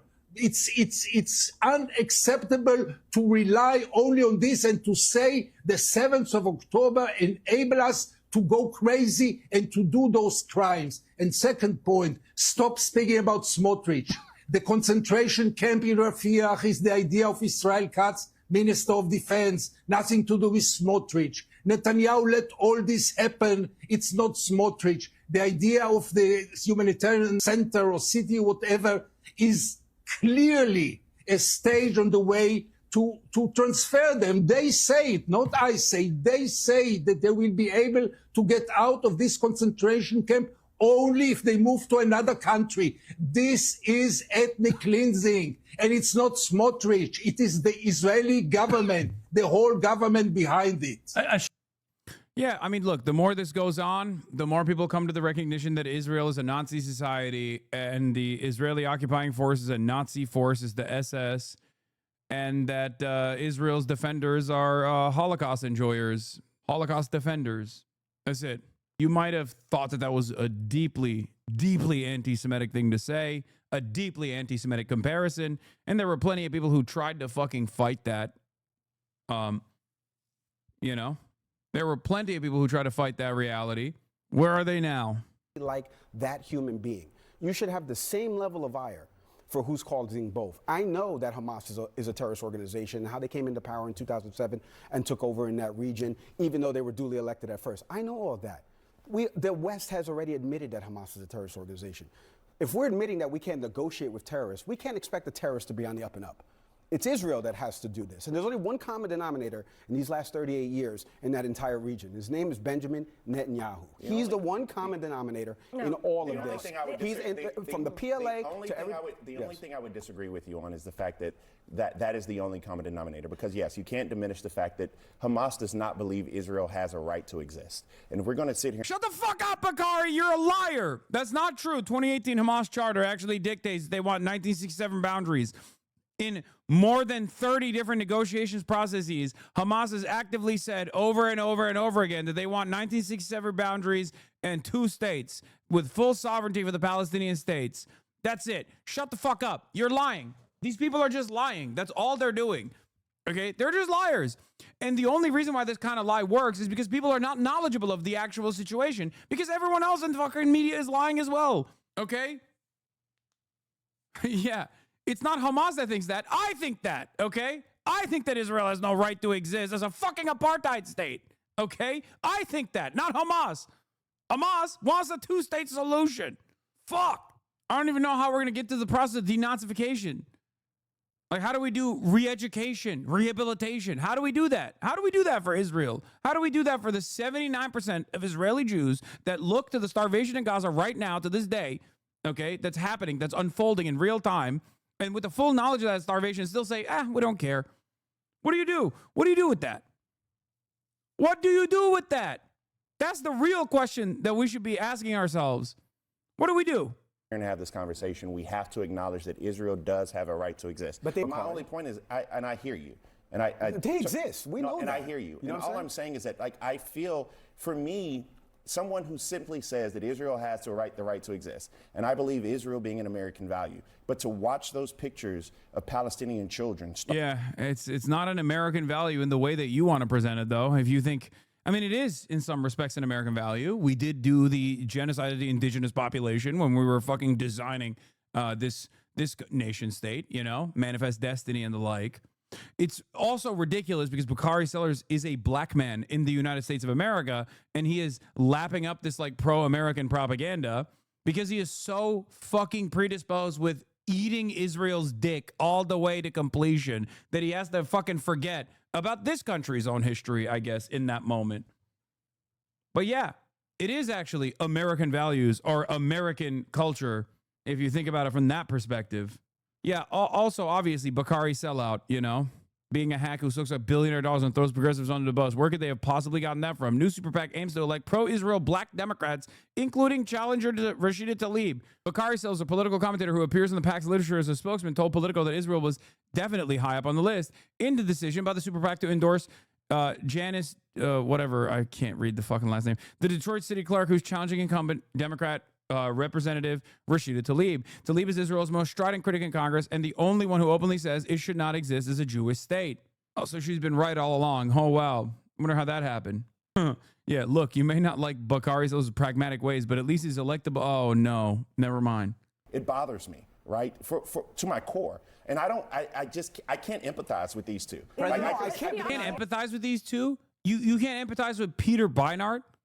Like, I understand why someone would, even an Israel defender would try to distance themselves from the fucking psychotic freak sitting next to you. But you can't say, first of all, you're not even Jewish, okay? Bakari Sellers is not Jewish, okay?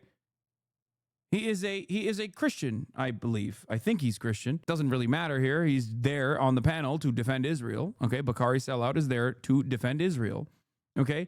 But the guy you're yelling at is a former liberal Zionist who is Jewish. Peter Beinart is Jewish. And he used to be a liberal Zionist. What are we doing? The fuck? Can I just put Can I finish, Bakari, then I'm going to talk. Can I put a bonus real quick? And all I'm saying is that there is a space for all of us to simply say that we want this to come to a peaceful resolution where there should not be a decision between inhumanity and cruelty. Correct. And I should be able to say that Benjamin Netanyahu is an impediment to peace, and I should also be able to say that Hamas can go to hell. I should be able to say both of those. Why? Hang on, brother. Why? I should be able to say Hamas can go to hell? Okay, if you want peace, they are the motherfuckers that have been trying to do peace. They are. They 100% are. They have tried actively, desperately, over and over again, in spite of the starvation, in spite of the fucking genocide. They are the ones who are the reasonable party here. 100%. You will never hear that in mainstream news. Peter Beinart will not say that, or maybe give it a couple months. Maybe he'll start saying it too. But ultimately, no one on a fucking CNN panel is going to sit there and literally tell you the truth. That's what's so crazy about this, because this is not an exaggeration. Okay? This is not an exaggeration. It is just an accurate reflection of events. That's what's so crazy about it. I am not demanding that these guys become biased in the direction of the Palestinians. I'm just saying, be biased in the direction of the truth, please. Just a little bit, just a fucking crumb of real analysis of the events that have unfolded after 22 fucking months. I don't know about Hamas. What do you mean you don't know about Hamas? You don't have to know about Hamas. The only thing you need to know is the truth. There are two parties to a negotiation, okay?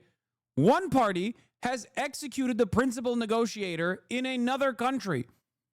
That's not Hamas that did that. It was Israel that did that. They killed Ismail Haniyeh on Iranian soil. Okay? There have been numerous instances where Hamas has put forward a fuck ton of concessions over and over and over again. Their only demand is a permanent cessation of hostilities. They've broken it down to a 3-phase ceasefire negotiation. Israel broke that ceasefire negotiation. Israel refused to entertain that permanent cessation of hostility. Okay? Who attacked first? That side deserves to lose. I agree. I agree with you. But I don't think you know the history. And that's why you're stupid enough to think that history started on October 7. I do agree that the side that attacked first deserves to lose. Look up the Nakba and you will understand which side was the one that attacked first. Because October 7 is not the first attack. But this is the problem. You don't know the history. The problem is you don't know the truth. You don't know the history. And because there are so many professional, serious outlets with serious thinkers that are also actively deluding you, you can get away with not knowing the truth. And it's ironic because you've been following since 2022. So you've probably heard me speak about Israel before. I'm going to talk. So I will say this. President Trump has said that he sees starvation in Gaza and it bothers him. He says that the First Lady Melania Trump sees starvation in Gaza and it bothers him. Why is this 360p? The Vice President of the United States, J.D. Vance, says he sees starvation in Gaza and it bothers him. If that's the baseline here, then what do you do? And I go back to the question, the original question about you, and you jump in on any subject you want here, but occupation, reoccupation, full reoccupation of Gaza, what would that change? Would that free the hostages, for instance? So I was expecting to come in here like guns blazing, but I've been... Yeah, Batya Unger Sargon is another one of these fucking freaks. Okay, so there is on this panel, you got one guy who's wishy-washy, both sidesing it a little bit. Okay, you got Peter Beinart, who is supposed to be the pro-Palestinian position, which, by the way, there's plenty of people who are definitely even more aggressive than Peter is. But he is the pro-Palestinian person here. You have a literal envoy of Israel and another rabid, psychopathic envoy of Israel. So it's 3 versus 1.5? What are we doing? What is this fucking panel, dude? Is this Jubilee? Are we doing surrounded by Nazis? How is this any different? There should be at least one guy who can convincingly say on this panel that Israel is an apartheid ethno-state that is built on the values of Jewish supremacy and is currently doing a genocide, and therefore, of course, it does not have a right to fucking exist. What are we talking about? Are we having a conversation about whether or not Nazi Germany has a right to exist? Are we having a conversation about the British occupation of Ireland? Do they have a right to occupy Ireland? Does France have a right to occupy Algeria?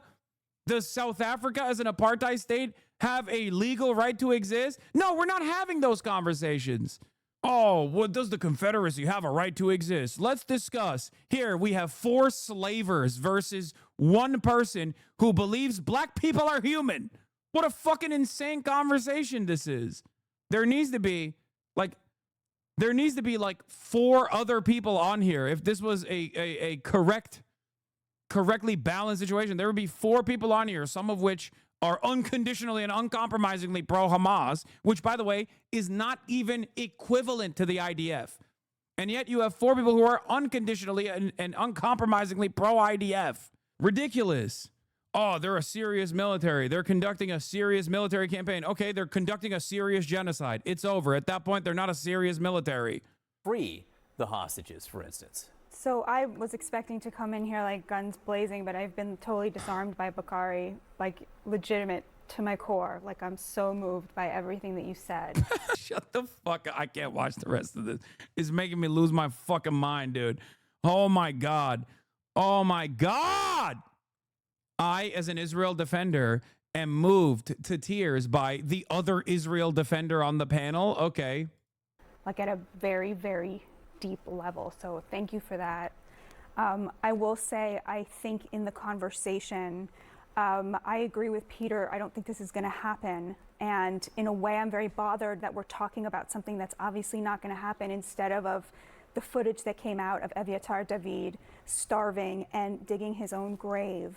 And it seems to me that that was a ploy on Hamas's behalf to show that they control the media narrative, that they could get the media to talk about the horrific hunger conditions in Gaza and then get the media not to talk about this starving young man, this innocent life who's literally being starved day by day because they control the mainstream liberal media. And what they've done is they've made it such, they've cut themselves out of the story.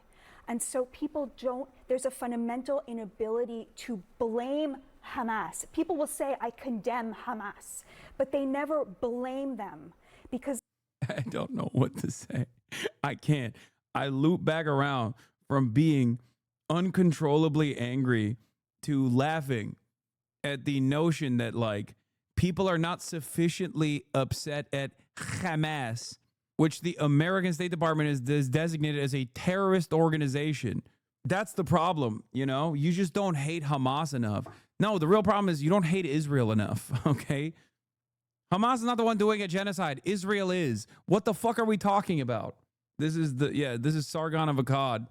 She actually went through gender confirmation. Yeah, Sargon of Mossad. Yeah, we all know how much good press Hamas has gotten. She'd say Hamas did a genocide on 10/7. Okay, then we need to reconsider the term genocide then. Because if 10/7 is a genocide, then what Israel has done is something different. Like it's something far worse than a genocide. And there is nothing worse than a genocide. there's this view that the party with less power has zero moral responsibility. Yes, they do not. They do not have a moral responsibility for the genocide that Israel is committing. They don't. No matter how hard you say, oh, but Hamas, but Hamas, but Hamas. Yes, Israel is responsible for the genocide. Are the Jews responsible for the Holocaust? Would you say that? Would you turn around and say, but the Jews?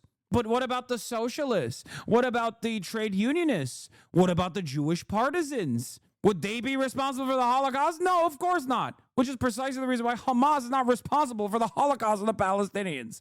Shut the fuck up. She would? No, she wouldn't. No, she wouldn't. As a matter of fact, if someone were to say that on a panel like that, everyone would yell at that person in perpetuity. They would literally delete the footage. They would not even upload that shit. That's the difference.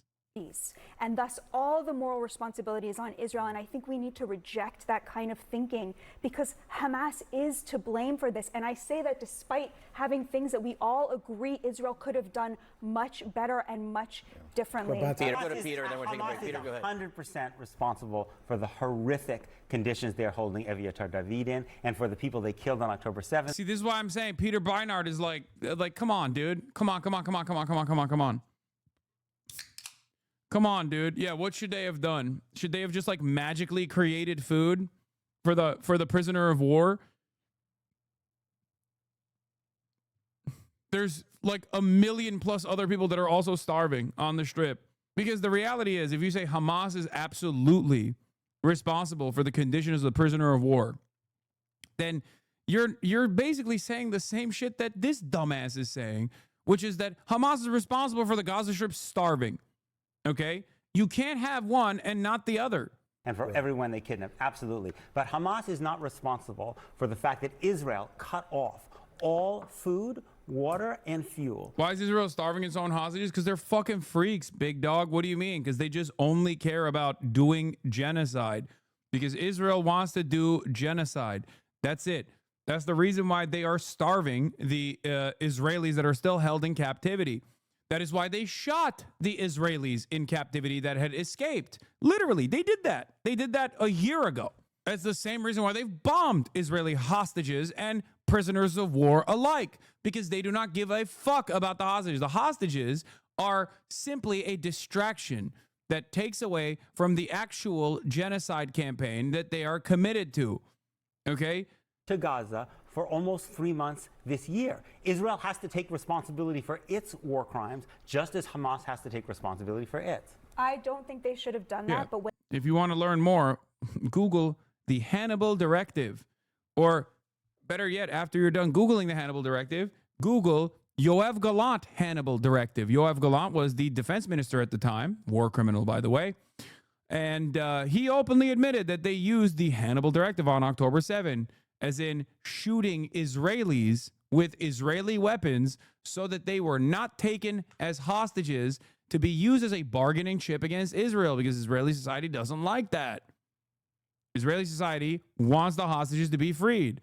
Even those who want the genocide to continue still want their friends to come back home. That's kind of the problem with having a supremacist ideology. When members of the supreme in-group are captured, all of a sudden you have to do your very best to at least quash the fucking discontent that is brewing in society that want their neighbors to return home. they did do that, there was a store of 4 to 6 months worth of aid. Well, within evidently not. Gaza. Evidently not. It was poorly handled. I totally think it was. Wasn't he the moderating voice in the war cabinet? Shut the fuck up. No, he wasn't. He's literally a war criminal who literally said on October 9th, we are fighting human animals. We must starve them. We must shut off their electricity, their water, and their food. We are fighting human animals. Okay? I assume you were trying to do the Ethan Klein joke or something. I was joking. Ethan Klein said that.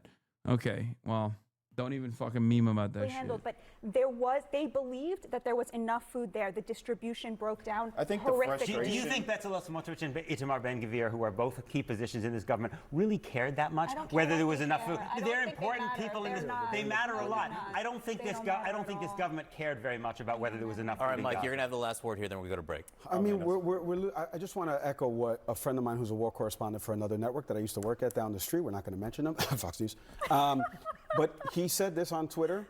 And yeah, here is Batya Unger Sargon of Mossad. In an absolutely unhinged meltdown, MAGA columnist Batya Unger Sargon of Mossad, I don't even know what I'm saying anymore, shouts about undocumented immigrants having too many rights. At what point do we ask if giving these right-wing lunatics a platform on CNN is a good idea? Too many rights. That's the undocumented migrants have too many rights. As he's done his reporting, we're losing our humanity. We're legitimately losing our humanity in all this argument. The images that you see of one person that looks exactly like the other person. Hamas has been in power for so long. Hamas has been in power. The irony is I'm the only person at this table who's actually risked my life to advocate for Palestinian children. I spent 2 years in and out of Jenin, Ramallah, Tulkam, and Nablus. I'm the one who interviewed Hamas firsthand. I interviewed Islamic Jihad firsthand. I sat with the Al-Aqsa Martyr Brigades, and they told me, you are a Nazi, okay? You are a fucking Nazi. I interviewed Hamas so I could come here and tell you they are barbaric apes that must be killed. That's why I interviewed Hamas. I risked my life talking to Hamas. I risked my life. Were you risking your life defending Palestinian children from the Israeli military? Is that who you were risking your life against? to my face that they want war. This is not about Hamas. This is about an ideology. And I interviewed Hamas and they told me, I hate Jews. I hate Jews. I want to kill Jews, said Hamas. Yeah. This is the same lady that last year, as I showed you earlier, said, there's no such thing as a Palestinian human, a Palestinian person. Why are we saying Palestinian? Ideology is right in their schools, in their textbooks, to revere death, to love death and not to love life. And they use those This is so fucking gross. This is so fucking racist and gross, okay? Hamas, the Palestinian children are being taught to hate Jews by Hamas in the textbook. In the textbook, the Juden children are being taught at an early age to hate the volk who are heaven sent. The Übermensch will rise up. Oh yes, this is why we must put them in the concentration camp, because the Jews, they are being taught. They're being taught to hate the Germans, the real Germans. Yeah, jawohl. Population is human shields. This is what you get, a terrorist state and a democracy fighting on an asymmetric battlefield and a completely impossible place. Because how are they supposed to defeat Hamas when there's no food shortages, but there is starvation? But they have not defeated All right, here's what we're going to do. Bakari Sellers, you got 10 seconds, then go on a break. I don't even need 10 seconds. What I wish is that we did not make this a political football. And what's happened since 2008, since the election of Barack Obama, we've made this Democrat and Republican. This isn't about, how do we have peace here? It's not about the images that we see. It's about who can make Bibi Netanyahu or whatever, and right and left. And this cannot be that if we're going to find a place where we can coexist. I mean, pardon me for being just naive. Well, not naive. I'm not sure there's much reason for optimism, though. Peter, thank you for being with us tonight. I appreciate it. Next, we're learning tonight that the president's mega bill is going to cost. Oh, God, I fucking hate Bakari sellout. Okay, we got to move on to fun stuff. Here is Lollapalooza reacts to Hassan everybody. Piker. I don't usually do intro videos, but I feel that this is warranted. This is Rick Strom, who is a friend of mine, who is at TYT. He was doing TYT Sports, and I think he still is doing TYT Sports. He went to Lollapalooza and apparently had a Hassan Piker placard. So I decided, because of how divided we are when it comes to our politics, to ask Gen Z, millennials, Gen Alpha, essentially the base of who attends Chicago's music festival, Lollapalooza, how they felt about class politics, the top 1%, and more importantly, one of the most important voices on the left in the year of our Lord 2025, Hassan Piker. So I went out there with a sign simply asking, do you like Hassan Piker?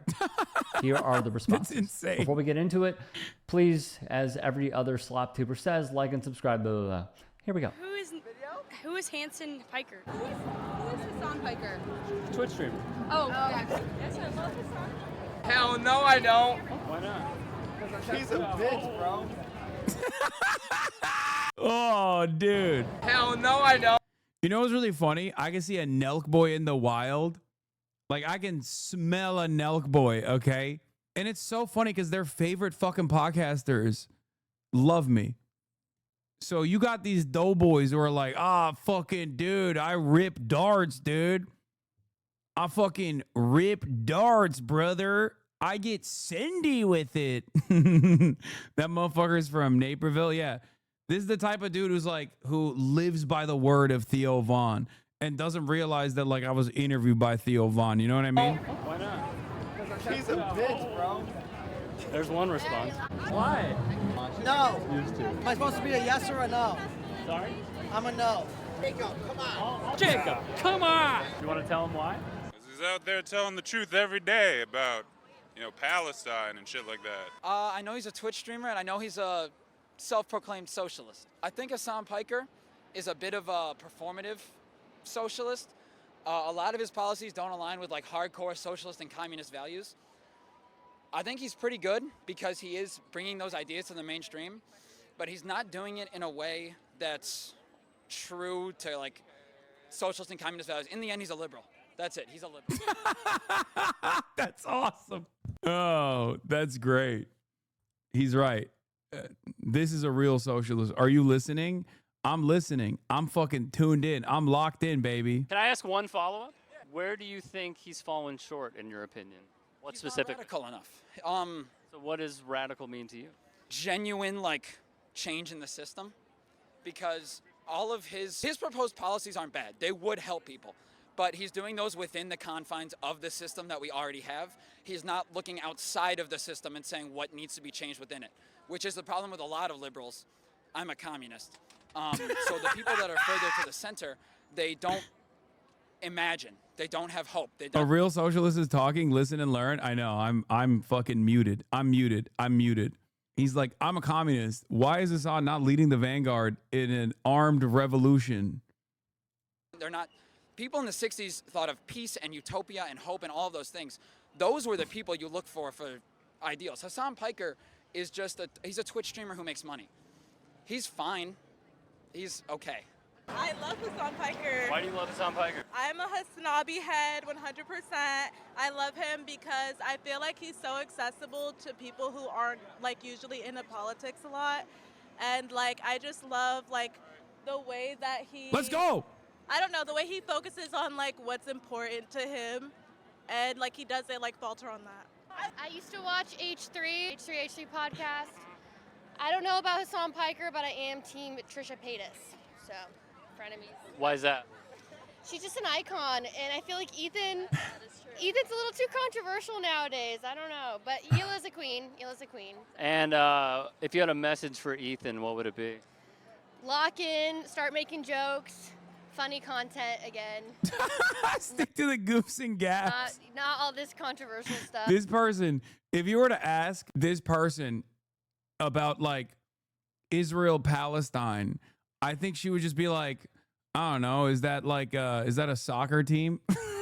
Like dude, the way that some people live, the way that some people exist in our universe, like we're living on the same planet, and they are so happy and so oblivious to everything else that's going on. It's got to be awesome. Like, yeah, same server, but I guess they got crazy ping.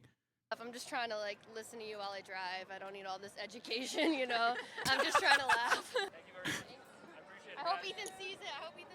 Honestly, I used to think that, online presence, streaming and all of that was kind of pointless for any kind of leftist praxis. But after seeing the rise of people like Asmongold and all these other major streamers that are just peddling really staunchly far-right opinions and seeing how quickly younger Gen Z and Gen Alpha are being radicalized, I started to understand the importance of vaguely social democrat, just any kind of somewhat left and liberal. Thank God, dude. I've been screaming about the importance of fucking propaganda for the longest goddamn time. Something that billionaires very much understand, which is precisely the reason why they fund everything from mainstream publications all the way down to like independent YouTube channels, Liberal streamer who combats and calls out these people on their grifting and on what they're doing.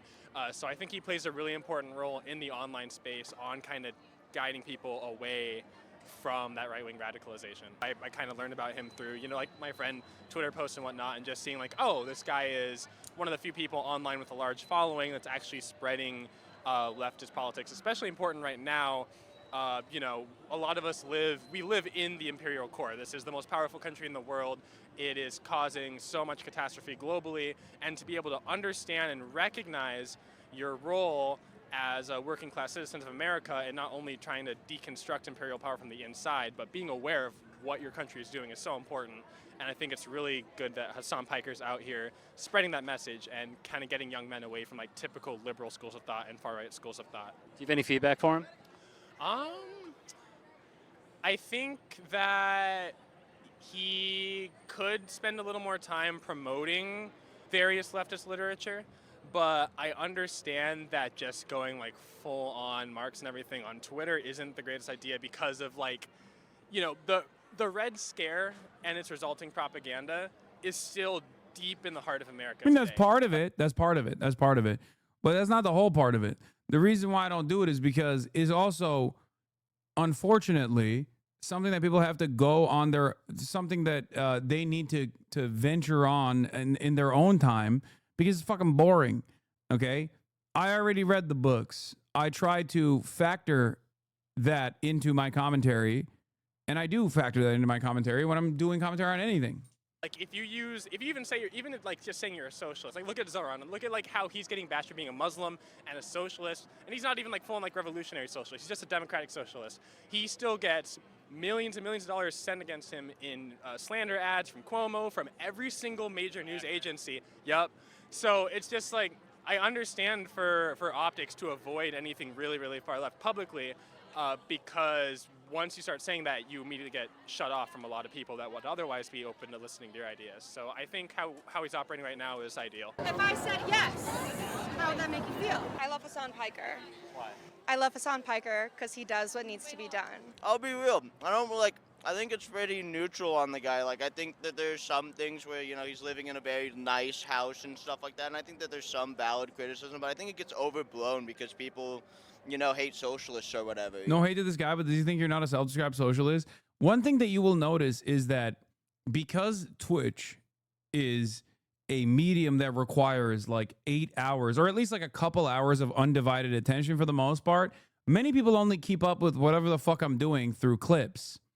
And for that reason, if there are more clips that are just constantly fucking railing against a position that I do not hold, then there's going to be a lot of people who just have no fucking clue what I'm about or what I believe. That's it.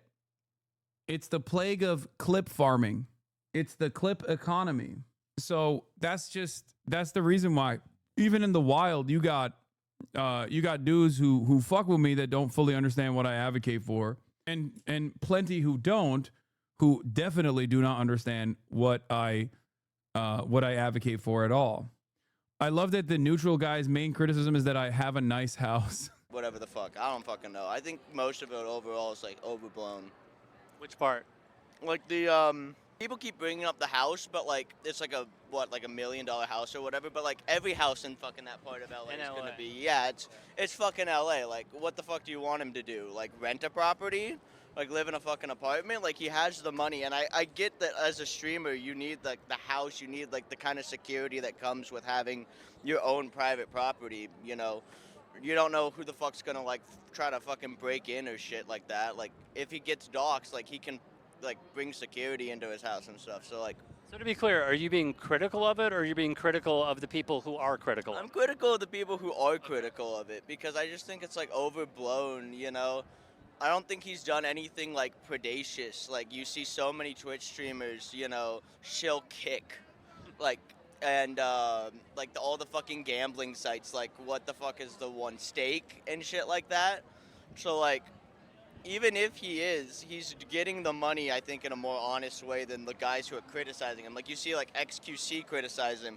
XQC's fucking getting his entire fan base addicted to, like, stake gambling and shit like that, using, like, house fucking money, betting, like, billions of dollars that he doesn't fucking have. Like, I think overall, like, so what if Hassan Piker has a fucking $1 million house? I like him. You know, he's not perfect, but I think that, oh, no one, right, who is, yeah. But, like, I think that we need more leftists out here talking and, you know, defending rights and working with solidarity, and I think that he teaches intersectionality in some pretty interesting ways. I like that. Do you have any feedback for him? I don't know, talk to more black femme voices or colored, BIPOC femme voices. I think that he talks to a lot of people. He does a lot of things. He gets bros and a lot of people in the higher things in there, but, like, you know, it's about getting us all together. So I would love for him to talk to some people who he normally doesn't talk to, and, like, not in, like, a debate bro-y way, but just, like, connect with people who, like, you know, wouldn't normally talk to him. Connect with people who are, like, in the trap. Connect with people who are, like, in rural locations, you know? Like, come at, you know, some other people's levels. He's very LA, is what I'll say. He's very pretty boy LA, which is cool. We love our pretty boys, but... Do you have a few people you could recommend to him right now? I think... I'm going to collaborate with, when I'm in Chicago, speaking of which, I'm going to be collaborating with the Jam podcast. Most likely going to go on the Jam podcast. I think we secured some time to do it together as well. You guys might remember JJ from the DNC. They're doing a great job. Princess Weeks is pretty. Damn, this guy's good.